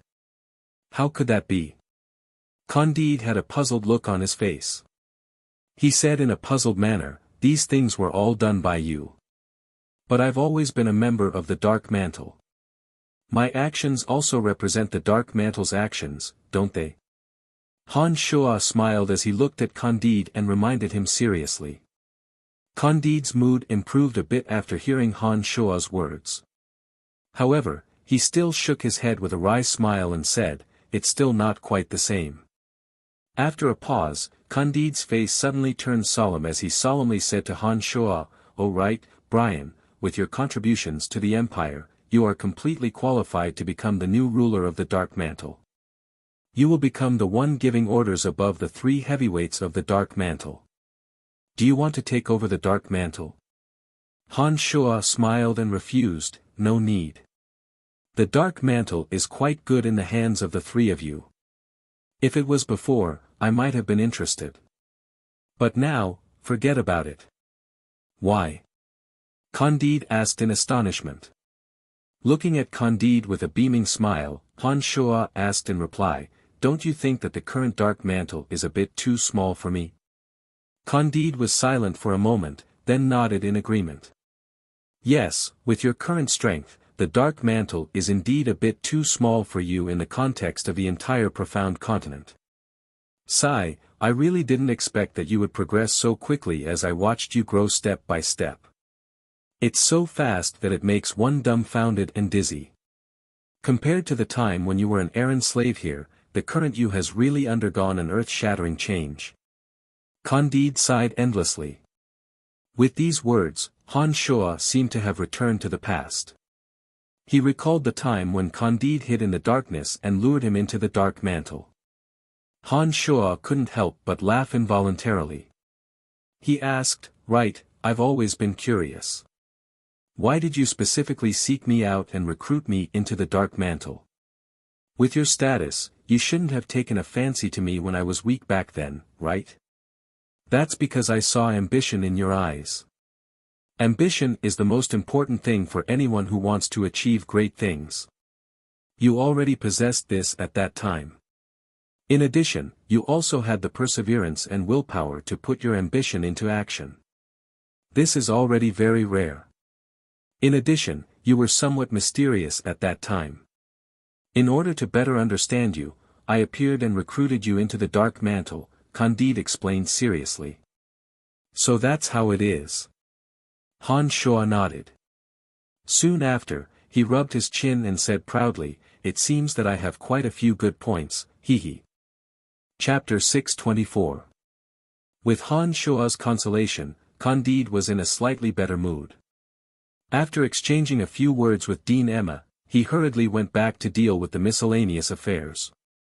Han Shuo gestured to Gree from afar. Gree and Pegasus were the two heavyweight experts that Han Shuo had placed in the dark mantle. With the two of them in the dark mantle, some of the previously unsolvable missions would no longer be a challenge. The dark mantle would also be able to better serve the Lancelot Empire. The dignitaries of the various empires vanished together with Lawrence. Before they left, they expressed their sincere gratitude to Han Shuo and vaguely expressed that they would stand by Han Shuo's side no matter what. Han Shuo was well aware of what they were scheming. Today, Han Shuo had come to terms with everything. He feigned civility and politeness before sending them off one by one. Amis left with Firenze before Candide. Before leaving, Amis only took a glance at Han Shuo from afar. From his gaze, Han Shuo could understand his excitement and gratitude. Amis only left after Han Shuo nodded with a smile on his face. Han Shuo understood that after experiencing today's events, it was likely that no one in the entire Lancelot Empire would dare to go against his side before he died. As long as he was in the Lancelot Empire, not only the dignitaries of the Empire, even King Lawrence would have to act according to his wishes. There shouldn't be anyone who was reckless enough to go against his will. Everyone gradually disappeared. Han Shuo arrived at the necromancy general store that he once stayed in for a period of time. Beside him were the three goddesses of the Lancelot Empire. They listened to Han Shuo's narration of those days with a calm expression. From time to time, they would furrow their brows and purse their lips into a smile. Hee, I've always been ambitious. Power, wealth, and women were the goals I pursued in the past. Today, I have everything I should have. Thinking back to all the interesting things and ambitions I had in the past, I still feel that it was very interesting, as if it happened just yesterday. The warehouse hadn't changed much. The narrow wooden bed was still there, and the surroundings were still piled with useless materials from necromancy experiments. It looked messy and disorderly. The three goddesses that every man in Lancelot Empire yearned for even in their dreams stood side by side behind Han Shuo, looking at the wide-open wooden door of the warehouse together with him. They listened to Han Shuo's description of this place that was filled with emotions. Their hearts were at peace and their expressions were at ease. You were very dishonest back then. Now that I think about it, it turns out that you were the one who caused so much chaos in the necromancy major. Heh heh. The corner of Fanny's mouth hooked into a faint smile as she recalled how Lisa had been ambushed by a little skull in the middle of the night and had chased the little skull everywhere. Then, she saw Fanny's expression change as she asked Han Shuo, "Oh right, since you've come to the academy, have you seen Lisa? She really wants to see you. I've heard her talk about you a lot these past few years." That's strange. Why hasn't Lisa been around these past 2 days? Logically speaking, she wouldn't have left if she knew that you were coming to the academy. How come I haven't seen her? Strange. I've seen her. Han Shuo looked at the warehouse in front of him and recalled all the interesting things that had happened between him and Lisa. Now that he thought about it, those things had become unforgettable memories. Just thinking about it made Han Shuo's heart happy. "You've seen her?" Fanny exclaimed softly, appearing a bit surprised. Coughing lightly, Han Shuo turned his head a bit awkwardly and looked at the 3 girls. He smiled sheepishly. "There are some things that I need to explain to you." When the 3 girls saw Han Shuo's expression, a foreboding premonition arose in their hearts. Phoebe's face immediately darkened as she stared fiercely at Han Shuo and asked, "Explain what?" Fanny started and immediately revealed a thoughtful expression. Before Han Shuo could explain with a wry smile, she spoke first, "AI. Lisa is quite pitiful. She's been waiting for you silently all these years. Even when you've clearly expressed your rejection, she's never given up. Not to mention that when you were in the dark forest, Lisa and I were ambushed by the deep-water venomous python in the pond. You touched every inch of our bodies, and Lisa's first kiss was also stolen by you. Also. Enough. What's going on?" Phoebe interrupted before Fanny could finish. She frowned at Han Shuo and asked, "Tell me, what's going on?" It's just like what you're thinking. That's it." Han Shuo smiled wryly and spread his hands, no longer concealing anything. Why can't you get rid of this bad habit of yours?" Phoebe was furious. A few days ago, Han Shuo had promised them that he wouldn't continue to flirt with other girls. He'd even said that the preposterous things in the past were caused by the special martial arts techniques he practiced. Who would have thought that such a thing would happen again after a few days? Phoebe couldn't help but be angry. Emily also sighed in her heart, but didn't say much. She was a woman who completely prioritized Han Shuo. Although she was also a little uncomfortable in her heart, she wouldn't express it in front of him. Brian, should I not have come?" It was at this moment that a timid, low voice sounded faintly from behind the 3 girls. "It's all right. I've asked you to come at this time so that you can see them." Han Shuo consoled softly. Seeing Lisa's timid appearance, he couldn't help but feel a little sorry for her. In these few days, because Lisa's memories had just been left in her soul by Han Shuo, her mind was in a mess. She'd been silently digesting those jumbled and enormous memories in her room. She didn't even come to the handover ceremony for Fanny to become the new dean. Before she began to sort out and digest her memories, Han Shuo had told her to come find him at this place after she had sorted everything out. Han Shuo had calculated the time and knew that Lisa would probably finish digesting her memories during this period of time. That was why he had brought Fanny and the other 2 girls to wait for her, all in order to properly resolve this matter. After Han Shuo's gentle consolation, Lisa still appeared a little timid. On one hand, she knew that her role wasn't honorable. On the other hand, it was because Fanny, Phoebe, and Emily were all well-known strong women in the Empire. Not only were they all valiant in strength, but they also had complicated backgrounds.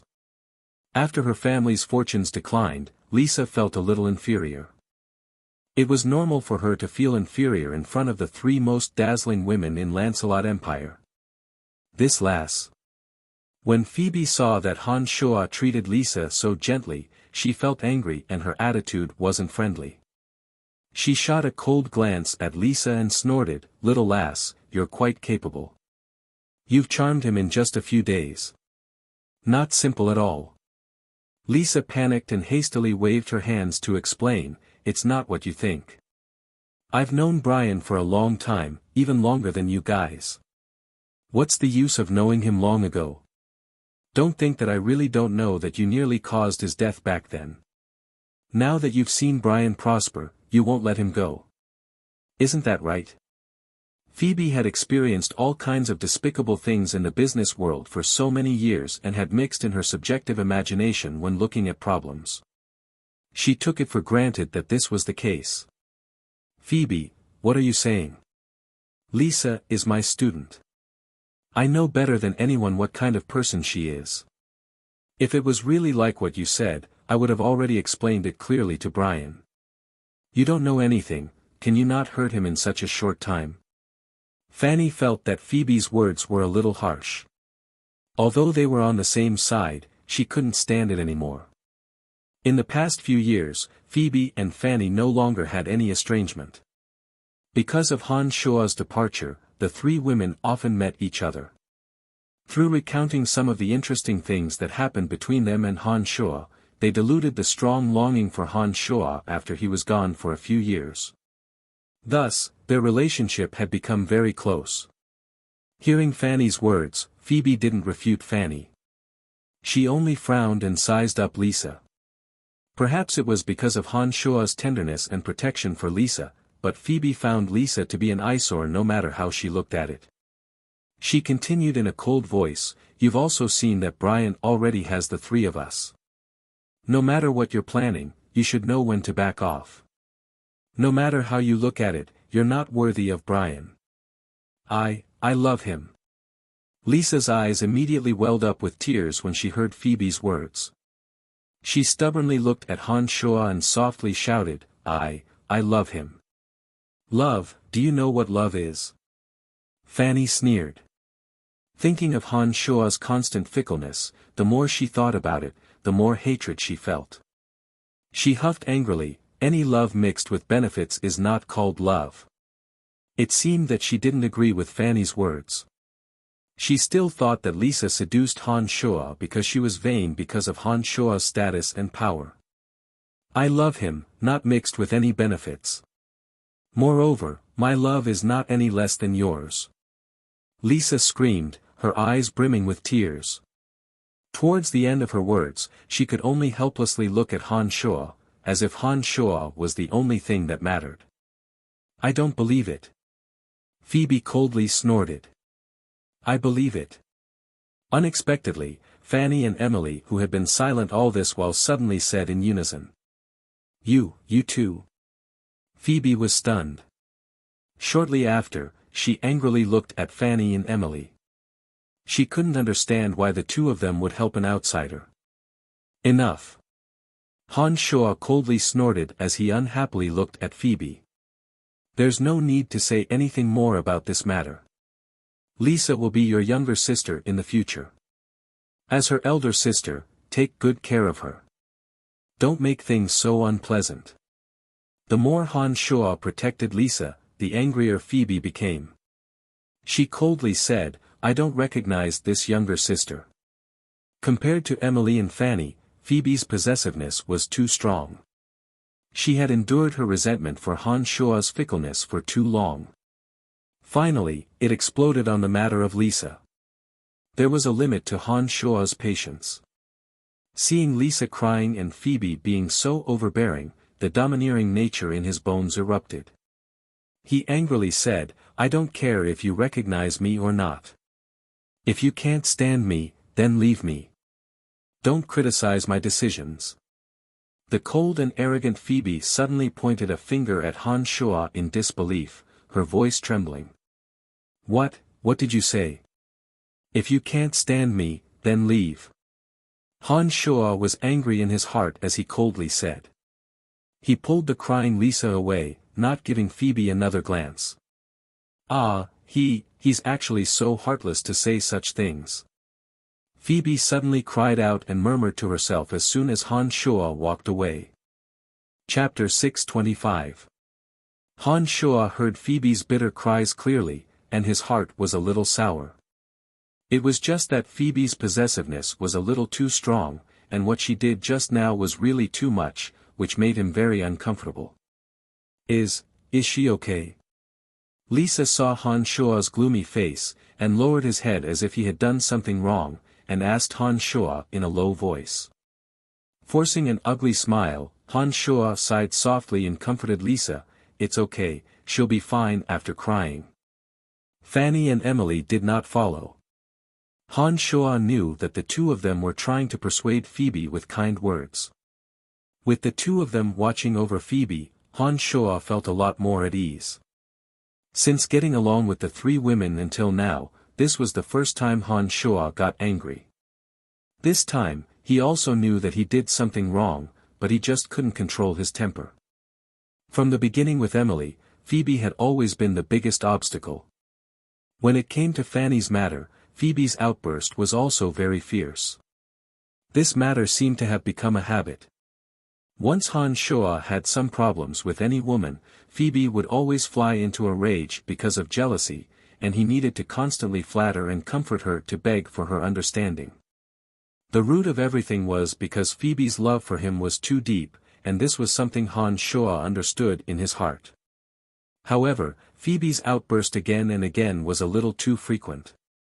In addition, the current situation had already been set, and it was impossible for Han Shuo to only protect Phoebe. If she was allowed to continue pestering him endlessly, not only would Han Shuo be annoyed to no end, but Phoebe might also take an inch and take a mile. A man could not let a woman ride over his head forever. Usually being obedient didn't mean fear, and occasionally flying into a rage could better control the situation. If it wasn't for the fact that Phoebe's words were a little too harsh, Han Shuo might have persuaded her with kind words as usual, slowly dispelling the dissatisfaction in Phoebe's heart. How about I go back and clear things up with her? Lisa was still thinking of Han Shuo, and felt very guilty as she looked timidly at Han Shuo. Shaking his head, Han Shuo smiled wryly and said, "Forget it, she must find you to be an eyesore right now. I know Phoebe's stubborn temper the best, let's let her calm down for now." "Brian, I'm sorry." Lisa started, her face full of self-blame and tears welling up on her little face. Rubbing Lisa's long, silky hair, Han Shuo comforted her, "It's nothing to do with you, Phoebe has held it in for a long time and will explode sooner or later. This isn't a bad thing. Alright, don't think too much about it. Just relax and sort out the things in your mind during this time. I also have some matters to attend to and will need to leave for a while. When I return, I'll find Phoebe and have a good talk. I think her anger will have subsided by then and she won't continue to cause trouble. Come back soon, I'll miss you." Lisa lifted her head to look at Han Shuo and said obediently. After chatting with Lisa for a while, Han Shuo had her return to the necromancy teaching block. His consciousness circled around Phoebe's area. Seeing that Phoebe had stopped crying after being comforted by Emily and Fanny, Han Shuo felt slightly relieved and quietly left the Babylon Academy of Magic and Force. After finding Mike Cotton, Han Shuo communicated with him and left Asen City. Making use of the convenient transportation matrices in the major cities, Han Shuo quickly returned to the Cemetery of Death in the Dark Forest. Within the Cemetery of Death, his two avatars were still silently recovering from the injuries they had sustained last time. In the Cemetery of Death, where the element of death was dense, the necromancy avatar's recovery speed was a bit faster. It looked like it would be able to fully recover in no time. His avatar of destruction was a little slower, but judging from the situation, it wouldn't take long.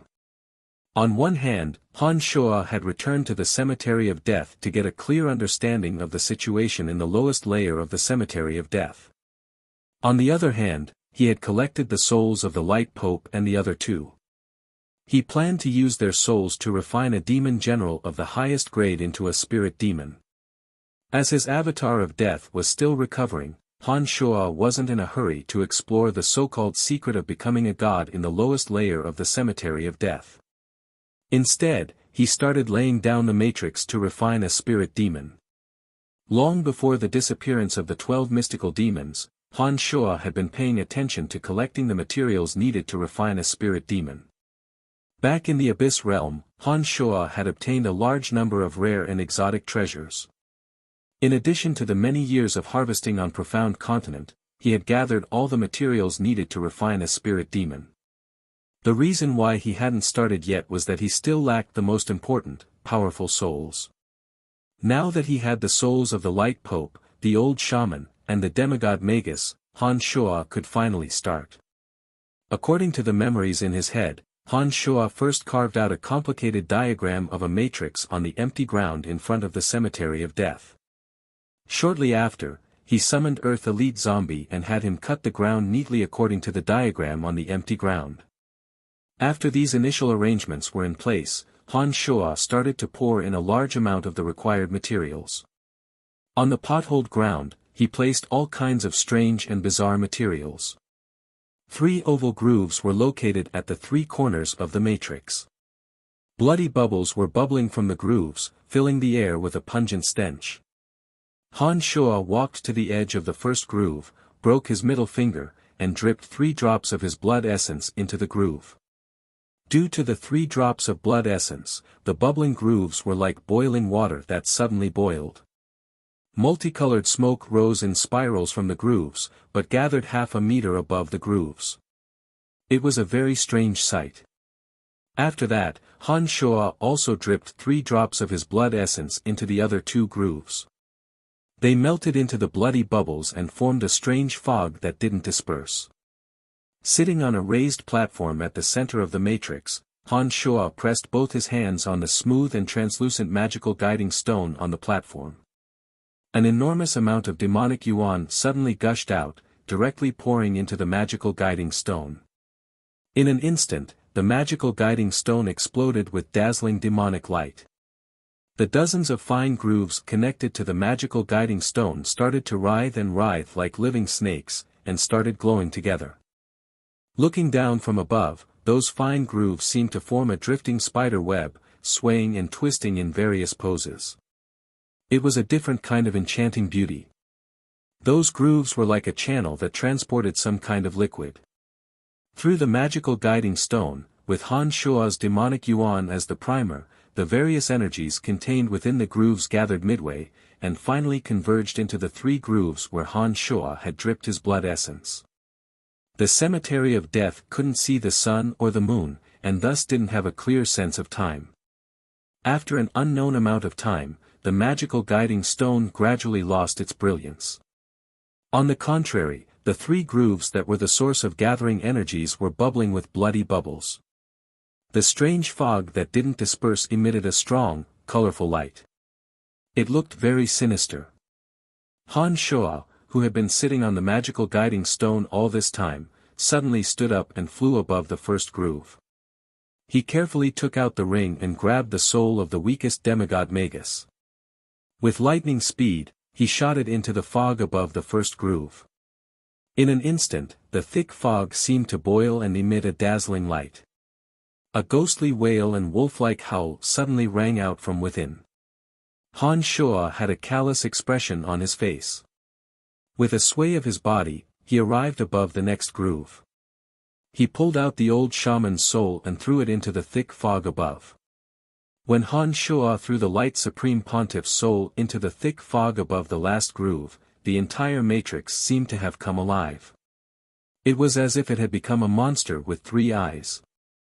Those fine grooves seemed to have become densely packed scars on the monster's face, twisting and wriggling like earthworms. It was an extremely terrifying sight. 3 mournful wails that didn't sound like human wails came from the fog above the 3 grooves. They continued to create terrifying noises. Han Shuo didn't even crease his brows. He once again landed on the central platform and sat down cross-legged. He pressed his hands on the magical guiding stone once more and poured out the demonic yuan in his body, providing the 3 spirit demons with the power to evolve for the first time. Another long period of time passed by unknowingly. The continuous and terrifying sound waves had been shouted for thousands of times, and finally, it gradually calmed down. On the platform, Han Shuo revealed a rather tired expression. He slowly opened his eyes and glanced at the 3 spirit demons that had fallen into hibernation. He then slowly stood up from his cross-legged position. After taking a deep breath, Han Shuo no longer paid any attention to the slowly evolving spirit demons. He flew to the center of the cemetery of death, took out a few finger-sized medicinal pellets from his space ring, and swallowed them without chewing. His main body then sat down next to the large-scale interplanar transportation matrix in the cemetery of death and began to regulate his breathing. Not too far away from Linley, his necromancy avatar, who had been sitting there for God knows how long, suddenly opened its eyes at this moment. It stretched comfortably, twisted its somewhat stiff arms and neck, and revealed a satisfied smile. Soon after, it walked towards the bottom of the cemetery of death. After a period of recuperation, his avatar of the element of death had finally made a full recovery. It felt even better than before the battle at the Shrine of Ice. It had also gained a deeper understanding of the elemental energy. Because this soul possessed the memories of a mid-god, it had a very deep understanding of the elemental energy of death.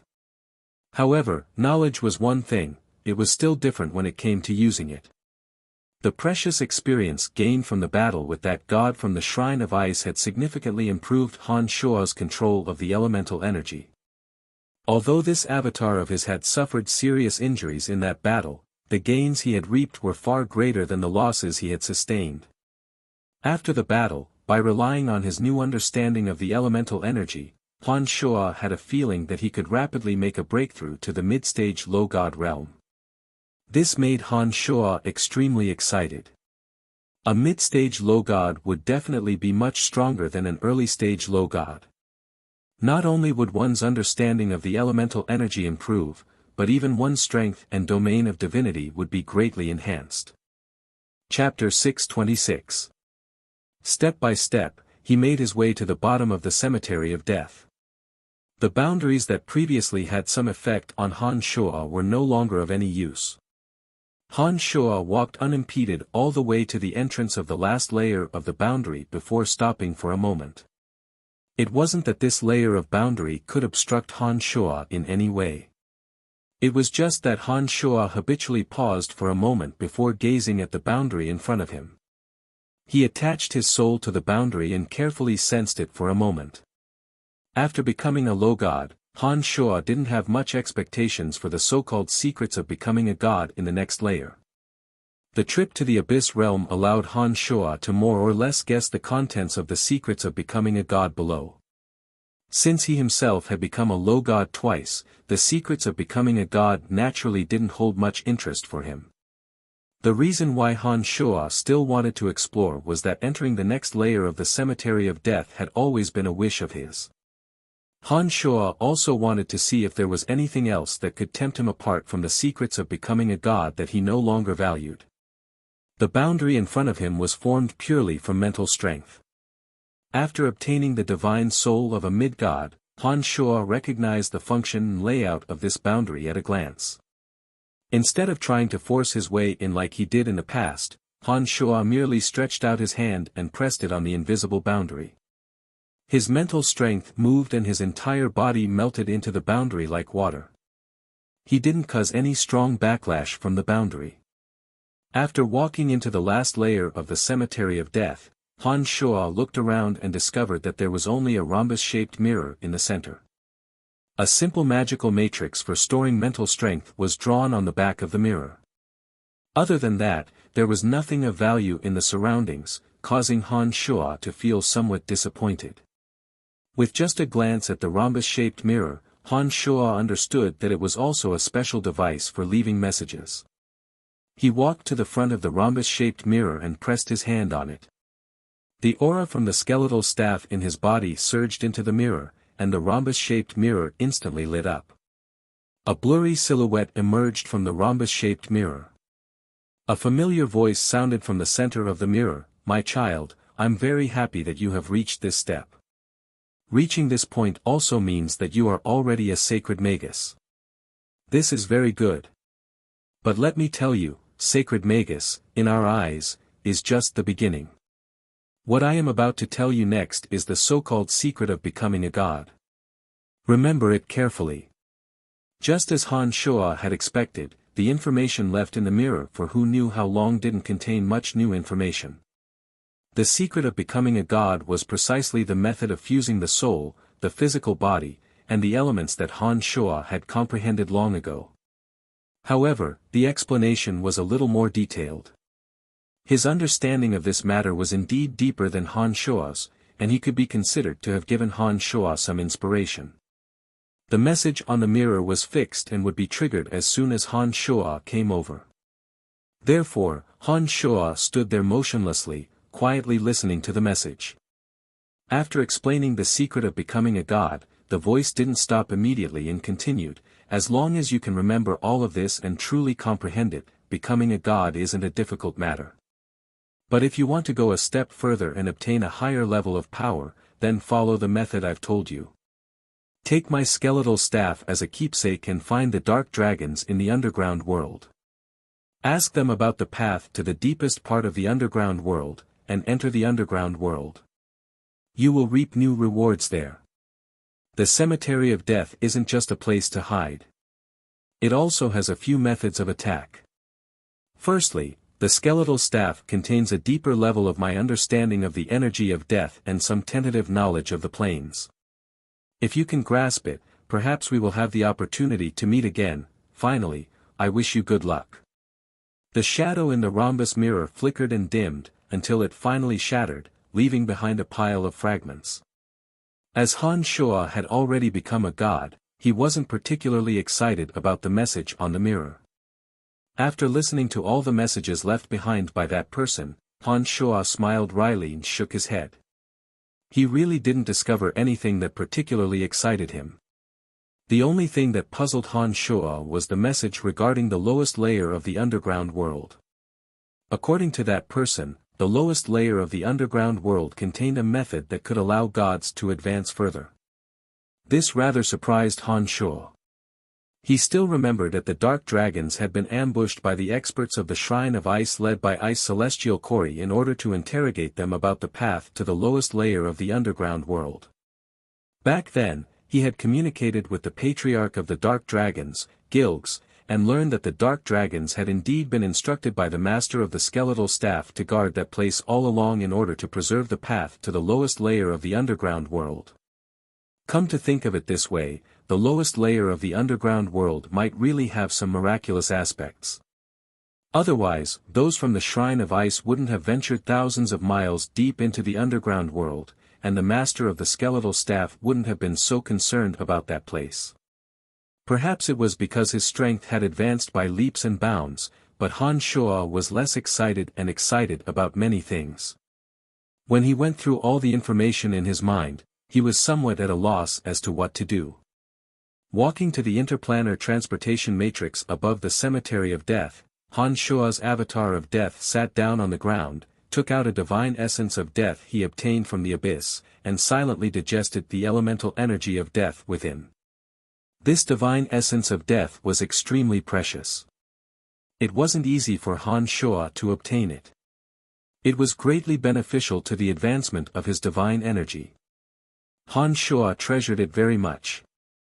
Before heading to the headquarters of the Calamity Church, Han Shoa prepared to unite his three souls and depart together. At this time, his avatar of destruction had yet to recover, and his main body had consumed a great deal of demonic yuan to refine spirit demons. He too needed some time to recover. As such, his avatar of death could make use of this period of time to absorb the divine essence of death and comprehend the experience gained from the last great battle. Inside the cemetery of death, all three of Han Shoa's bodies sat cross-legged in silence. They were either recovering their strength or comprehending greater power. Time flew by unknowingly. After an unknown period of time, when all three of his bodies had recovered, Han Shoa finally left the cemetery of death. The three spirit demons in the center were still in the midst of hibernation and evolution.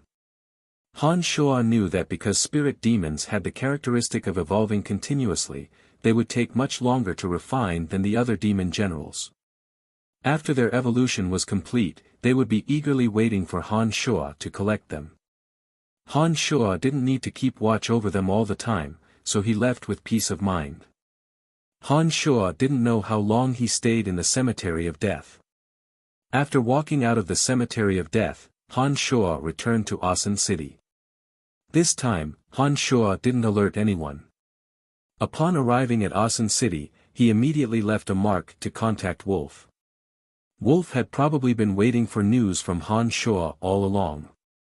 Wolf had come looking for him not long after Han Shuo left the mark. "Lord Brian, where have you been? Why did you disappear for more than a month?" Wolf immediately inquired when he saw Han Shuo. "Oh, nothing much.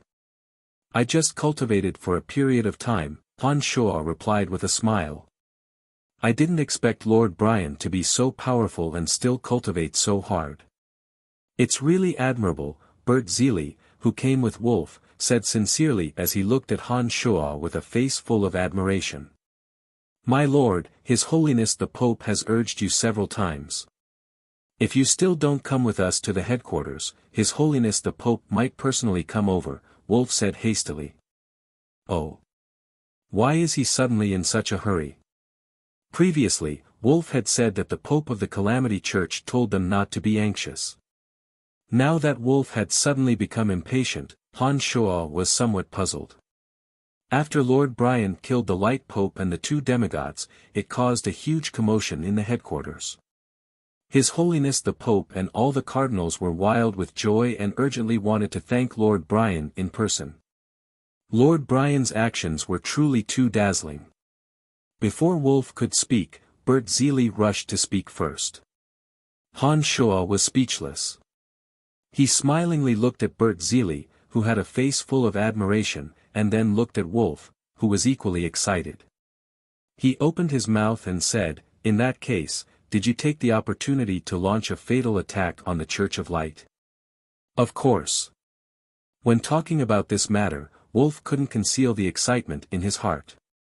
He cheerfully said, "Because of Lord Brian's heroic deeds, in addition to Lancelot Empire's strong condemnation of the Church of Light, the reputation of the Church of Light on the continent has plummeted. Even the Light Pope has been killed by Lord Brian.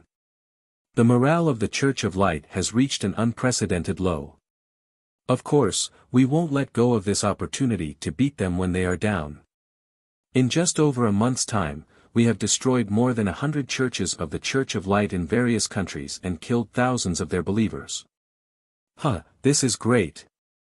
If this trend continues, it won't be long before our Calamity Church will no longer have to hide in secret and can openly preach our doctrines in every continent." After hearing Wolf's words, Han Shuo was very happy. Perhaps it was because he cultivated in the elemental energy of death and the edict of destruction, but Han Shuo was very disgusted with the Church of Light from the very beginning. The Church of Light also viewed him as the greatest heretic on Profound Continent and had once tried to exterminate him at all costs. When he was homeless in the Abyss Realm, Han Shuo swore that he would utterly destroy the Church of Light. Now that he heard from Wolf about the miserable state of the Church of Light, Han Shuo was naturally very happy. This is all thanks to Lord Brian. Without Lord Brian's heroic deeds of killing the Light Pope and the 2 demigods, the Church of Light would never have dared to attack the Church of Light with such great fanfare. Only a character like your lordship could cause a major power like the Church of Light to decline with a single blow. This lowly one simply doesn't know how to express my admiration for your lordship." Bert Zeely flattered Han Shuo with a fawning smile, shamelessly flattering him. "That's enough." Han Shuo was also a man of vanity. He was very pleased by the flattery and laughed heartily. Soon after, he straightforwardly said, "Let's go, I will accompany you to the headquarters." Chapter 627. In the vast Tukla Desert in the northwest of the Angela Empire, there were flocks of vultures. There were no signs of human habitation. The Tukla Desert was a vast expanse of yellow sand. Even the greediest caravan wouldn't dare to roam in this place. The vultures that survived by feeding on corpses had been starving for a long time. Each and every one of them was emaciated from hunger. Their eyes were filled with an ominous glint of hunger, thirst, and madness as they circled around. A sandstorm whizzed past, filling the sky with sand and shrouding a vast area in a hazy yellow mist. The densely packed ants gathered in groups and devoured all living creatures. Some magical beasts that appeared in the desert couldn't escape the corrosion of those ants. Wherever they passed, they would turn into ghastly white skeletons. It was a very ghastly sight. Along the way, there were all kinds of white bones of all kinds of strange and ferocious beasts. There were unknown dangers everywhere. Walking on foot was a rule of the Calamity Church. Han Shua had his own plans for coming to the Calamity Church this time.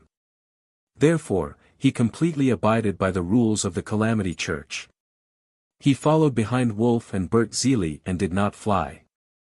Instead, he walked deep into the desert. Starving vultures circled above the three of them. One of the vultures that couldn't take it anymore would dive down and turn into ashes in a flash of light. However, even so, those hungry vultures didn't leave. Perhaps they had indeed gone mad from hunger. They followed closely behind Han Shua's group of three. These vultures are really annoying. You've already killed 7 of them along the way, but they still don't know what's good for them, Han Shua said indifferently as he raised his head to look at the boundless sky above.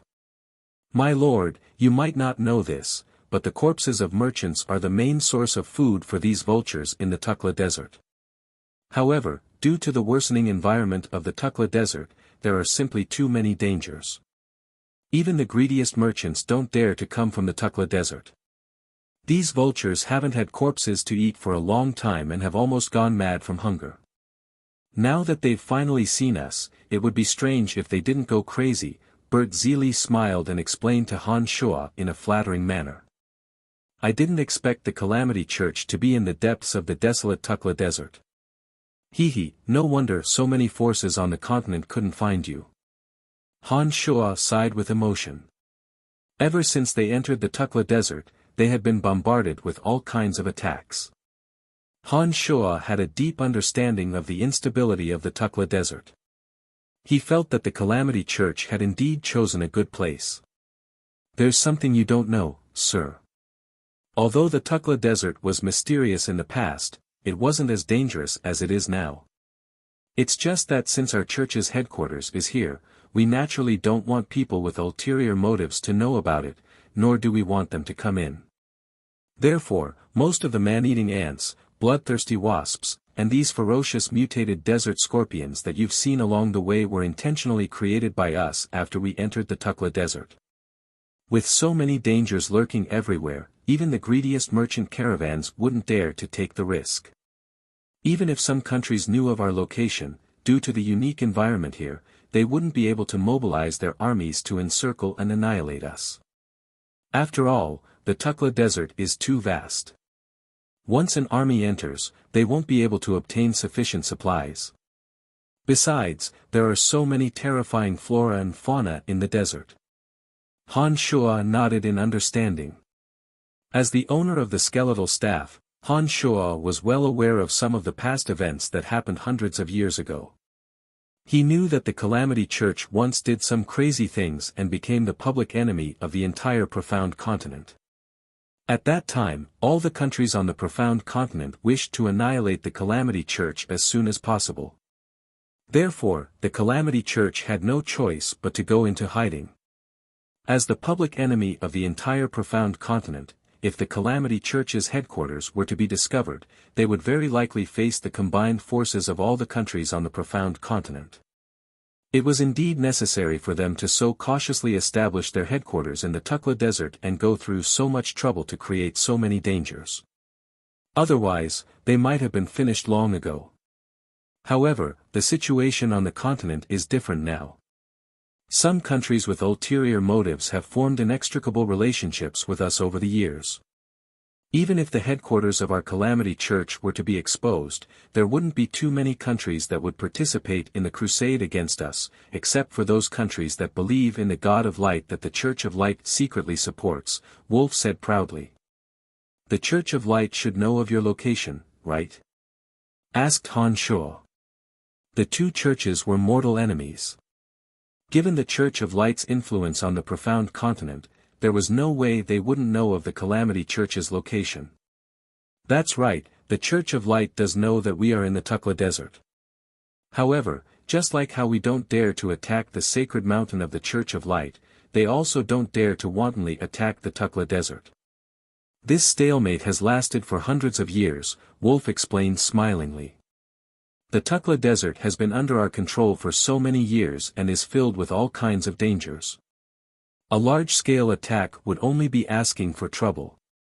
If it were just a few experts invading, given the strength of our church, we wouldn't be afraid of them. Therefore, even though they clearly know that we are here, they don't dare to come. So that's how it is. It seems that your Calamity Church is indeed very powerful. The only power on the profound continent that can make the Church of Light feel apprehensive is your church, Han Shuo nodded and praised. He, my lord, you are wrong. It should be our Calamity Church. Ever since the skeletal staff appeared in your hands, the people of the church have treated you as one of their own. Whether you admit it or not, you are a member of our Calamity Church. Even the Church of Light thinks so, Bert Zeely mischievously laughed and said to Han Shuo in a crafty manner. He appeared to be very proud of himself. The corners of Han Shuo's mouth twitched. He didn't comment on Bert Zeely's words and didn't express any opinion. As many of the dangers in the Tukla Desert were deliberately set up by the Calamity Church, the most terrifying man-eating ants and bloodthirsty bees along the way were all repelled by Wolf and Bert Zeely's bizarre incense. Along the way, some magical beasts that suddenly emerged from the sand dunes were nightmarish for merchants. Not to mention existences at Han Shuo's level, even Wolf didn't need to exert much strength to deal with them. Although there were many dangers along the way, Han Shuo's party of 3 was unimpeded. Braving the scorching sun and treading on the scalding sand, they walked step by step towards the depths of the Tukla Desert. Although the 3 of them walked on foot, their speed was faster than an average person running at full speed. They admired the desolate and magnificent scenery of the desert and occasionally inquired about some secrets of the Calamity Church. At night, when the cold wind was whistling, Han Shuo and Wolf stopped on a huge uneven sand dune. Why did you stop? Han Shuo asked in puzzlement when he saw that Wolf and Bert Zeely had stopped moving. At a glance, all Han Shuo could see were undulating sand dunes of various sizes. There was nothing special about them. We've arrived, Wolf smiled and explained to Han Shuo. Knitting his brows, Han Shuo, who had been relaxing and enjoying the beautiful scenery, suddenly felt his consciousness tighten. He suddenly chuckled and nodded, saying, "So it's underground. I can sense a lot of life auras underground. It seems that the area below is extremely vast. Your lordship is indeed extraordinary. You can actually penetrate the boundary of the headquarters and sense the situation underground." Bert Zeely exclaimed in admiration. He knew how many concealing boundaries covered the Calamity Church's headquarters underground.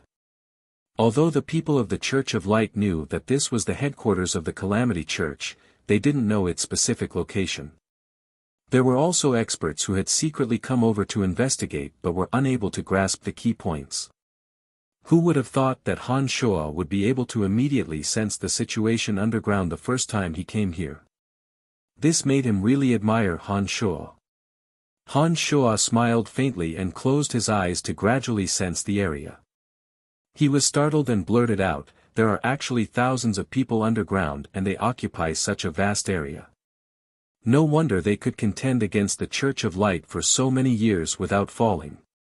Your lordship is amazing." Seeing that Han Shuo had blurted out the number of people underground even though they were separated by layers upon layers of boundaries, Wolf was also very astonished. "Oh, some people are coming up. Their strength isn't weak either. Hee. Han Shua's consciousness sensed a group of people coming up from a depth of 100 meters. He knew that the Calamity Church must have a special method to spy on the situation above. Among the people who came up, there was actually a powerful base god and a demigod. It must be an elder who has come up to receive us. Hee, some of the things your lordship has done over the years are really too sensational. Although your lordship has never come to the headquarters, many youngsters in the headquarters have already viewed your lordship as their idol. God knows how much they worship your lordship. Bert Zeely exclaimed in heartfelt admiration. His tone was sincere, as though he was one of them. As Bert Zeely fawningly explained, a rumbling tremor sounded from beneath the three's feet. A kind of energy came from underground, and the sand grains of a sand dune in front of the three suddenly flowed outwards. In the blink of an eye, all the sand grains that made up the sand dune had flowed away, and an elevator that could accommodate 10 people floated up from underground. A fat man with an exceedingly large physique, who looked like a mountain of flesh, occupied more than half the space on the elevator. His small eyes sparkled as he looked at the three with a beaming smile. Han Shua sensed a formidable energy of destruction from this fatty. With just a glance, Han Shua was certain that this fatty was a powerful base god who cultivated in the Edict of Destruction. Behind the big fatty was a skinny old man who looked like a ghoul. His body was covered in the element of darkness. Han Shua knew that he was the demigod that his consciousness had sensed just now. We pay our respects to your holiness. Han Shua didn't move. Wolf and Bert Zeely suddenly knelt down on one knee and respectfully saluted. Han Shua was also stunned. He didn't expect that the Pope of the Calamity Church would personally come up to receive him. It seemed that the Calamity Church had indeed attached great importance to him. Chapter 628. Get up, get up. The mountain of flesh fatty nodded at the two with a beaming smile, then walked down the elevator enthusiastically. He laughed heartily and said to Han Shua, "Brian, you've finally returned. We've been waiting for this day for almost 10 years. The fatty was extremely cordial. It was the first time they had met, but he acted as if he had known Han Shua for a long time. He didn't have the slightest bit of restraint that a stranger should have. This caught Han Shua by surprise. Han Shua was no ordinary person either. He also said with a grin, "I've always been hunted down in the past few years. Then, I was framed by the Church of Light and suffered a despicable sneak attack. That's why I haven't had the time. See, I've only just returned, and now I'm here." Heroes indeed come from the youth. Ever since the day I took this position, I've always wanted to get rid of those three old geezers from the Church of Light. Hundreds of years have passed, but I've never been able to realize that dream. Who would have thought that you would accomplish the goal we've always wanted to achieve in just a few short decades? How can I not be convinced of my old age? He smiled as he walked in front of Han Shua. He was like a mountain of flesh pressing down on Han Shua, casting a large shadow under the scorching sun. Then, our goals are the same, Han Shua said with a smile. Of course, we're on the same side. We've been since the beginning. The fatty emphasized, defining the positions of both sides. Han Shua smiled but didn't say anything. He had never thought of himself as a member of the Calamity Church, but because of the skeletal staff, the Calamity Church had long since acknowledged him. He didn't know whether to laugh or cry. Come, let's go down. This is your first time coming to the headquarters, so let someone accompany you for a stroll. You must be tired after walking all the way here in the desert. Take a bath and rest first. If there's anything else, we'll talk after you're comfortable. The Calamity Pope chuckled as he led Brian to the elevator. He raised his voice and instructed someone above, "Belinda, you and Brian can be considered old acquaintances. I'll leave this matter to you. Serve Brian well for me." "Understood, Your Holiness." The young girl who came up with the fat man replied respectfully. Oval cheeks, high nose bridge, rosy lips, slender crescent-shaped eyebrows, a pair of sapphire-like starry eyes, fair and smooth skin, and a graceful figure. These were all characteristics that a beauty should have. It was just that the greenish-black birthmark on her left cheek was too conspicuous and ruined her overall beauty. This was Belinda, the first member of the Calamity Church that Han Shuo had met back then. After so many years, Han Shuo felt a bit sad when he saw this female alchemist with regrets again. He still remembered the first time he'd met Belinda and how he'd been shocked by the golem she'd conjured. He also remembered the many things that had happened between them.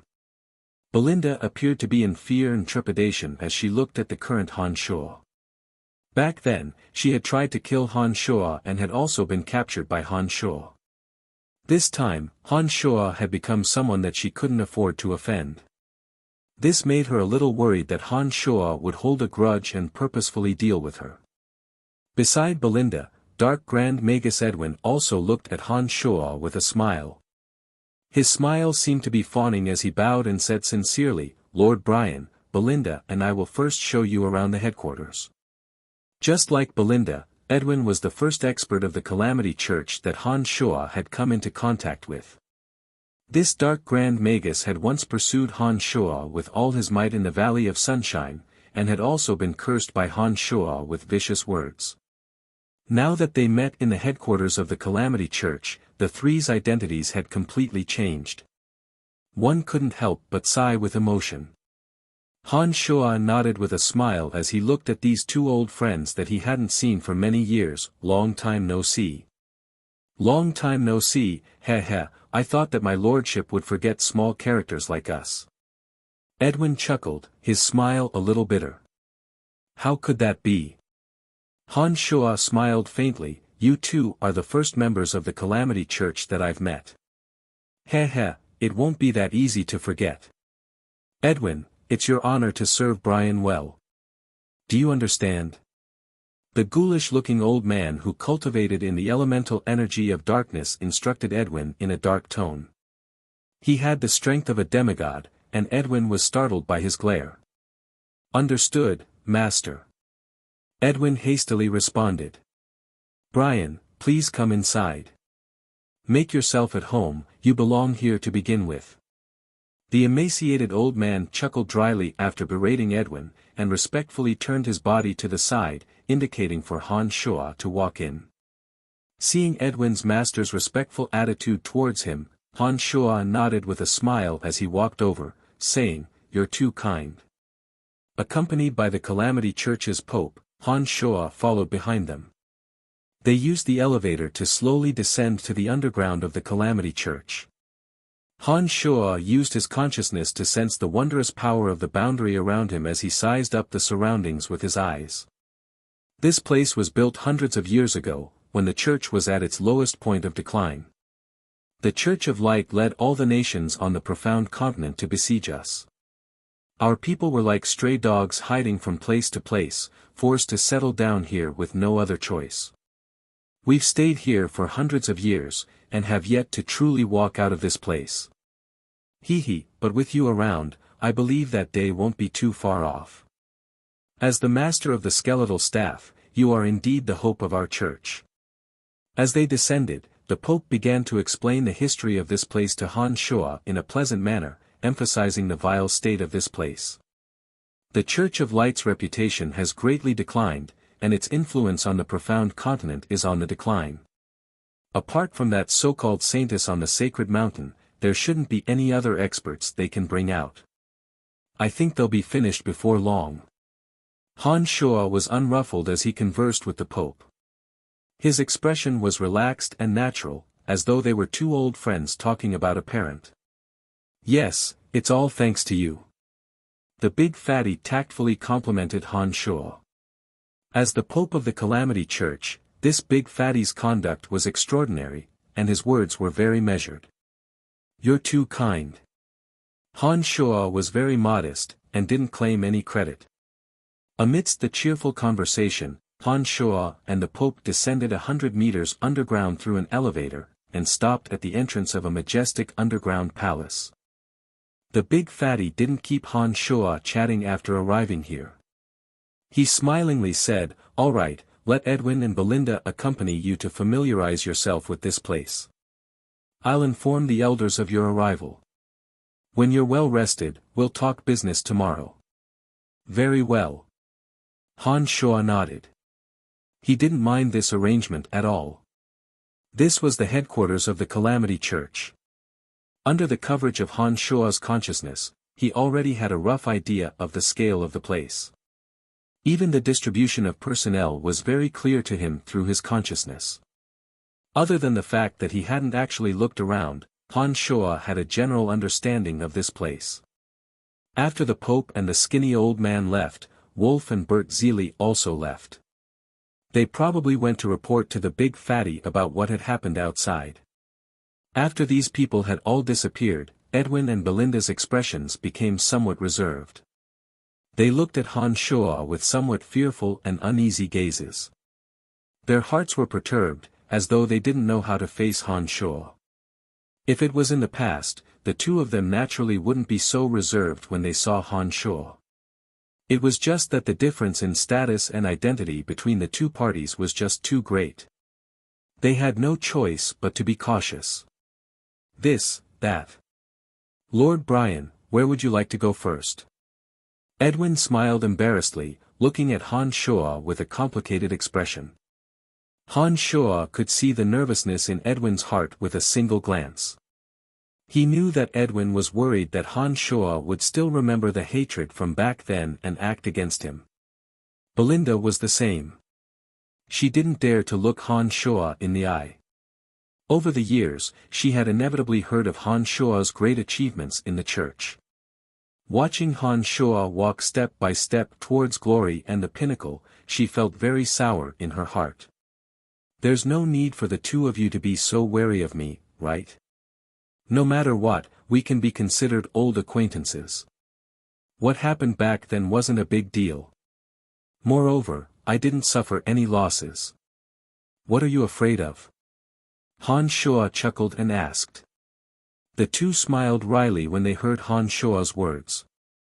Edwin bowed respectfully to Han Shuo again and said sincerely, "Lord Brian, we were indeed in the wrong in the past, but we didn't dare to harbor any more thoughts after learning that you had the skeletal staff. The Radiant Church and I are mortal enemies. That Ferguson that you killed has a blood feud with me. After you killed Ferguson, I was very grateful to you. After hearing about how you killed the experts of the Radiant Church one by one, we were truly grateful to you. If you want to pursue the matter of that year, we won't say anything.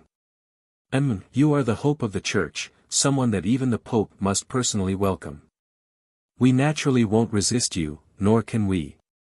You can do whatever you want." Belinda said softly. She was like a lamb waiting to be slaughtered, waiting for Han Shuo's punishment. Han Shuo couldn't help but laugh. He shook his head and said with a smile, "I've long forgotten about those small matters. I didn't think that you would still remember them, and remember them so deeply. Don't worry, with my current status and strength, I won't make trouble for you over such small matters. You're worrying too much." The two were overjoyed when they heard Han Shuo's words. They looked closely at Han Shuo and heaved a sigh of relief when they discovered that Han Shuo didn't seem to be joking. They hastily expressed their gratitude. "Thank you, my lord. Thank you, my lord. Let's go, show me around. This is my first time visiting the Calamity Church, and I'm indeed a bit curious." Han Shuo said with a smile, using these words to dispel the two's nervousness. Whether it was Han Shuo, Edwin, or Belinda, they all knew that due to the great disparity between their statuses, their attitudes were obviously different. The two who had once acted high and mighty in front of Han Shuo now wore fawning smiles on their faces as they explained the situation in detail to Han Shuo, as though they were afraid that anything inappropriate would cause Han Shuo to be displeased. Chapter 629. The Calamity Church was 100 meters deep into the desert and occupied a vast area. It was much more heavily guarded than the Dark Mantle headquarters, and also much larger. It was like a small city. Although it was underground, it wasn't particularly dark. Brilliant magical balls of light covered every corner, and it wasn't at all gloomy and damp as Han Shuo had imagined. This place was divided into several areas.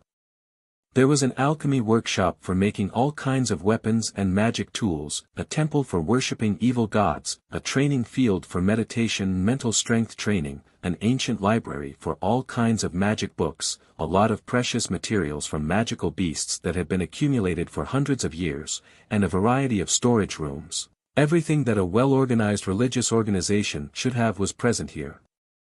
In addition, there were many places for relaxation and rest. For example, there was a hot spring pool formed from underground water for the weary to rest in. There was also a wide hallway for discussion of magic and martial arts. The surrounding walls were engraved with the images of many unknown evil gods. The Calamity Church was a hierarchical organization, but this place didn't seem particularly heavy. Following behind Edwin and Belinda, Han Shuo had a faint smile on his lips as he toured the various areas of the underground world.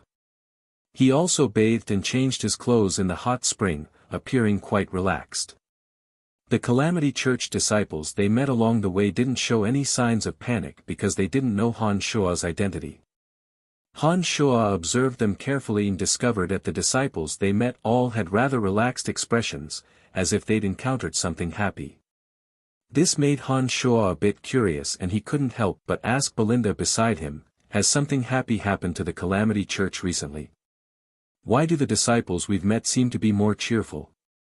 Belinda was a bit taken aback and looked meaningfully at Han Shuo. An awkward smile tugged at the corners of her lips as she explained in a pleasant voice, "They're so happy because of you." "Because of me?" Han Shuo was quite surprised. "What does it have to do with me?" "Of course, because of you, the strength of the Church of Light is not as good as it used to be, and there are signs of it being completely defeated. For us, who have dedicated everything to the Church and view the Church of Light as our mortal enemy, there is nothing more exciting than this news. In addition, they also know that you're coming here. To them, you're an idol that they've always wanted to meet. Naturally, they'll be even more excited after hearing this news." Belinda explained to Han Shuo with a straight face. "Also, due to the existence of the Church of Light, we have been living in the dark all these years. Generally, we don't dare to openly reveal our identity and stand in front of ordinary people. But now that the strength of the Church of Light is not as good as it used to be, His Holiness the Pope has said that it won't be long before our Calamity Church can truly walk out of the shadows and walk openly on the continent.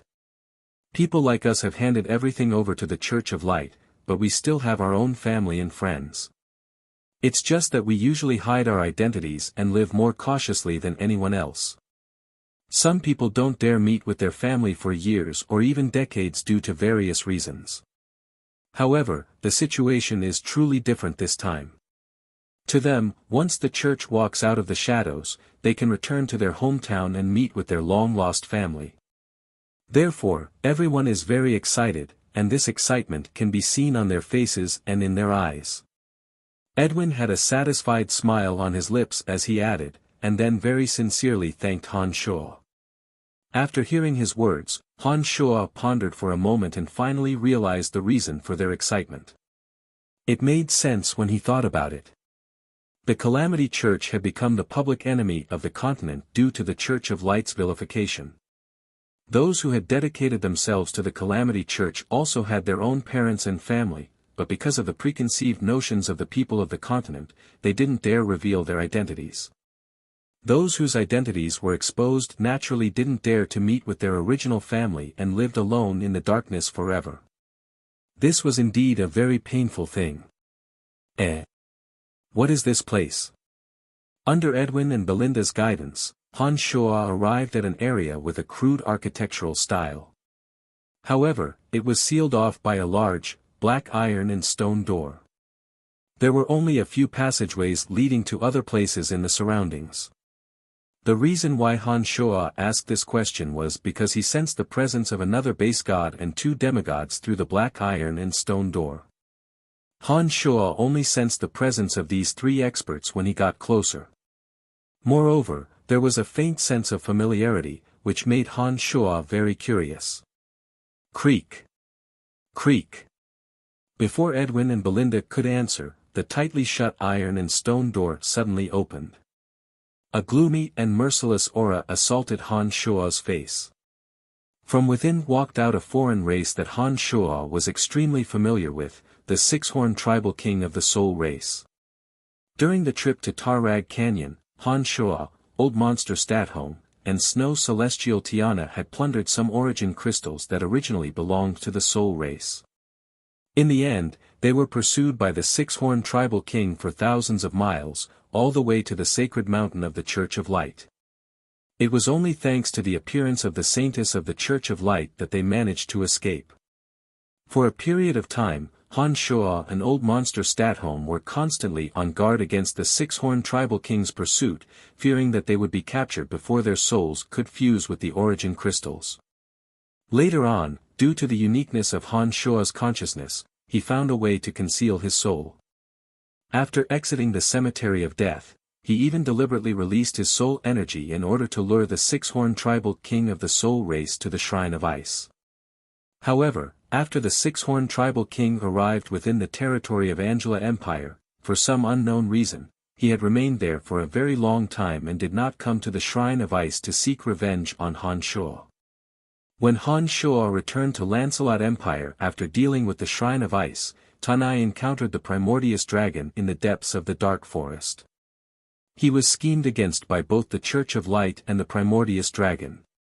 Due to a freak combination of factors, he ended up staying in the Abyss Realm for 5 years. After he returned, he had been busy dealing with Lancelot Empire and his recent feud with the Primordius Dragon. He had neglected this enemy and did not expect to bump into him at the headquarters of the Calamity Church. When he saw the six-horned tribal king this time, he recalled the special position of this place in Angela Empire, and carefully recalled the location he sensed 5 years ago when he sensed the six-horned tribal king's location in Angela Empire. Suddenly, he was enlightened and blurted out, "So that's how it is. So you were here 5 years ago. It seems that you either had a fight with the Pope, or something else happened." The six-horned tribal king of the Soul race walked out, followed by his 2 pentahorned subordinates. After listening to Han Shuo's words, his ice-cold, emotionless eyes revealed some doubt. After sizing up Han Shuo for a long while, he asked in the common tongue, "Who are you? Do I know you?" Han Shuo stared blankly for a moment, but soon came to his senses. As his strength had advanced by leaps and bounds over the past few years, Han Shuo's consciousness had undergone another transformation after reaching the 9 Changes realm. It was no longer the same as its original soul imprint.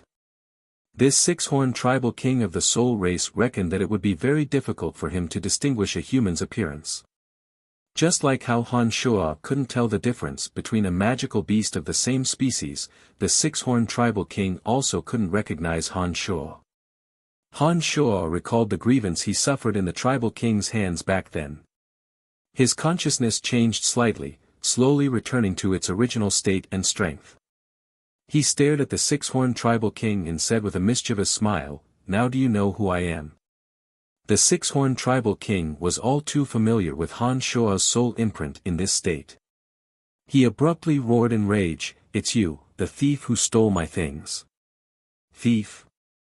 Han Shuo shook his head and laughed involuntarily. Over the years, he had been called many things, such as Demon King, Demon, the greatest heretic of Profound Continent, and so on. However, none of them had ever dared to call him that. Therefore, when he suddenly heard someone call him a thief, Han Shuo didn't know whether to laugh or cry. But when he carefully thought about it, there was nothing inappropriate about the six-horned tribal king calling him that. Given what they had done back then, it was perfectly normal for them to be called thieves.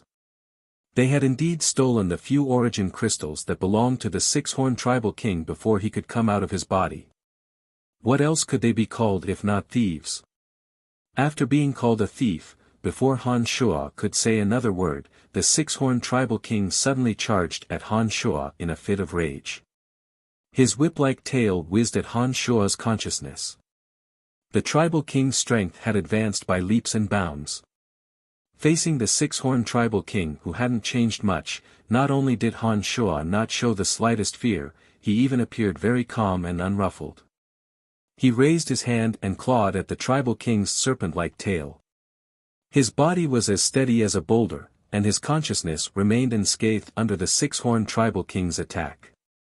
However, after so many years, Han Shuo was no longer the same Han Shuo who had to flee for his life with Stratholm the old monster. Now that his strength had advanced by leaps and bounds, not only did he not show the slightest fear when facing the six-horned tribal king, he appeared very calm and unruffled.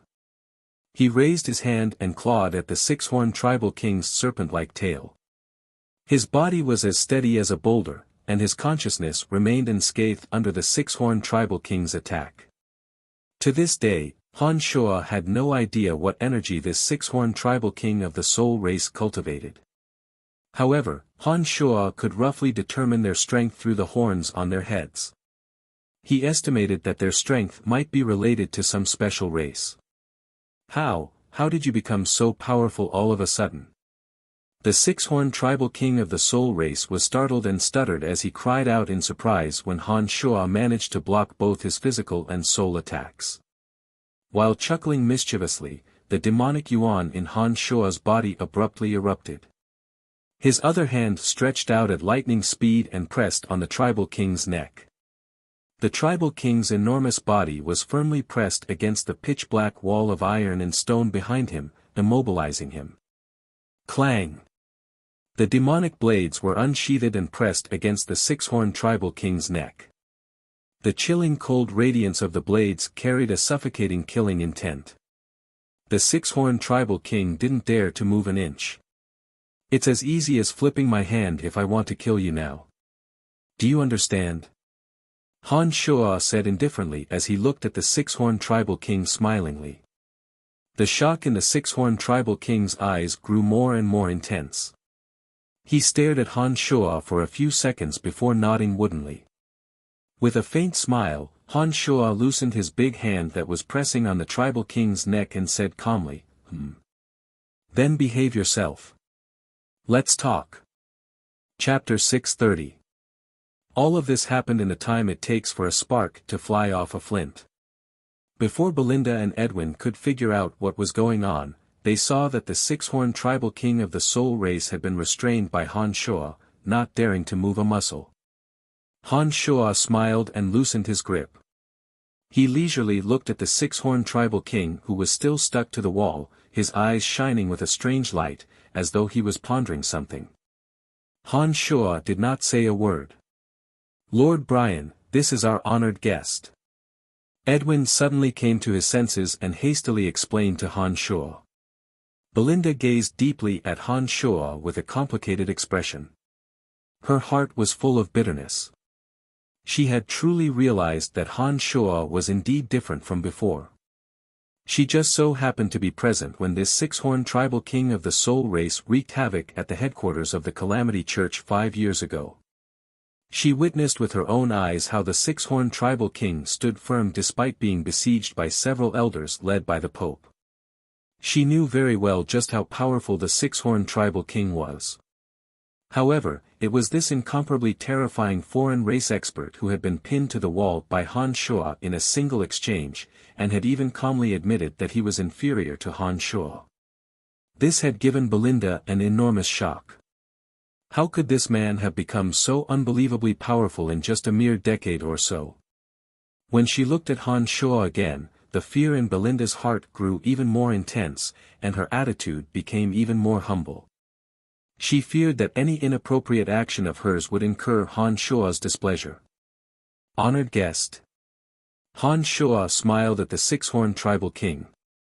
He pondered for a moment, nodded, and said, I can see that you wouldn't be here if you hadn't established a connection with the church. How did you become so powerful? Why do you have 3 souls? After maintaining that pondering posture for a long time, the six-horned tribal king finally refocused his gaze on Han Shuo and questioned Han Shuo in a slightly stiff voice.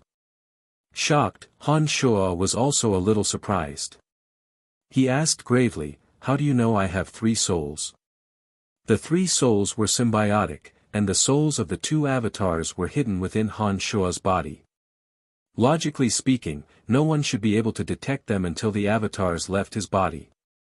This six-horned tribal king of the soul race had only stared at Han Shua for a moment, but he was already able to detect the fact that Han Shua possessed 3 souls. This was simply inconceivable. After a moment of silence, the six-horned tribal king of the soul race looked indifferently at Han Shua and replied, "Our race is born with a marvelous ability to sense souls.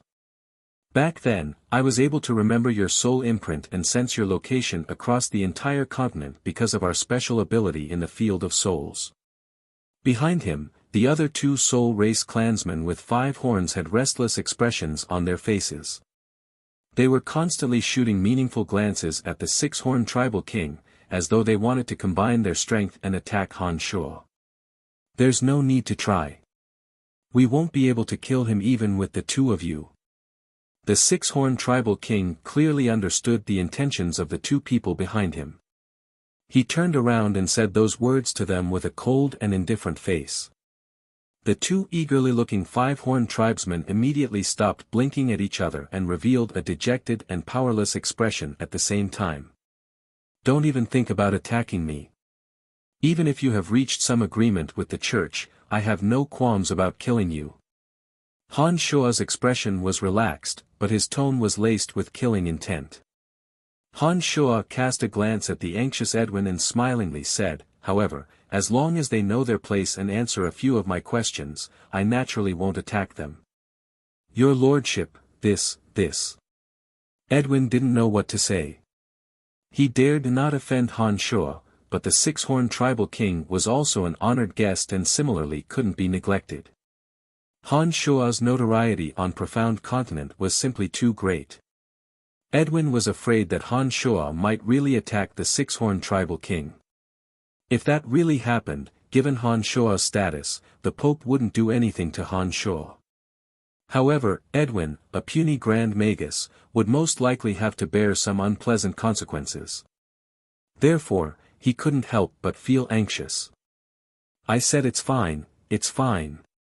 Han Shua put on a stern face and coldly groaned when he saw Edwin being so garrulous.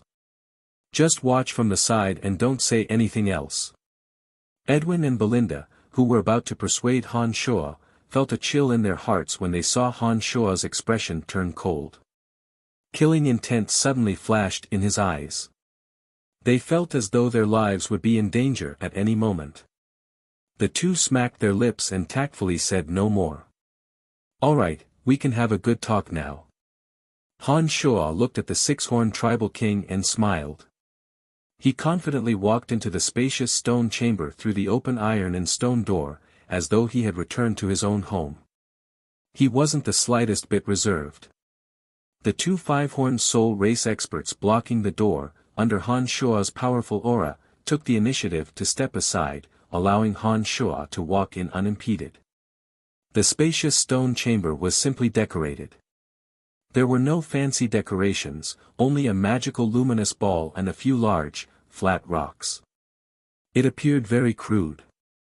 This must have something to do with the preferences of these foreign races. Otherwise, given the Calamity Church's financial and material resources, this place wouldn't be so simple and crude. Han Shua walked in grandly. After taking a glance at the interior, he sat down on a large rock at the center and smilingly looked at the few soul race clansmen outside the door. The six-horned tribal king looked at Han Shua and nodded at the 2 5-horned experts. The 3 walked in together. The six-horned tribal king of the soul race and Han Shua were sitting face to face on another rock, their tails coiled around their waists. The 2 5-horned soul race experts, like Edwin and Belinda, stood there, looking at the 2 without saying a word. "Even if you're stronger than me, I'm not afraid of you," the six-horned tribal king said mechanically as he looked at Han Shua indifferently. He didn't seem to have too many human emotions and desires, but only merciless indifference. Han Shua believed his words because even after he had displayed his overwhelming strength, this six-horned tribal king of the soul race did not reveal the slightest bit of fear. They were cold-blooded by nature, not only toward others, but also toward themselves. During his trip to the Abyss Realm, Han Shuo had gained some understanding of some foreign races. He understood that they weren't as afraid of death as humans. It doesn't matter whether you're afraid of me or not. What matters is that I do have the strength to kill you. I believe you must have your own matters to attend to. With your high intelligence, you shouldn't be seeking death on your own initiative, Han Shuo thought to himself as he sized up the six-horned tribal king. What do you want? You should know that it's you who stole our things first. That's why I'm hunting you down. The six-horned tribal king's tone was calm, cold, and unhurried. He spoke in the same tone, and not much emotional fluctuations could be detected from his body. I'm just asking you a few questions. Nothing special, Han Shuo pondered for a moment before he asked, what energy do you cultivate? We don't belong to any of the 12 major energies. Our bodies are innately special. We are highly sensitive to the soul, and our bodies are sufficiently strong. We don't need to deliberately cultivate. Instead, we evolved through some special energy. Following the evolution of our bodies, we will grow a different number of sharp horns on our heads.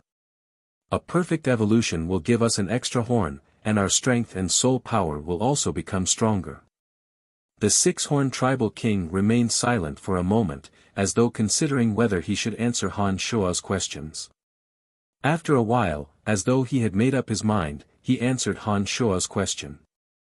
Upon hearing his words, Han Shuo was suddenly enlightened. He exclaimed softly, so that's how it is.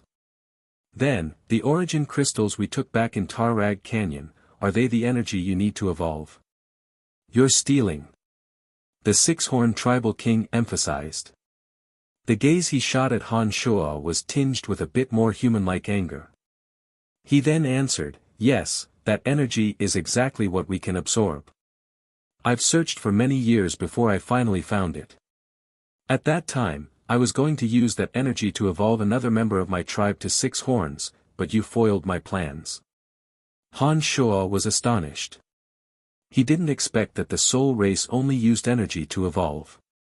Seeing the tribal king reveal a rare expression of resentment after recounting the events of the past, Han Shuo found it rather amusing. He said, isn't it just a few origin crystals? It's not like they're some special treasures of your clan. Is it really necessary for you to keep thinking about them for so many years? We've searched for them for many years before we managed to collect them. But they were stolen by you at the critical moment. You're too evil. The six-horned tribal king stared coldly at Han Shuo.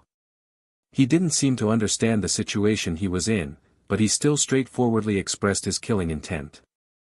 Hearing the tribal king constantly thinking about those origin crystals and constantly accusing Han Shuo of stealing his stuff, Han Shuo felt somewhat embarrassed. Now that he thought about it carefully, the incident back then was indeed due to their greed.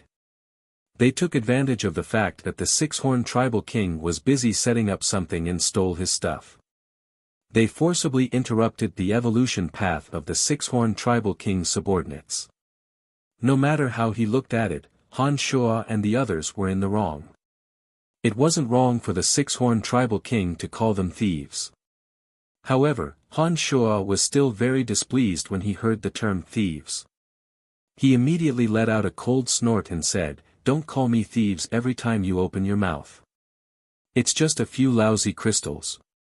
Is it worth it for you to keep thinking about them for so many years? Give them back to me and I won't call you that anymore." The six-horned tribal king was rather amusing. He wasn't afraid of death. He just insisted on taking back what belonged to him. Han Shuo stared blankly for a moment. Then, an idea struck him. He silently checked the items inside the space ring. The space ring lit up and a few crystals of various colors appeared in his hand.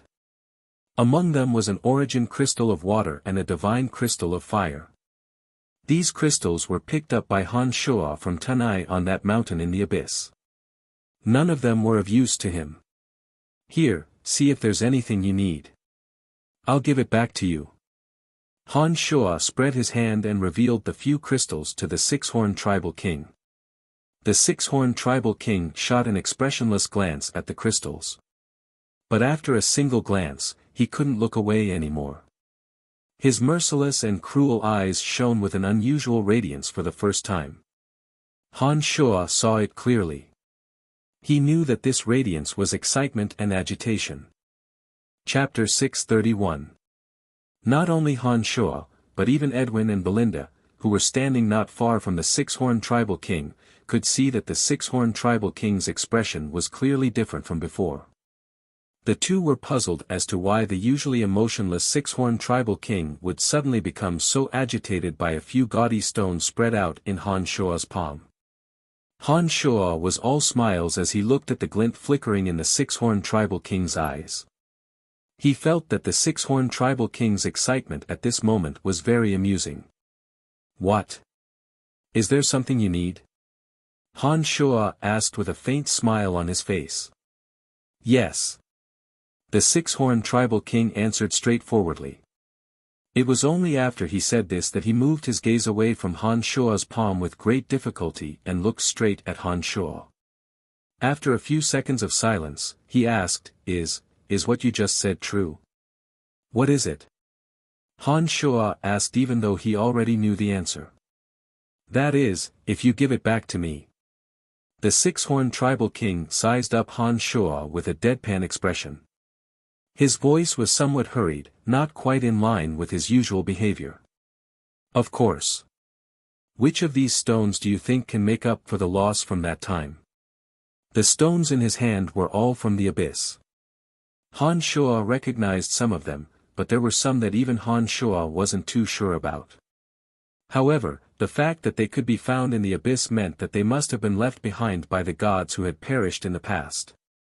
Anything that could be carried around by gods couldn't be too shabby. Of this, Han Shua was certain. The six-horned tribal king, who had always been quick to react, became hesitant after hearing Han Shua's words. He stared at Han Shua's palm with tiny spots constantly jumping in his eyes, as though he was rapidly pondering an important question. Judging from his reaction alone, Han Shua was certain that the stones in his hand were indeed extremely attractive to the six-horned tribal king. Behind the six-horned tribal king, the two five-horned tribesmen were motionless and had fallen into a lifeless state. Their gazes were focused on Han Shua's palm. It seemed that they were greatly shaken. After a long while, the six-horned tribal king finally made up his mind.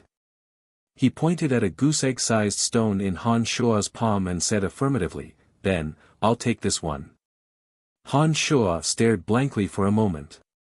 Then, he took the opportunity to size up the green, misty stone. Of the several odd-looking stones in his palm, Han Shua could sense that each of them was emanating energy waves. The misty, green stone chosen by the six-horned tribal king was one that Han Shua had no idea about. Seeing that the six-horned tribal king seemed to be very excited as he pointed at the stone, Han Shua fell into deep thought. "If you can tell me the use of this stone, I will give it to you," Han Shua suddenly said after a moment of silence. The six-horned tribal king hesitated for a moment before he replied, "Green sea dew crystal. For our tribe, it can increase the extension of our soul.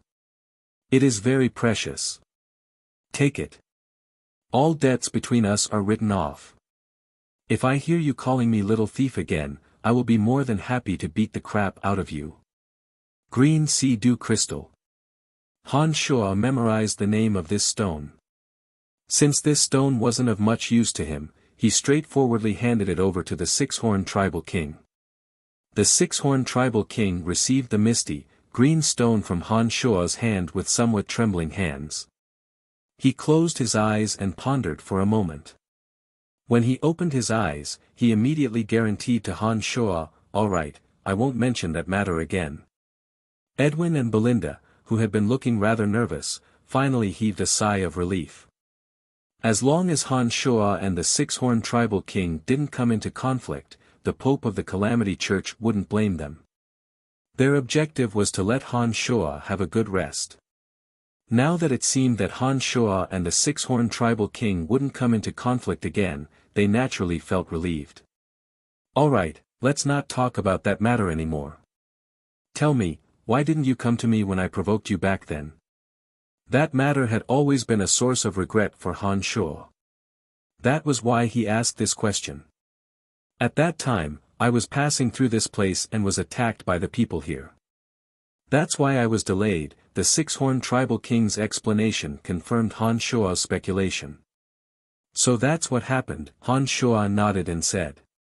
Han Shuo had learned everything he needed to know from the six-horned tribal king. For the six-horned tribal king to appear in this place, he must have reached some sort of agreement with the Calamity Church. He had his own objectives in coming to the Calamity Church. In Han Shuo's eyes, the six-horned tribal king was merely a character at his mercy. He wouldn't be able to stir up any waves. Let's go. Bring me back to rest. Stretching lazily, Han Shuo glanced at the deferential Edwin and Belinda on the side and ordered faintly. The two were afraid that Han Shuo would have problems with the six-horned tribal king if he stayed here. They couldn't wait for him to leave as soon as possible. Upon hearing those words, the two hastily bowed and led the way for Han Shuo. Han Shuo didn't deliberately try to understand the Calamity Church's arrangements. Under Edwin and Belinda's guidance, he rested in a spacious secret chamber not far from the six-horned tribal king. Compared to the shabbiness of the six-horned tribal king's residence, this chamber had all the necessary living facilities. It could even be described as luxurious. It gave Han Shuo the illusion that he was in a splendid palace. After dismissing Edwin and Belinda, Han Shuo didn't enjoy the comfortable environment. He sat cross-legged on the bed, deployed a boundary that could isolate energy from prying eyes, and took out the Holy Grail that he obtained from the Light Pope. You finally remembered to look for me. As soon as the Holy Grail fell into Han Shuo's palm, the unfortunate soul cultivating in the Edict of Space inside transmitted a message to Han Shuo. Oh, I've been a little busy lately. I almost forgot about your existence. Han Shuo replied apologetically. Soon after, he went straight to the point. Do you know that the gods of destruction and the over-god of death have joined forces? Of course. In order to obtain stronger divine energy, those two over-gods have mobilized their subordinates to carry out great destruction on various material planes. They have never stopped. Everyone knows about this. Why are you asking about this? The soul in the Holy Grail asked in astonishment. Then do you know anything about the over-gods of destruction and death? Han Shuo didn't answer the soul's question but continued to ask. The soul in the Holy Grail fell silent for a moment before transmitting, I can't guess or evaluate the over-gods based on my feelings. Existences of this level are also beyond our understanding. According to the rumors, these two over-gods are extremely crazy and selfish. They have no scruples when it comes to their own interests. Moreover, they seek revenge for the smallest grievance and are extremely protective of their own. They possess vast power in various material planes. Other than a few other over-gods, no one dares to provoke them. After hearing the soul's words, Han Shuo pondered for a moment before he finally made up his mind to explain the current situation to the soul. This soul was in the Holy Grail. Han Shuo believed that he wouldn't be able to play any tricks. As a god that cultivated in the Edict of Space and wandered around various material planes, he should have extraordinary foresight. Han Shuo wanted to hear his opinion. After a moment of silence, Han Shuo explained his current situation to the soul in the Holy Grail. After Han Shuo finished speaking, the soul in the Holy Grail didn't say a word. It seemed as though he was digesting the contents of Han Shuo's words. After a while, the soul finally replied, according to what you've said, you don't have a choice at all. The various over-gods have always held grudges against each other. Therefore, the high-level material planes aren't peaceful either. With your current strength, you won't be able to protect this continent by yourself. You might even be in great danger. Your decision can be considered a wise one. Before you have sufficient strength, it is indeed a good idea to temporarily attach yourself to a force. Besides, the two chief gods of death and destruction are famous for being protective of their own. If you can gain their trust and favor, not only will your safety be greatly guaranteed, you might even be able to obtain many benefits. According to what you've said, there's no problem with what I've done? Han Shuo asked. There's no problem with what you've done. However, there's one thing you must take note of. Although the two over-gods are extremely protective of their own, they only do so to their subordinates with potential and ability. The experts under them also have the same way of thinking and doing things. No matter who you've reached an agreement with, you must display your value in a short period of time. Let them feel that you're worthy of their protection. If you let them think that you're worthless, they won't care about you. Then, you can only become cannon fodder. After a pause, the soul in the Holy Grail reminded Han Shuo, letting Han Shuo understand the way those in power did things. After hearing what he said, Han Shuo nodded solemnly. He slowly digested the meaning of the soul's words. After a while, he smiled and transmitted, I think I understand what you mean. Oh, right, we've known each other for so long, but I still don't know your name. McKinley, the voice in the Holy Grail replied briefly after a moment of silence. My name is Han Shuo. Alright, I need some time to properly digest what you've said. Goodbye, I'll look for you if there's anything. After the transmission, Han Shuo didn't wait for McKinley's reply. He put away the Holy Grail and spent a long time thinking about his decision. The underground of the desert was similar to the cemetery of death. Neither the sun nor the moon could be seen and there was no concept of time. Han Shuo felt that he hadn't been thinking for long before he was invited away by Wolf and Bert Zeely. His Holiness the Pope has informed all the elders of your arrival. Currently, His Holiness the Pope and the elders are waiting for you in the main hall. We've come to bring you there, Wolf said as he walked. When Wolf saw that there was no one around, he hesitated for a moment before cautiously reminding, the oldest elder in the church seems to be somewhat displeased with your arrival. He's the only transcendental existence in the church who possesses strength as great as His Holiness the Pope. He also cultivates in necromancy magic. He advocates for you to hand over the skeletal staff, saying that all of your accomplishments are dependent on the skeletal staff. He's clamoring for you to take back the skeletal staff. Oh, that's really interesting. I'm really going to take a good look. The same strength as the Pope, but he's just a base god of necromancy. Han Shuo sneered as he began to calculate in his heart. Chapter 632.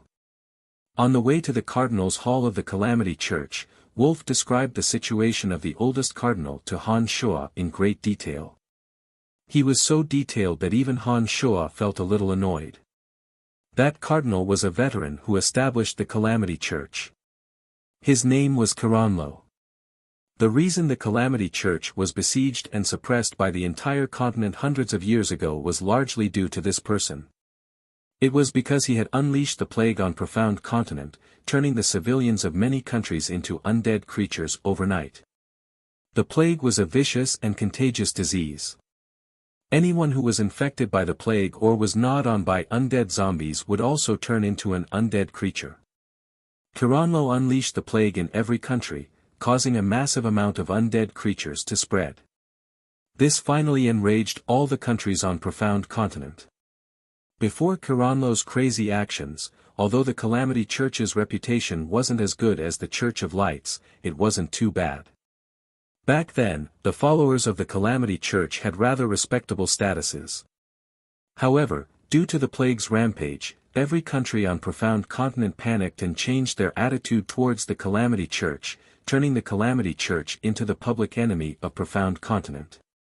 In that great war, the Church of Light mobilized all its white priests and traveled to every country on Profound Continent. They exhausted all their energy to purify the vast amount of undead creatures formed by the plague.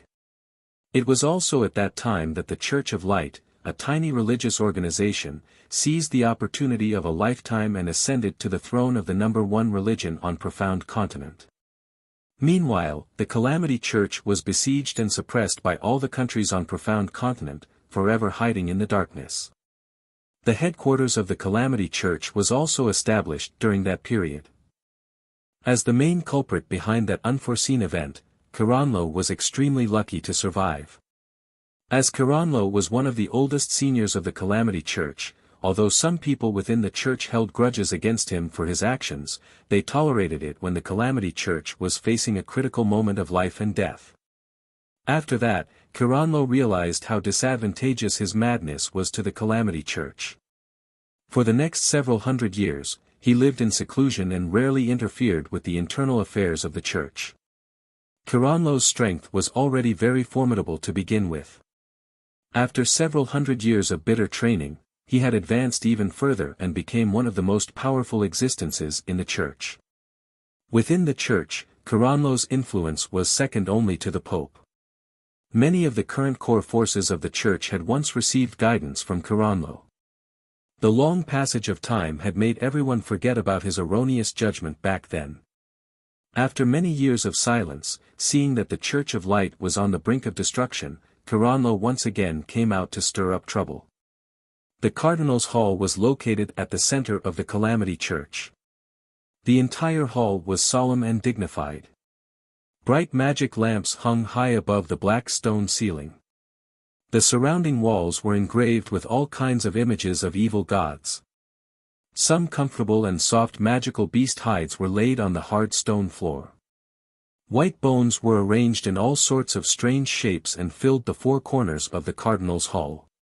When Han Shuo walked in, the dozen or so cardinals of the Calamity Church, as well as that big fat pope, immediately cast their gazes on Han Shuo.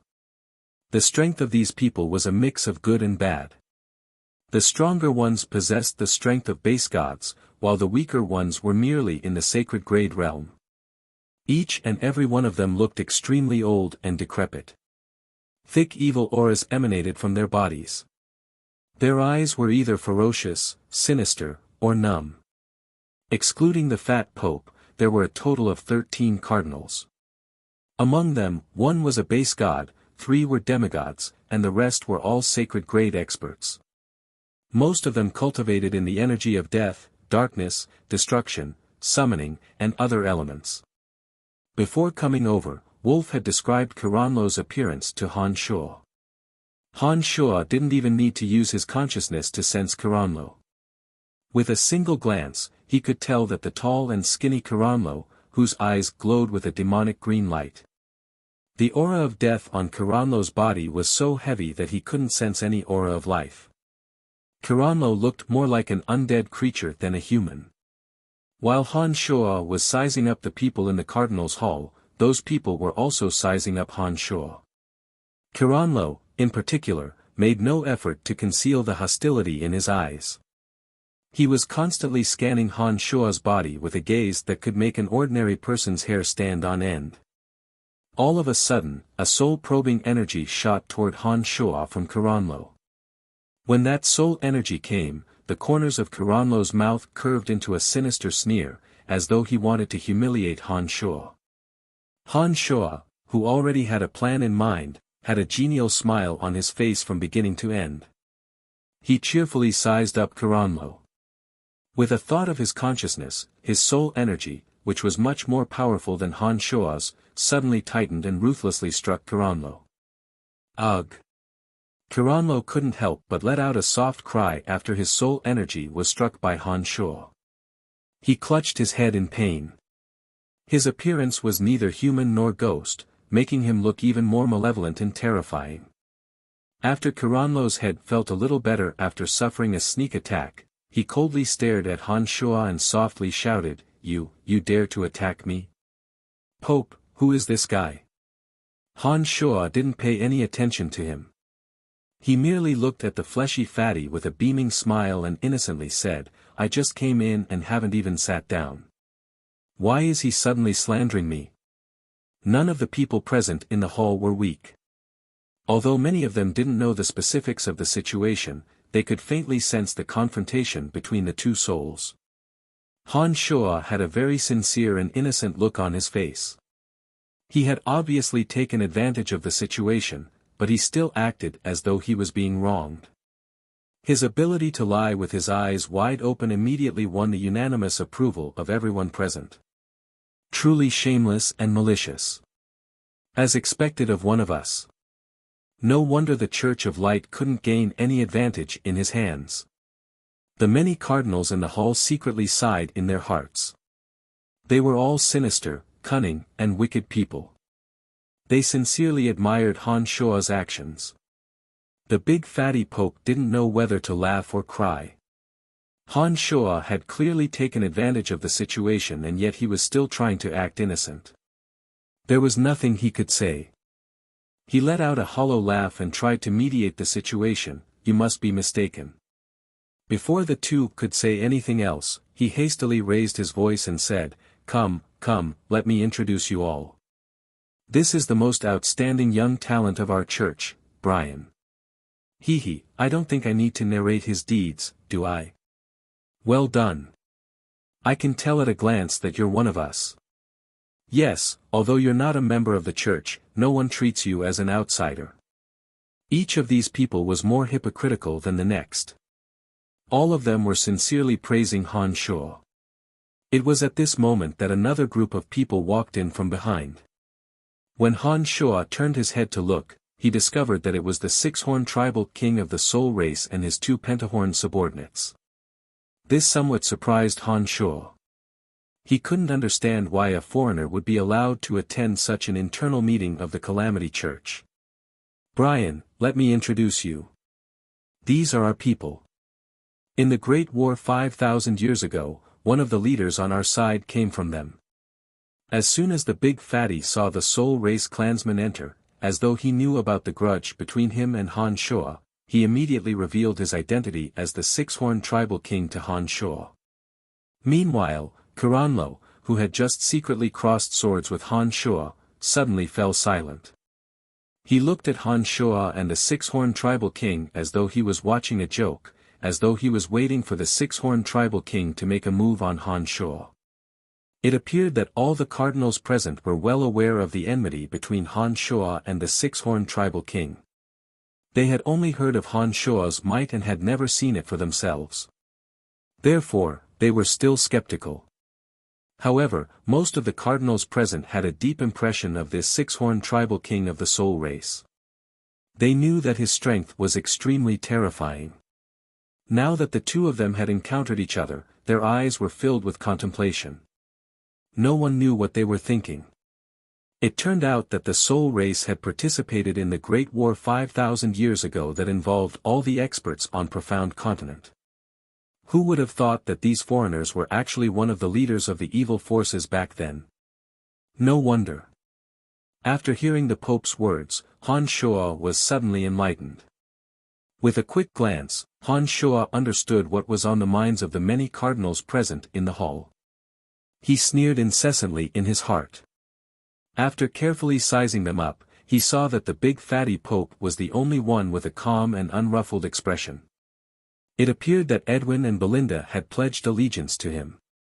The two must have reported to him what happened with the six-horned tribal king yesterday. Otherwise, he wouldn't have appeared so calm. These people would look at Han Shuo from time to time, and then at the six-horned tribal king of the soul race. They seemed to be waiting for something. Qiranlo was even more anxious. Seeing that the two of them had yet to fight, he suddenly thought of something. He suddenly let out a sinister laugh and said, "The two of you must be old acquaintances. According to our understanding, the two of you met tonight at Tarag Gorge and had some misunderstandings, am I right?"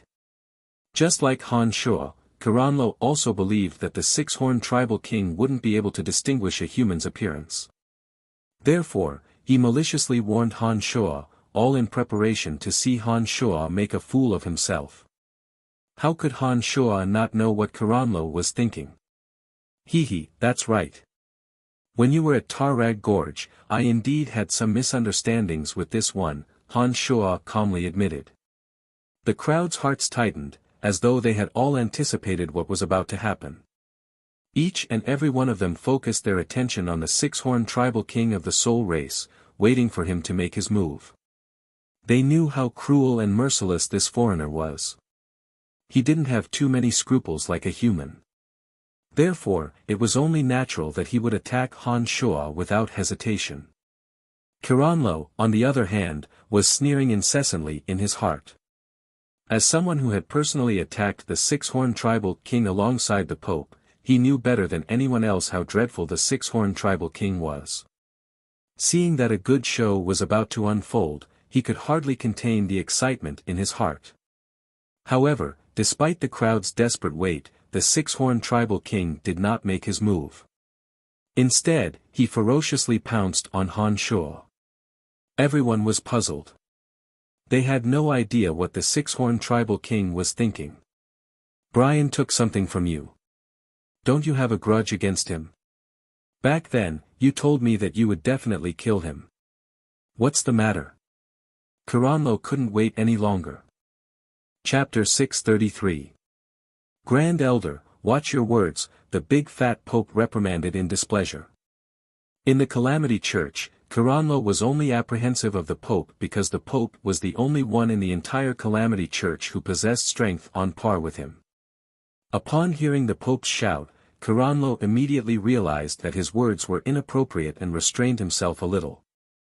He's stronger than me, the six-horned tribal king said indifferently as he looked at Han Shuo. What? He's stronger than you? Qiranlo was taken aback. He was at a complete loss and found it hard to believe what Qiranlo had just said.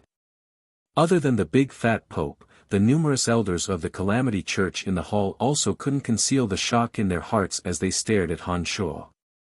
Their minds were racing and their eyes were flickering. No one could tell what they were plotting. Yes, he's stronger than me, and stronger than all of you here. The six-horned tribal king continued to categorize Han Shuo's valiant strength with certainty, as though he was afraid that the elders in the hall didn't understand what he meant. Because they knew that the six-horned tribal king would never speak nonsense, the crowd couldn't help but feel a little more vigilant when they looked at Han Shuo. After hearing the six-horned tribal king's words, some of the cardinals who had previously reached a secret agreement with Qiranlo began to reconsider whether it was necessary to abide by that agreement. Impossible, impossible. Qiranlo mumbled in disbelief. His mind was in a state of confusion and confusion. Although they were all in the base god realm, there were naturally differences in strength. After joining hands with the Pope to deal with the six-horned tribal king, Qiranlo knew that the six-horned tribal king's strength was slightly more valiant than both he and the Pope due to his unique soul attack methods. As the only remaining Grand Elder of the Calamity Church, Qiranlo had had dealings with the Supreme Pontiff of the Church of Light. He knew that the Supreme Pontiff of the Church of Light's formidable strength was largely due to the support of divine weapons. Even so, the Supreme Pontiff of the Church of Light was only as strong as Qiranlo. According to Qiranlo's understanding, Han Shuo might be able to get rid of the Light Pope by a fluke, but he might not necessarily be able to defeat the six-horned tribal king. That was why he was provoking Han Shuo in every possible way, hoping that the six-horned tribal king would humiliate or even kill him. However, no matter how hard he guessed, he could never have guessed that the six-horned tribal king and Han Shuo had already met, and that Han Shuo's strength was completely different from what he had expected. In this way, as a cultivator of the elemental energy of death, it would be very difficult for him to snatch the Calamity Church's treasure, the skeletal staff, away from Han Shuo. Brian, come and sit. The Pope of the Calamity Church was elated to see Qiranlo's unsightly expression. He smiled from ear to ear and shouted at Han Shuo.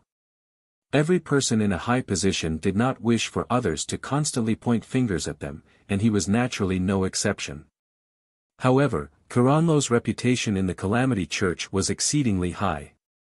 His strength was also exceedingly terrifying. Naturally, he formed a rather special force within the Calamity Church. This force could even influence his decisions at times. This made Qiranlo extremely dissatisfied. It was just that Qiranlo's identity and status were there for all to see. Although the Pope was dissatisfied, there was nothing he could do about it. Now, seeing Qiranlo being humiliated in front of Han Shuo, the big fatty felt very comfortable. Han Shuo did not stand on ceremony. Under the Pope's beckoning, he came to the big fatty's side, found an empty seat, and sat down without the slightest awkwardness. "Come, six-horned guest, come and sit beside me." While the Pope was beckoning Han Shuo, Karanlo squeezed out a friendly smile on his face and greeted the six-horned tribal king enthusiastically. During this period of time, Karanlo had been deliberately trying to rope in the six-horned tribal king, and he had indeed achieved some results. According to his thinking, the six-horned tribal king should naturally go over to him after he called out to Han Shuo. However, accidents always happen. This time, the six-horned tribal king did not pay any attention to him. Instead, to everyone's surprise, he walked straight toward Han Shuo, as though he did not hear Karanlo's call at all. Seeing that the six-horned tribal king walked straight toward Han Shuo as though he did not hear his words, Karanlo's expression turned even more unsightly. His gloomy and cold eyes constantly roamed between Han Shuo and the six-horned tribal king. No one knew what he was thinking. After sitting down next to Han Shuo, the six-horned tribal king looked at Han Shuo anxiously. After a moment of silence, he asked, "Those energy stones, where did you collect them from? Can you tell me?" "You don't have to think about looking for them. I've already obtained all the energy stones in that place," Han Shuo answered frankly, telling the tribal king to drop the idea as soon as possible. Upon hearing Han Shuo's words, the six-horned tribal king was filled with disappointment. He said indifferently, "What a pity, what a pity." The two did not deliberately lower their voices when they spoke. Each and every one of the grand elders present was a person of extraordinary strength. Naturally, they heard every word clearly. It was only at this moment that they realized that Han Shuo and the six-horned tribal king must have met before. They must have exchanged blows and reached a tacit understanding. Otherwise, given the six-horned tribal king's cruelty and ruthlessness, there was no way he would be so obedient. "All right, now that everyone is here, let's have a good talk," the big fatty raised his voice and lightly shouted.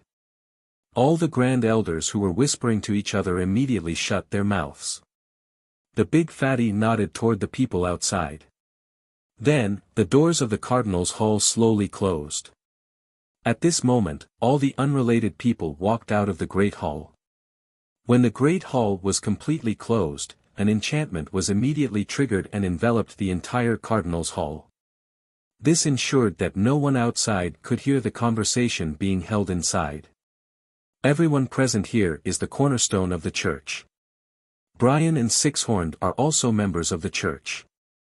I believe that no one has any objections to this, right? The big fatty said smilingly as he looked around after the doors of the cardinal's hall were closed. That's not necessarily the case. Kiranlo's enigmatic voice suddenly sounded. He sized up Han Shuo with an unfriendly gaze and said, "Ancestor Sixhorned participated in the Great War 5,000 years ago.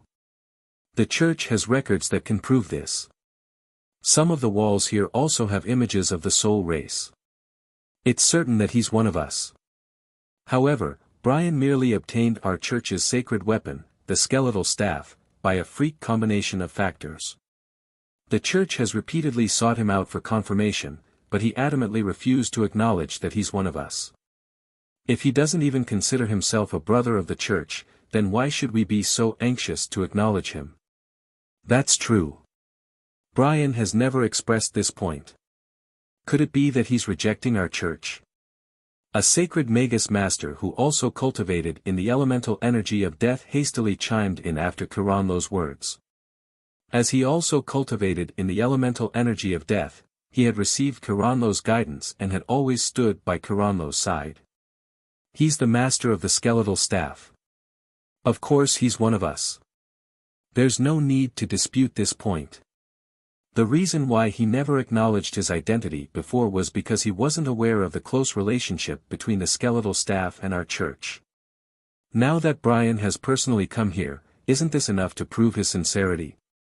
The big fatty was usually all smiles. However, when he put on a stern face, the aura of someone who had been in a high position for a long time would immediately become overbearing, giving off an extremely oppressive feeling. When Han Shuo saw that the many cardinals in the hall were forced to smile awkwardly without daring to say anything, he immediately deduced that the big fatty indeed had the strongest influence in the Calamity Church. His stern face and cold shout at this moment were vastly different from his usual self. Han Shuo couldn't help but take a few more glances at the big fatty in astonishment. "Don't you agree, Brian?" When the big fatty saw that no one dared to say anything due to his imposing aura, he let out another cold groan. Then, he put on a faint smile and asked Han Shuo who stood beside him. "Of course. The skeletal staff is in my hands, and I cultivate in necromancy magic. I've come here this time to make my stand clear." Han Shuo understood the Pope's intentions. His attitude was very sincere, as though he was returning home from a long journey.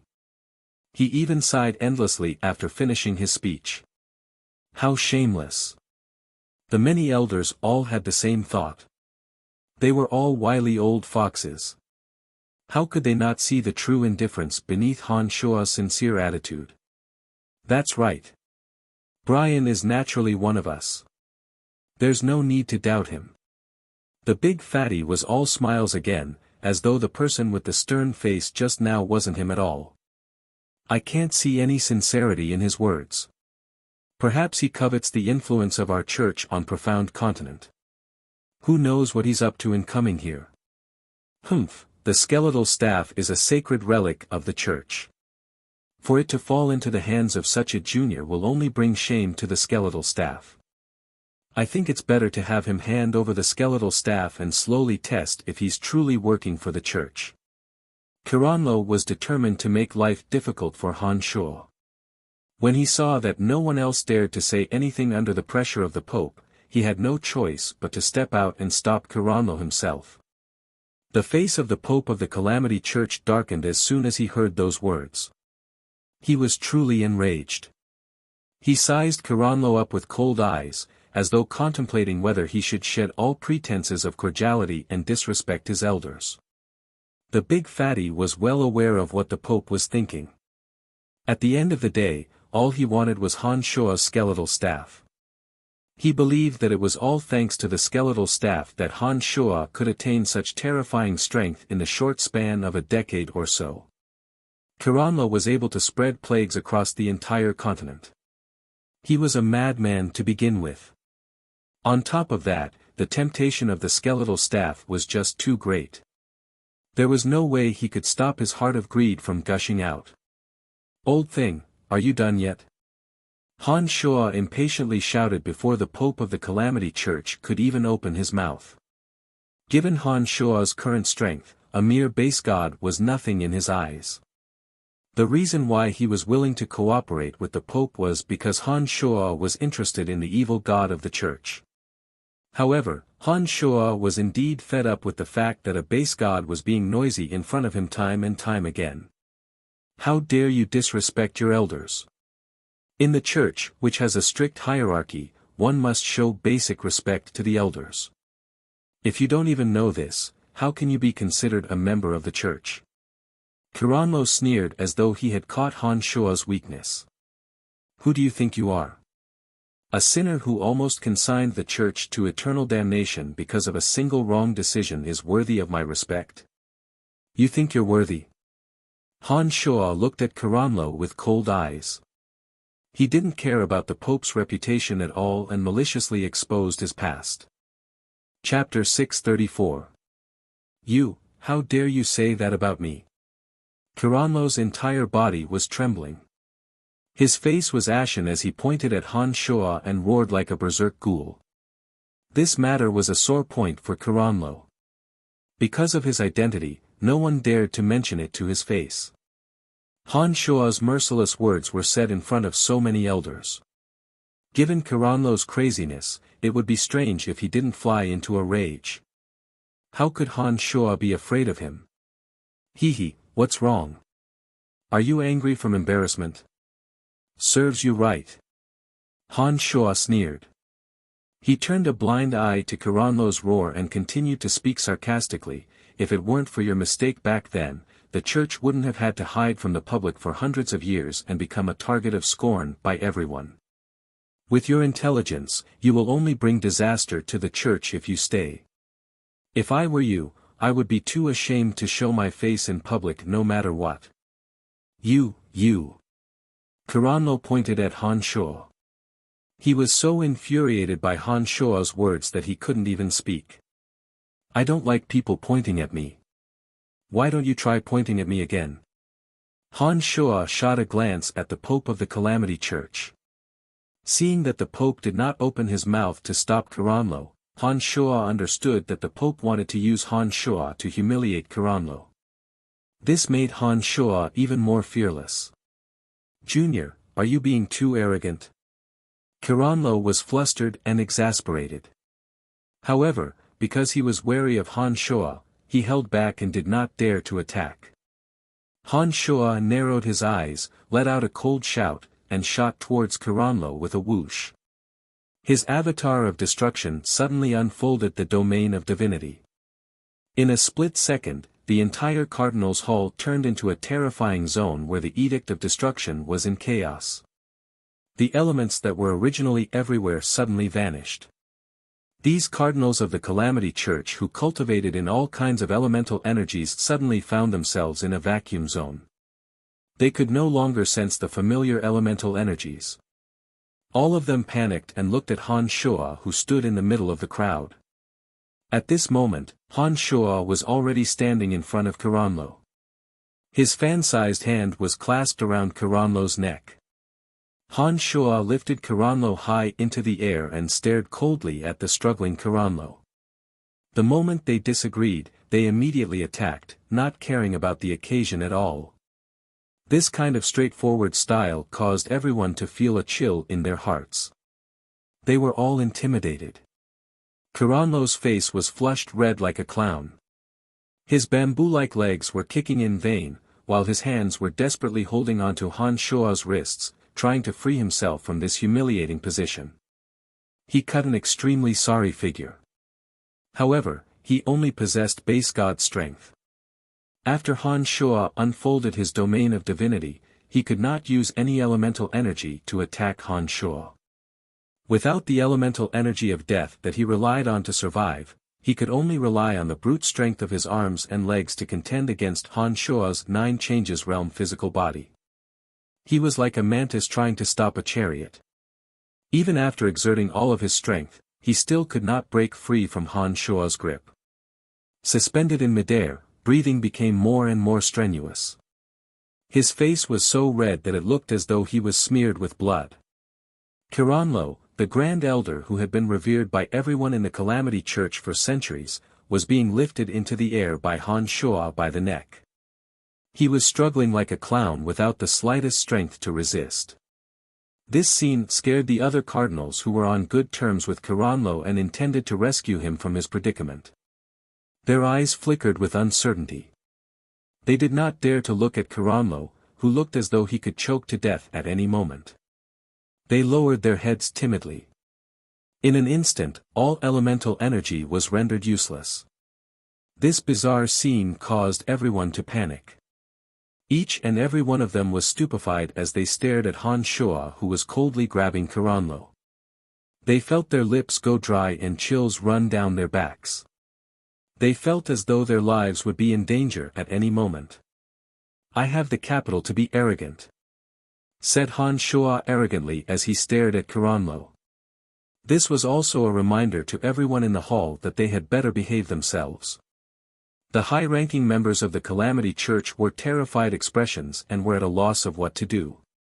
They were afraid that Han Shuo would vent his anger on them. In their minds, they were racking their brains for words to draw a clear line between themselves and Karanlo. The big fatty Pope was the only one who remained calm. However, he too was terrified. Unlike Karanlo, the Pope wasn't as arrogant as Karanlo. According to the rumors that Han Shuo had killed the Light Pope and several experts, as well as the fact that he had annihilated hundreds of thousands of orcs in the Empire of Orcs, the Pope could more or less guess Han Shuo's strength. However, even though he had a rough idea, he was still frightened when he saw Han Shuo restrain Caranlo in an instant, to the point that Caranlo didn't even have the strength to retaliate. If Han Shuo could restrain Caranlo so effortlessly, it meant that Han Shuo could also kill him effortlessly. This fact made the big fatty very uneasy. However, he didn't show it. Brian, we're all on the same side. Caranlo was just a little talkative. He doesn't deserve to die. Please let him go. The big fatty saw that Caranlo's face was getting redder and redder, and that he could breathe his last at any moment. He hastily stepped forward to mediate the situation. Wherever Han Shuo's cold and stern gaze fell upon, the many cardinals of the Calamity Church would timidly lower their heads, not daring to look him in the eye. Han Shuo nodded in satisfaction and said coldly, "I'll give you face today and spare his worthless life. However, that middle finger that's pointing at me must still be broken."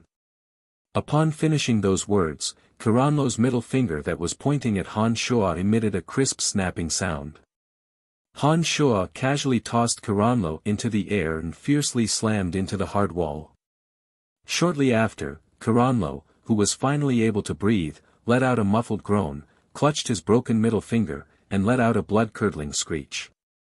After doing all this, Han Shuo's body swayed and he flew back to his original seat, as though he had never moved at all. At the same time, the domain of divinity that enveloped the entire hall suddenly vanished. It was as though that terrifying oppressive feeling from before was just an illusion. You. After letting out a blood-curdling scream, Caranlo glared venomously at Han Shuo, but he dared not step forward for revenge. Han Shuo's performance just now was simply too terrifying. This made Caranlo realize that even if all the people in the hall were to join forces, they wouldn't be able to withstand a single minute from Han Shuo. It was only at this moment that he truly believed the six-horned tribal king's words. He finally understood why the cruel and merciless six-horned tribal king would be so well-behaved in front of Han Shuo. You don't even have the qualifications to seek revenge on me. You'd better give up on that thought. Otherwise, you'll be digging your own grave. Han Shuo looked at Caranlo arrogantly and ridiculed him disdainfully. Caranlo stared resentfully at Han Shuo without saying a word. This was the only way he could prove that he hadn't given in yet. However, his heart was overflowing with bitterness. He knew that he didn't even have the qualifications to seek revenge against such a powerful enemy. When Caranlo thought of this, his intestines turned green with regret. He sighed dejectedly and helplessly in his heart. All right, let's just forget about this matter. We're all on the same side. Let's not fight each other on the battlefield. The big fatty hastily mediated. He understood that after Han Shuo had caused such a ruckus, Han Shuo would no longer be able to find another noisy person in the entire Calamity Church. Han Shuo's path to becoming a member of the Calamity Church would be smooth and unimpeded. No one would oppose him. Even if there were any, they would keep it to themselves and never voice it out. I'm giving you face, but you don't want it. Why bother? The corners of Han Shuo's mouth curled into a sneer as he muttered to himself. However, everyone heard his muttering and smiled wryly without saying a word. They thought to themselves that Caranlo was truly unlucky to have run into such a malefic star.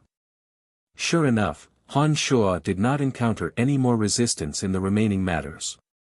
Every time the Pope brought up matters regarding Han Shuo, the elders, who had always been debating endlessly, were all of one mind today. Furthermore, they were all scrambling to express their support for Han Shuo, fearing that they would be slower than the others and incur Han Shuo's displeasure.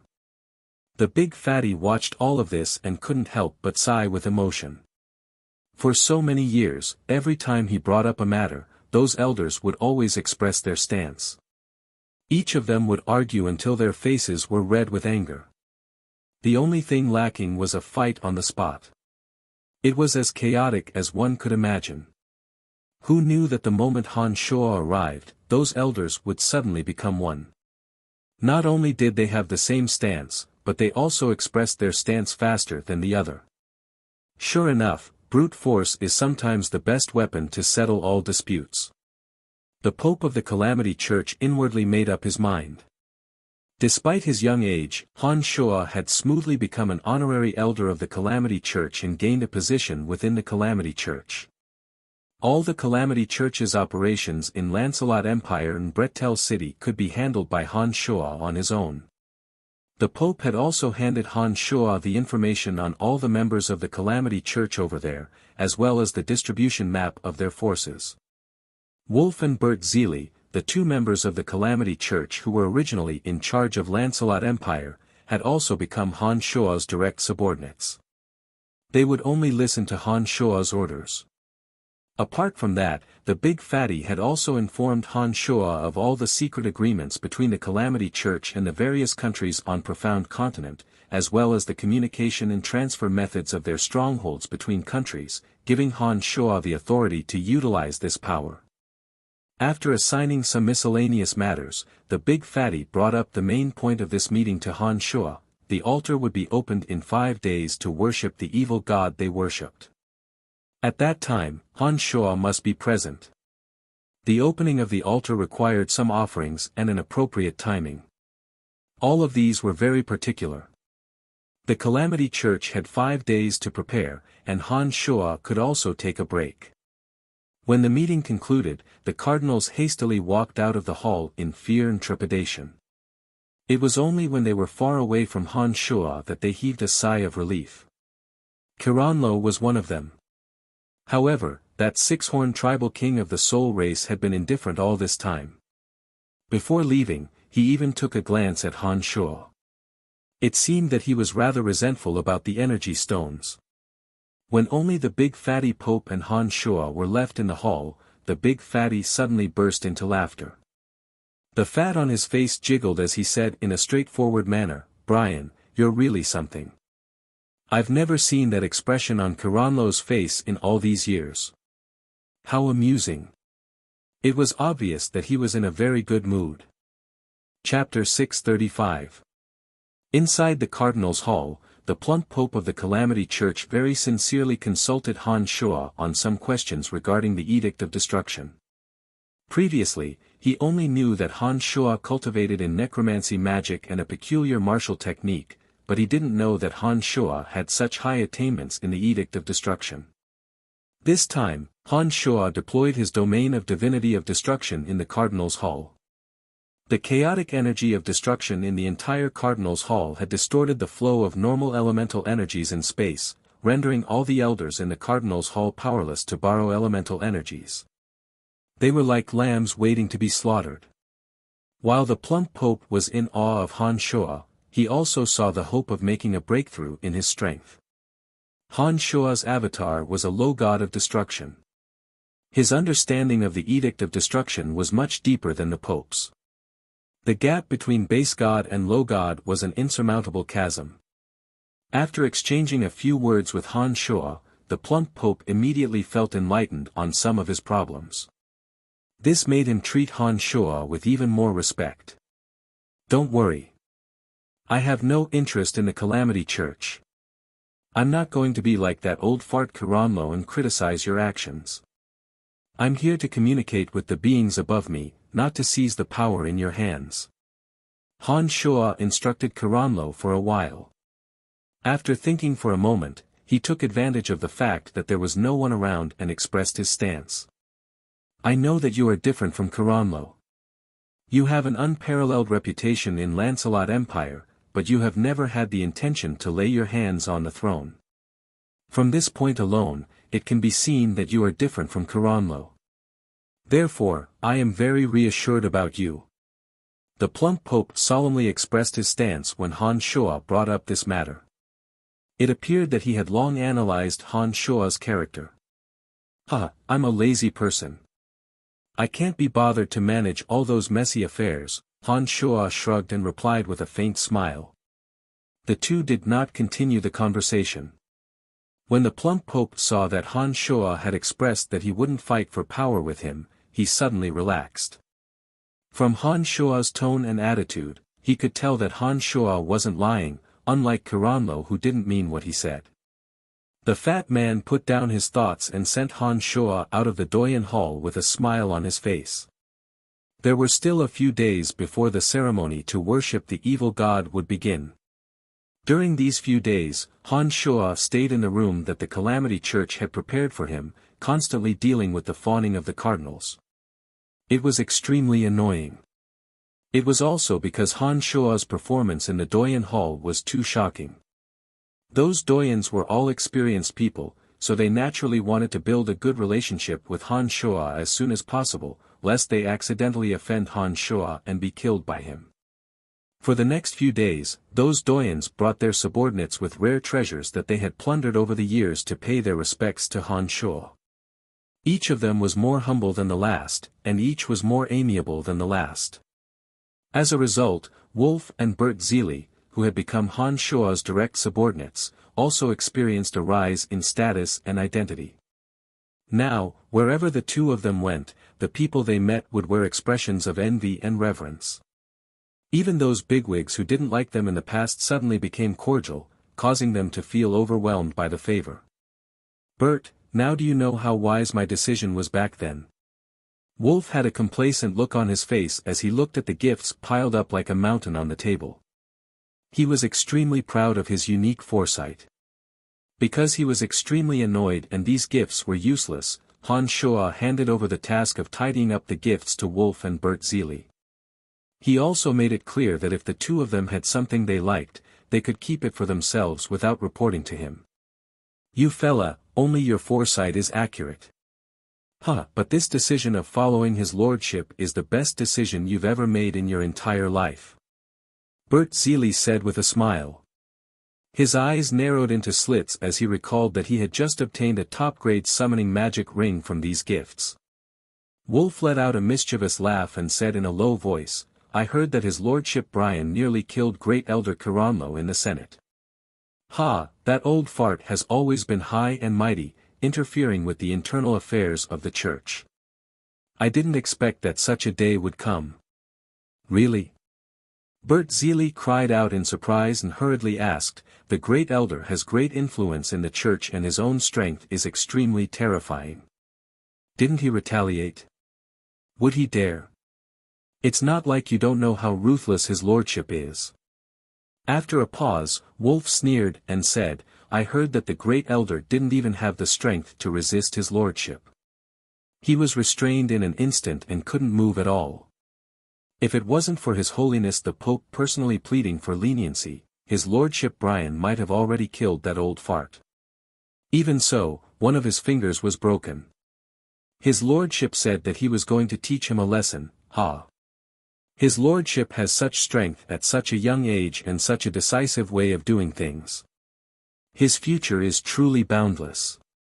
Bert Zili exclaimed in admiration. That's right. Wolf laughed heartily. Soon after, he said complacently, we, who follow his lordship, will naturally obtain more status and power. The two looked at each other and laughed mischievously at the same time. They were extraordinarily proud of their correct foresight. ******. 5 days passed in the blink of an eye. The Calamity Church's altar for the worship of the evil god was erected high in the center of the solemn and serene shrine. All the important figures of the church had arrived one after another to participate in the worship of the evil god. Han Shoa was personally brought to the shrine by the Pope of the Calamity Church. Along the way, all the young believers who had heard of Han Shoa's infamy didn't conceal the worship in their eyes and stared at Han Shoa. There were even some young and beautiful believers who stared at Han Shoa with their fiery eyes. They boldly threw flirtatious glances at him, wishing that they could take the initiative to throw themselves into Han Shoa's arms and lean on his broad chest to feel the manly aura of a peerless expert. The Calamity Church was different from the Church of Light. The Calamity Church was more casual when it came to the matters between men and women. The Calamity Church was also a religious organization that didn't have any scruples in doing things. Han Shua's deeds over the years, under the deliberate promotion of the Pope and others, had practically become the code of conduct for the believers. Among the young believers, a ferocious trend of worshipping Han Shua had fiercely blown up. It was more intense than anyone had imagined. When the fat Pope brought Han Shua to the incomparably spacious shrine, after the crowd paid their respects to the Pope, one after another, they crazily shouted, "His Lordship Brian." Most of these people were youngsters and they were incomparably passionate. Hundreds answered his call. Those who knew of Han Shua's glorious feats all responded to his call, cheering endlessly. The fat Pope was about to say a few words of courtesy, but before he could speak, he discovered that the shrine was filled with shouts of, "His Lordship Brian." His face was filled with embarrassment and he didn't know what to say for a moment. He understood that the reason why these believers were so passionate was because of Han Shua's thunderous methods. First, he annihilated the Shrine of Ice, then he killed the Light Pope and the two demigods. Such deeds, under the publicity of the Church, had left an extremely deep impression in their hearts. After all, from the moment they joined the Church, they had been brainwashed to view the Church of Light as their greatest enemy in this life. The more they lived in the shadows and could not reveal their identities, the more they would realize that the Church of Light was the main culprit behind all of this. Naturally, they would hate Han Shua even more.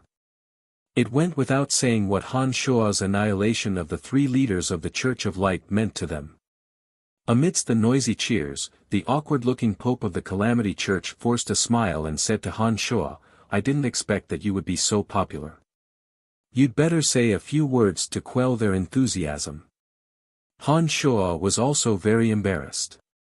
He also didn't expect that he would usurp the limelight of the fat Pope without doing anything. After thinking for a moment, Han Shua slightly raised his two hands and made a shushing gesture. Han Shua was a little over 190 centimeters tall. His imposing figure stood out from the crowd of disciples. Add to that the fact that everyone had been staring at him, everyone quickly quietened down when he made the gesture to keep quiet. It seemed that although Han Shua wasn't a member of the Calamity Church, his deeds were simply too shocking and he had accumulated quite a bit of reputation within the church. After raising his hands for only a few seconds, the shrine full of people quietened down from the clamor of a market. Everyone looked at Han Shua with excitement. They looked at this peerless demon who was said to have single-handedly annihilated more than 100,000 orcs, annihilated the Shrine of Ice, and killed the Light Pope. They waited for him to speak. "Yes, I am Brian. I have come this time to participate in this memorial service. After coming here, I realized that the church is different from what I imagined. This place is like a small city. Everything that should be here is here. It's very comfortable." The crowd laughed and continued to listen to Han Shua's speech. "However, no matter how comfortable it is here, we are still in the underground world where we never see the light of day. It's just like the identity of us believers on the continent, we can never see the light of day." Han Shua's tone changed as he shouted coldly. The crowd had complicated expressions on their faces, sighing incessantly. "I think it's time for us to come out of the underground world and walk before everyone in the open." Han Shua looked around and remained silent for a while. Then, he suddenly shouted, "We should live in the outside world instead of hiding underground. We will kill anyone who dares to stand in our way. It won't be long before we can openly announce to everyone that we are believers of the Calamity Church. We will be respected by everyone. You will see it." Han Shua shouted resolutely. As soon as Han Shua finished speaking, the crowd was silent for a few seconds. Shortly after, they erupted into a frenzy like a volcano. Each and every one of them shouted the name, Brian, at the top of their lungs. "Brian, you are more suitable to be the leader than I am. I really couldn't tell that you are so good at stirring up people's hearts." Beside Han Shua, the big fatty looked at Han Shua and said with a straight face. His words were indeed from the bottom of his heart. Seeing that Han Shua could make those fanatical believers even more frenzied with just a few words, the big fatty could only sigh at his own inferiority. He believed that even if he had the same strength as Han Shuo, he wouldn't necessarily be able to have such a great influence. Han Shuo let out a hollow laugh, shrugged his shoulders, and didn't say much. Chapter 636. After Han Shuo's impassioned speech, the shrine was in an uproar for a period of time. It was only when the crowd gradually calmed down that the plump pope announced the commencement of the ritual to pay homage to the evil god.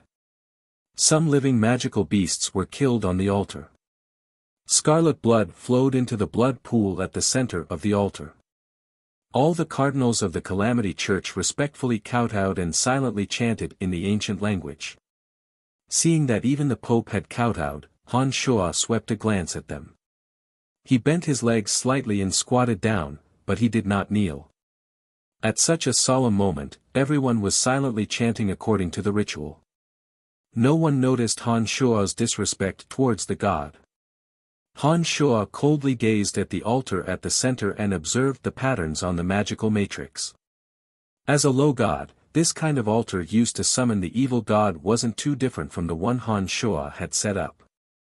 Using some offerings and their devout faith, through the abstruse markings on the altar, the evil god worshipped by the Calamity Church from an unknown material plane far away could indeed hear the call from profound continent. As for whether those evil gods who heard the call would show themselves and be willing to communicate with them, that was another matter entirely. The ritual was carried out in an orderly manner under a solemn and respectful atmosphere. There were no incidents during the ritual. It wasn't until halfway through the ritual that a whirlpool suddenly appeared on the blood pool above the altar. A bizarre atmosphere gradually spread throughout the shrine. Han Shuo, who had been coldly sizing up the altar, suddenly creased his brows. His eyes were fixed on the transforming blood pool. He sensed that a god from an unknown distance was using some bizarre method to slowly inject his energy into the blood pool. The blood of the magical beasts in the blood pool gradually swirled faster and faster. A solemn and dignified atmosphere spread from the blood pool to the shrine. After an unknown amount of time, the blood in the blood pool gathered together and formed a blood man whose features couldn't be discerned. A pair of eyes suddenly opened and landed directly on Han Shuo, who was squatting down and staring at him coldly. Being stared at by those eyes, Han Shuo actually felt powerless. It was as if the blood man made of blood could take his life at any time. I am High God of Destruction, Tarek. I am in charge of the affairs of Profound Continent. The reason I have summoned you here today is to discuss with you the problems of Profound Continent, the bloody man said as he looked at Han Shuo. However, a voice sounded in Han Shuo's mind. Han Shuo was not surprised at all. He had already made preparations before coming here. When he heard the voice, his heart did not waver in the slightest and he did not speak.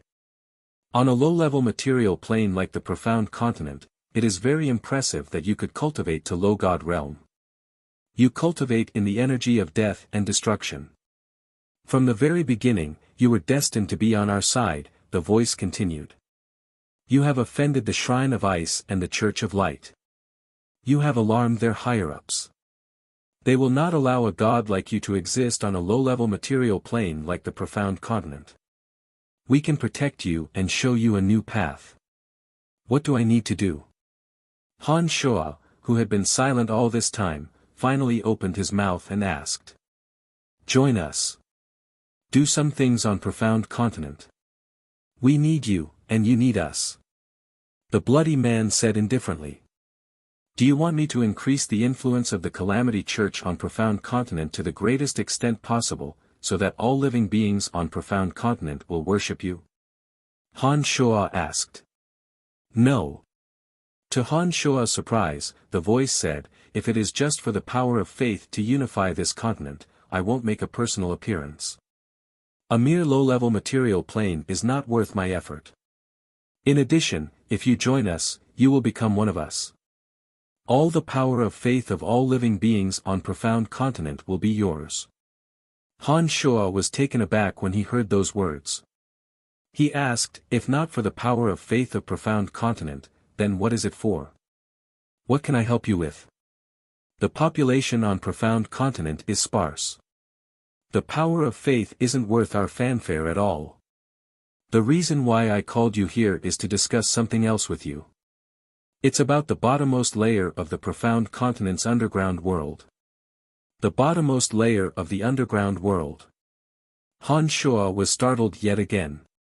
Back when he was at the bottom of the Cemetery of Death, Han Shuo learned from the original owner of the skeletal staff that there was something strange about the bottommost layer of the underground world. He did not expect that this Calamity Church higher-up with high god strength would suddenly mention the bottommost layer of the underground world. What exactly was in the bottommost layer of the underground world? Why would the original owner of the skeletal staff mention it when the Shrine of Ice wanted to enter it, and why would this high god expert from who knows how many material planes away be thinking about it? What's there? Han Shuo asked. Some very strange things. As for what they are, don't ask for the time being. I summoned you this time because I need your help. You have the Cemetery of Death in your possession. There is a magical matrix inside that can be used for interplanar transportation. I want you to activate the interplanar transportation matrix and charge it with sufficient energy. In about half a month, someone from our side will come over and accompany you to the bottommost layer of the underground world. During this period of time, you must try to find a way to enter the third layer of the underground world and ensure that nothing goes wrong in the Cemetery of Death. If the interplanar transportation matrix is destroyed, we will have no way of entering and you will be doomed. Interplanar transportation was a two-way operation. If the interplanar transportation matrix on Han Shuo's side was not activated and he didn't have enough energy stones, even if he had the interplanar coordinates, gods from other material planes wouldn't be able to come over. Be careful during this period of time. Gods from other material planes may also use interplanar transportation matrices to enter your continent. Some of them may be your enemies, such as those from the Shrine of Ice and the Church of Light, the voice continued. How many interplanar transportation matrices are there on Profound Continent? Han Shuo creased his brows and asked. Other than the Cemetery of Death that you control, there is another one. Only the planar guardian of your continent can activate it. We were defeated in the last war and failed to occupy that interplanar transportation matrix. Fortunately, we left behind the Cemetery of Death as a backup. Otherwise, we wouldn't even be able to participate in this war. Upon hearing those words, Han Shuo suddenly recalled the Great War 5,000 years ago. The Calamity Church also had evil gods participating in that war, including the original owner of the skeletal staff, the ancestor of the soul race. But in the end, the Calamity Church suffered a crushing defeat and the evil gods fled from Profound Continent in a sorry state. The planar guardian of Profound Continent was the Primordius Dragon. He was Han Shuo's mortal enemy and should have been a member of the opposing faction back then. He would definitely send experts from the Church of Light or the Shrine of Ice to use the interplanar transportation matrix to come over. At that time, Han Shuo would have to face a truly powerful god. This was unavoidable. If I were to kill that planar guardian and destroy their interplanar transportation matrix before that, wouldn't it be difficult for them to enter the Cemetery of Death? Han Shuo asked. What you want to do may also be what the enemy wants to do. It's just that the interplanar transportation matrix isn't fixed. The Cemetery of Death can also be moved. Furthermore, there are special boundaries to prevent others from prying into it. It won't be easy for him to locate you, but it will be equally difficult for you to locate him. Under such special circumstances, I believe that the planar guardian will also carefully conceal himself and protect the interplanar transportation matrix, waiting for the arrival of his allies. I don't think you will be able to find him. Han Shuo was stunned by those words. After learning the secrets of the Cemetery of Death, Han Shuo knew that as long as he willed it, he could indeed move the Cemetery of Death as he pleased. In addition, the mysterious boundary surrounding the Cemetery of Death was indeed extraordinary. Back when Han Shuo hid in the Cemetery of Death, the six-horned tribal king of the soul race was unable to sense his soul. This meant that the cemetery of death really could prevent others from prying into it.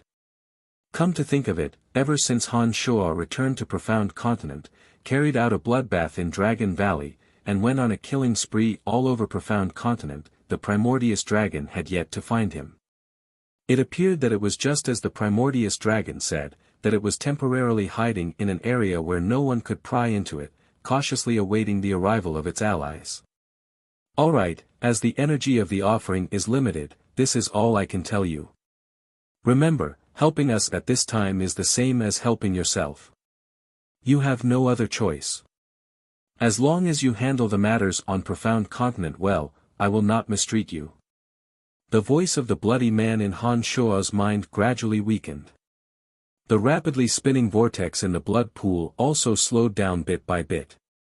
The sole conversation between Han Shuo and High God Tarek took place in the middle of the ceremony. It was only after Han Shuo and Tarek had finished their conversation that the entire ceremony came to an end.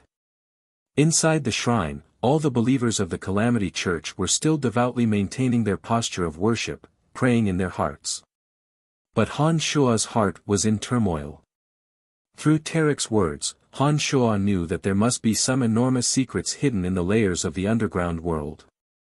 Otherwise, those gods from distant high-level material planes would never have come to a tiny, low-level material plane like Profound Continent. After learning of this fact, Han Shuo's heart was incomparably heavy.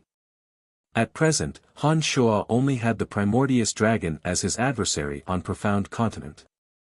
But once those experts from alien material planes descended, Han Shuo's current strength would no longer be sufficient. The Shrine of Ice and the Church of Light, in particular, would definitely become his mortal enemies. On Profound Continent, Han Shuo might seem incomparably glorious.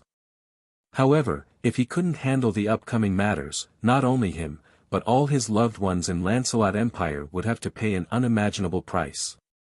Han Shuo took a deep breath. He knew that even if it wasn't for himself, he would have to pull himself together and play with those experts from alien material planes.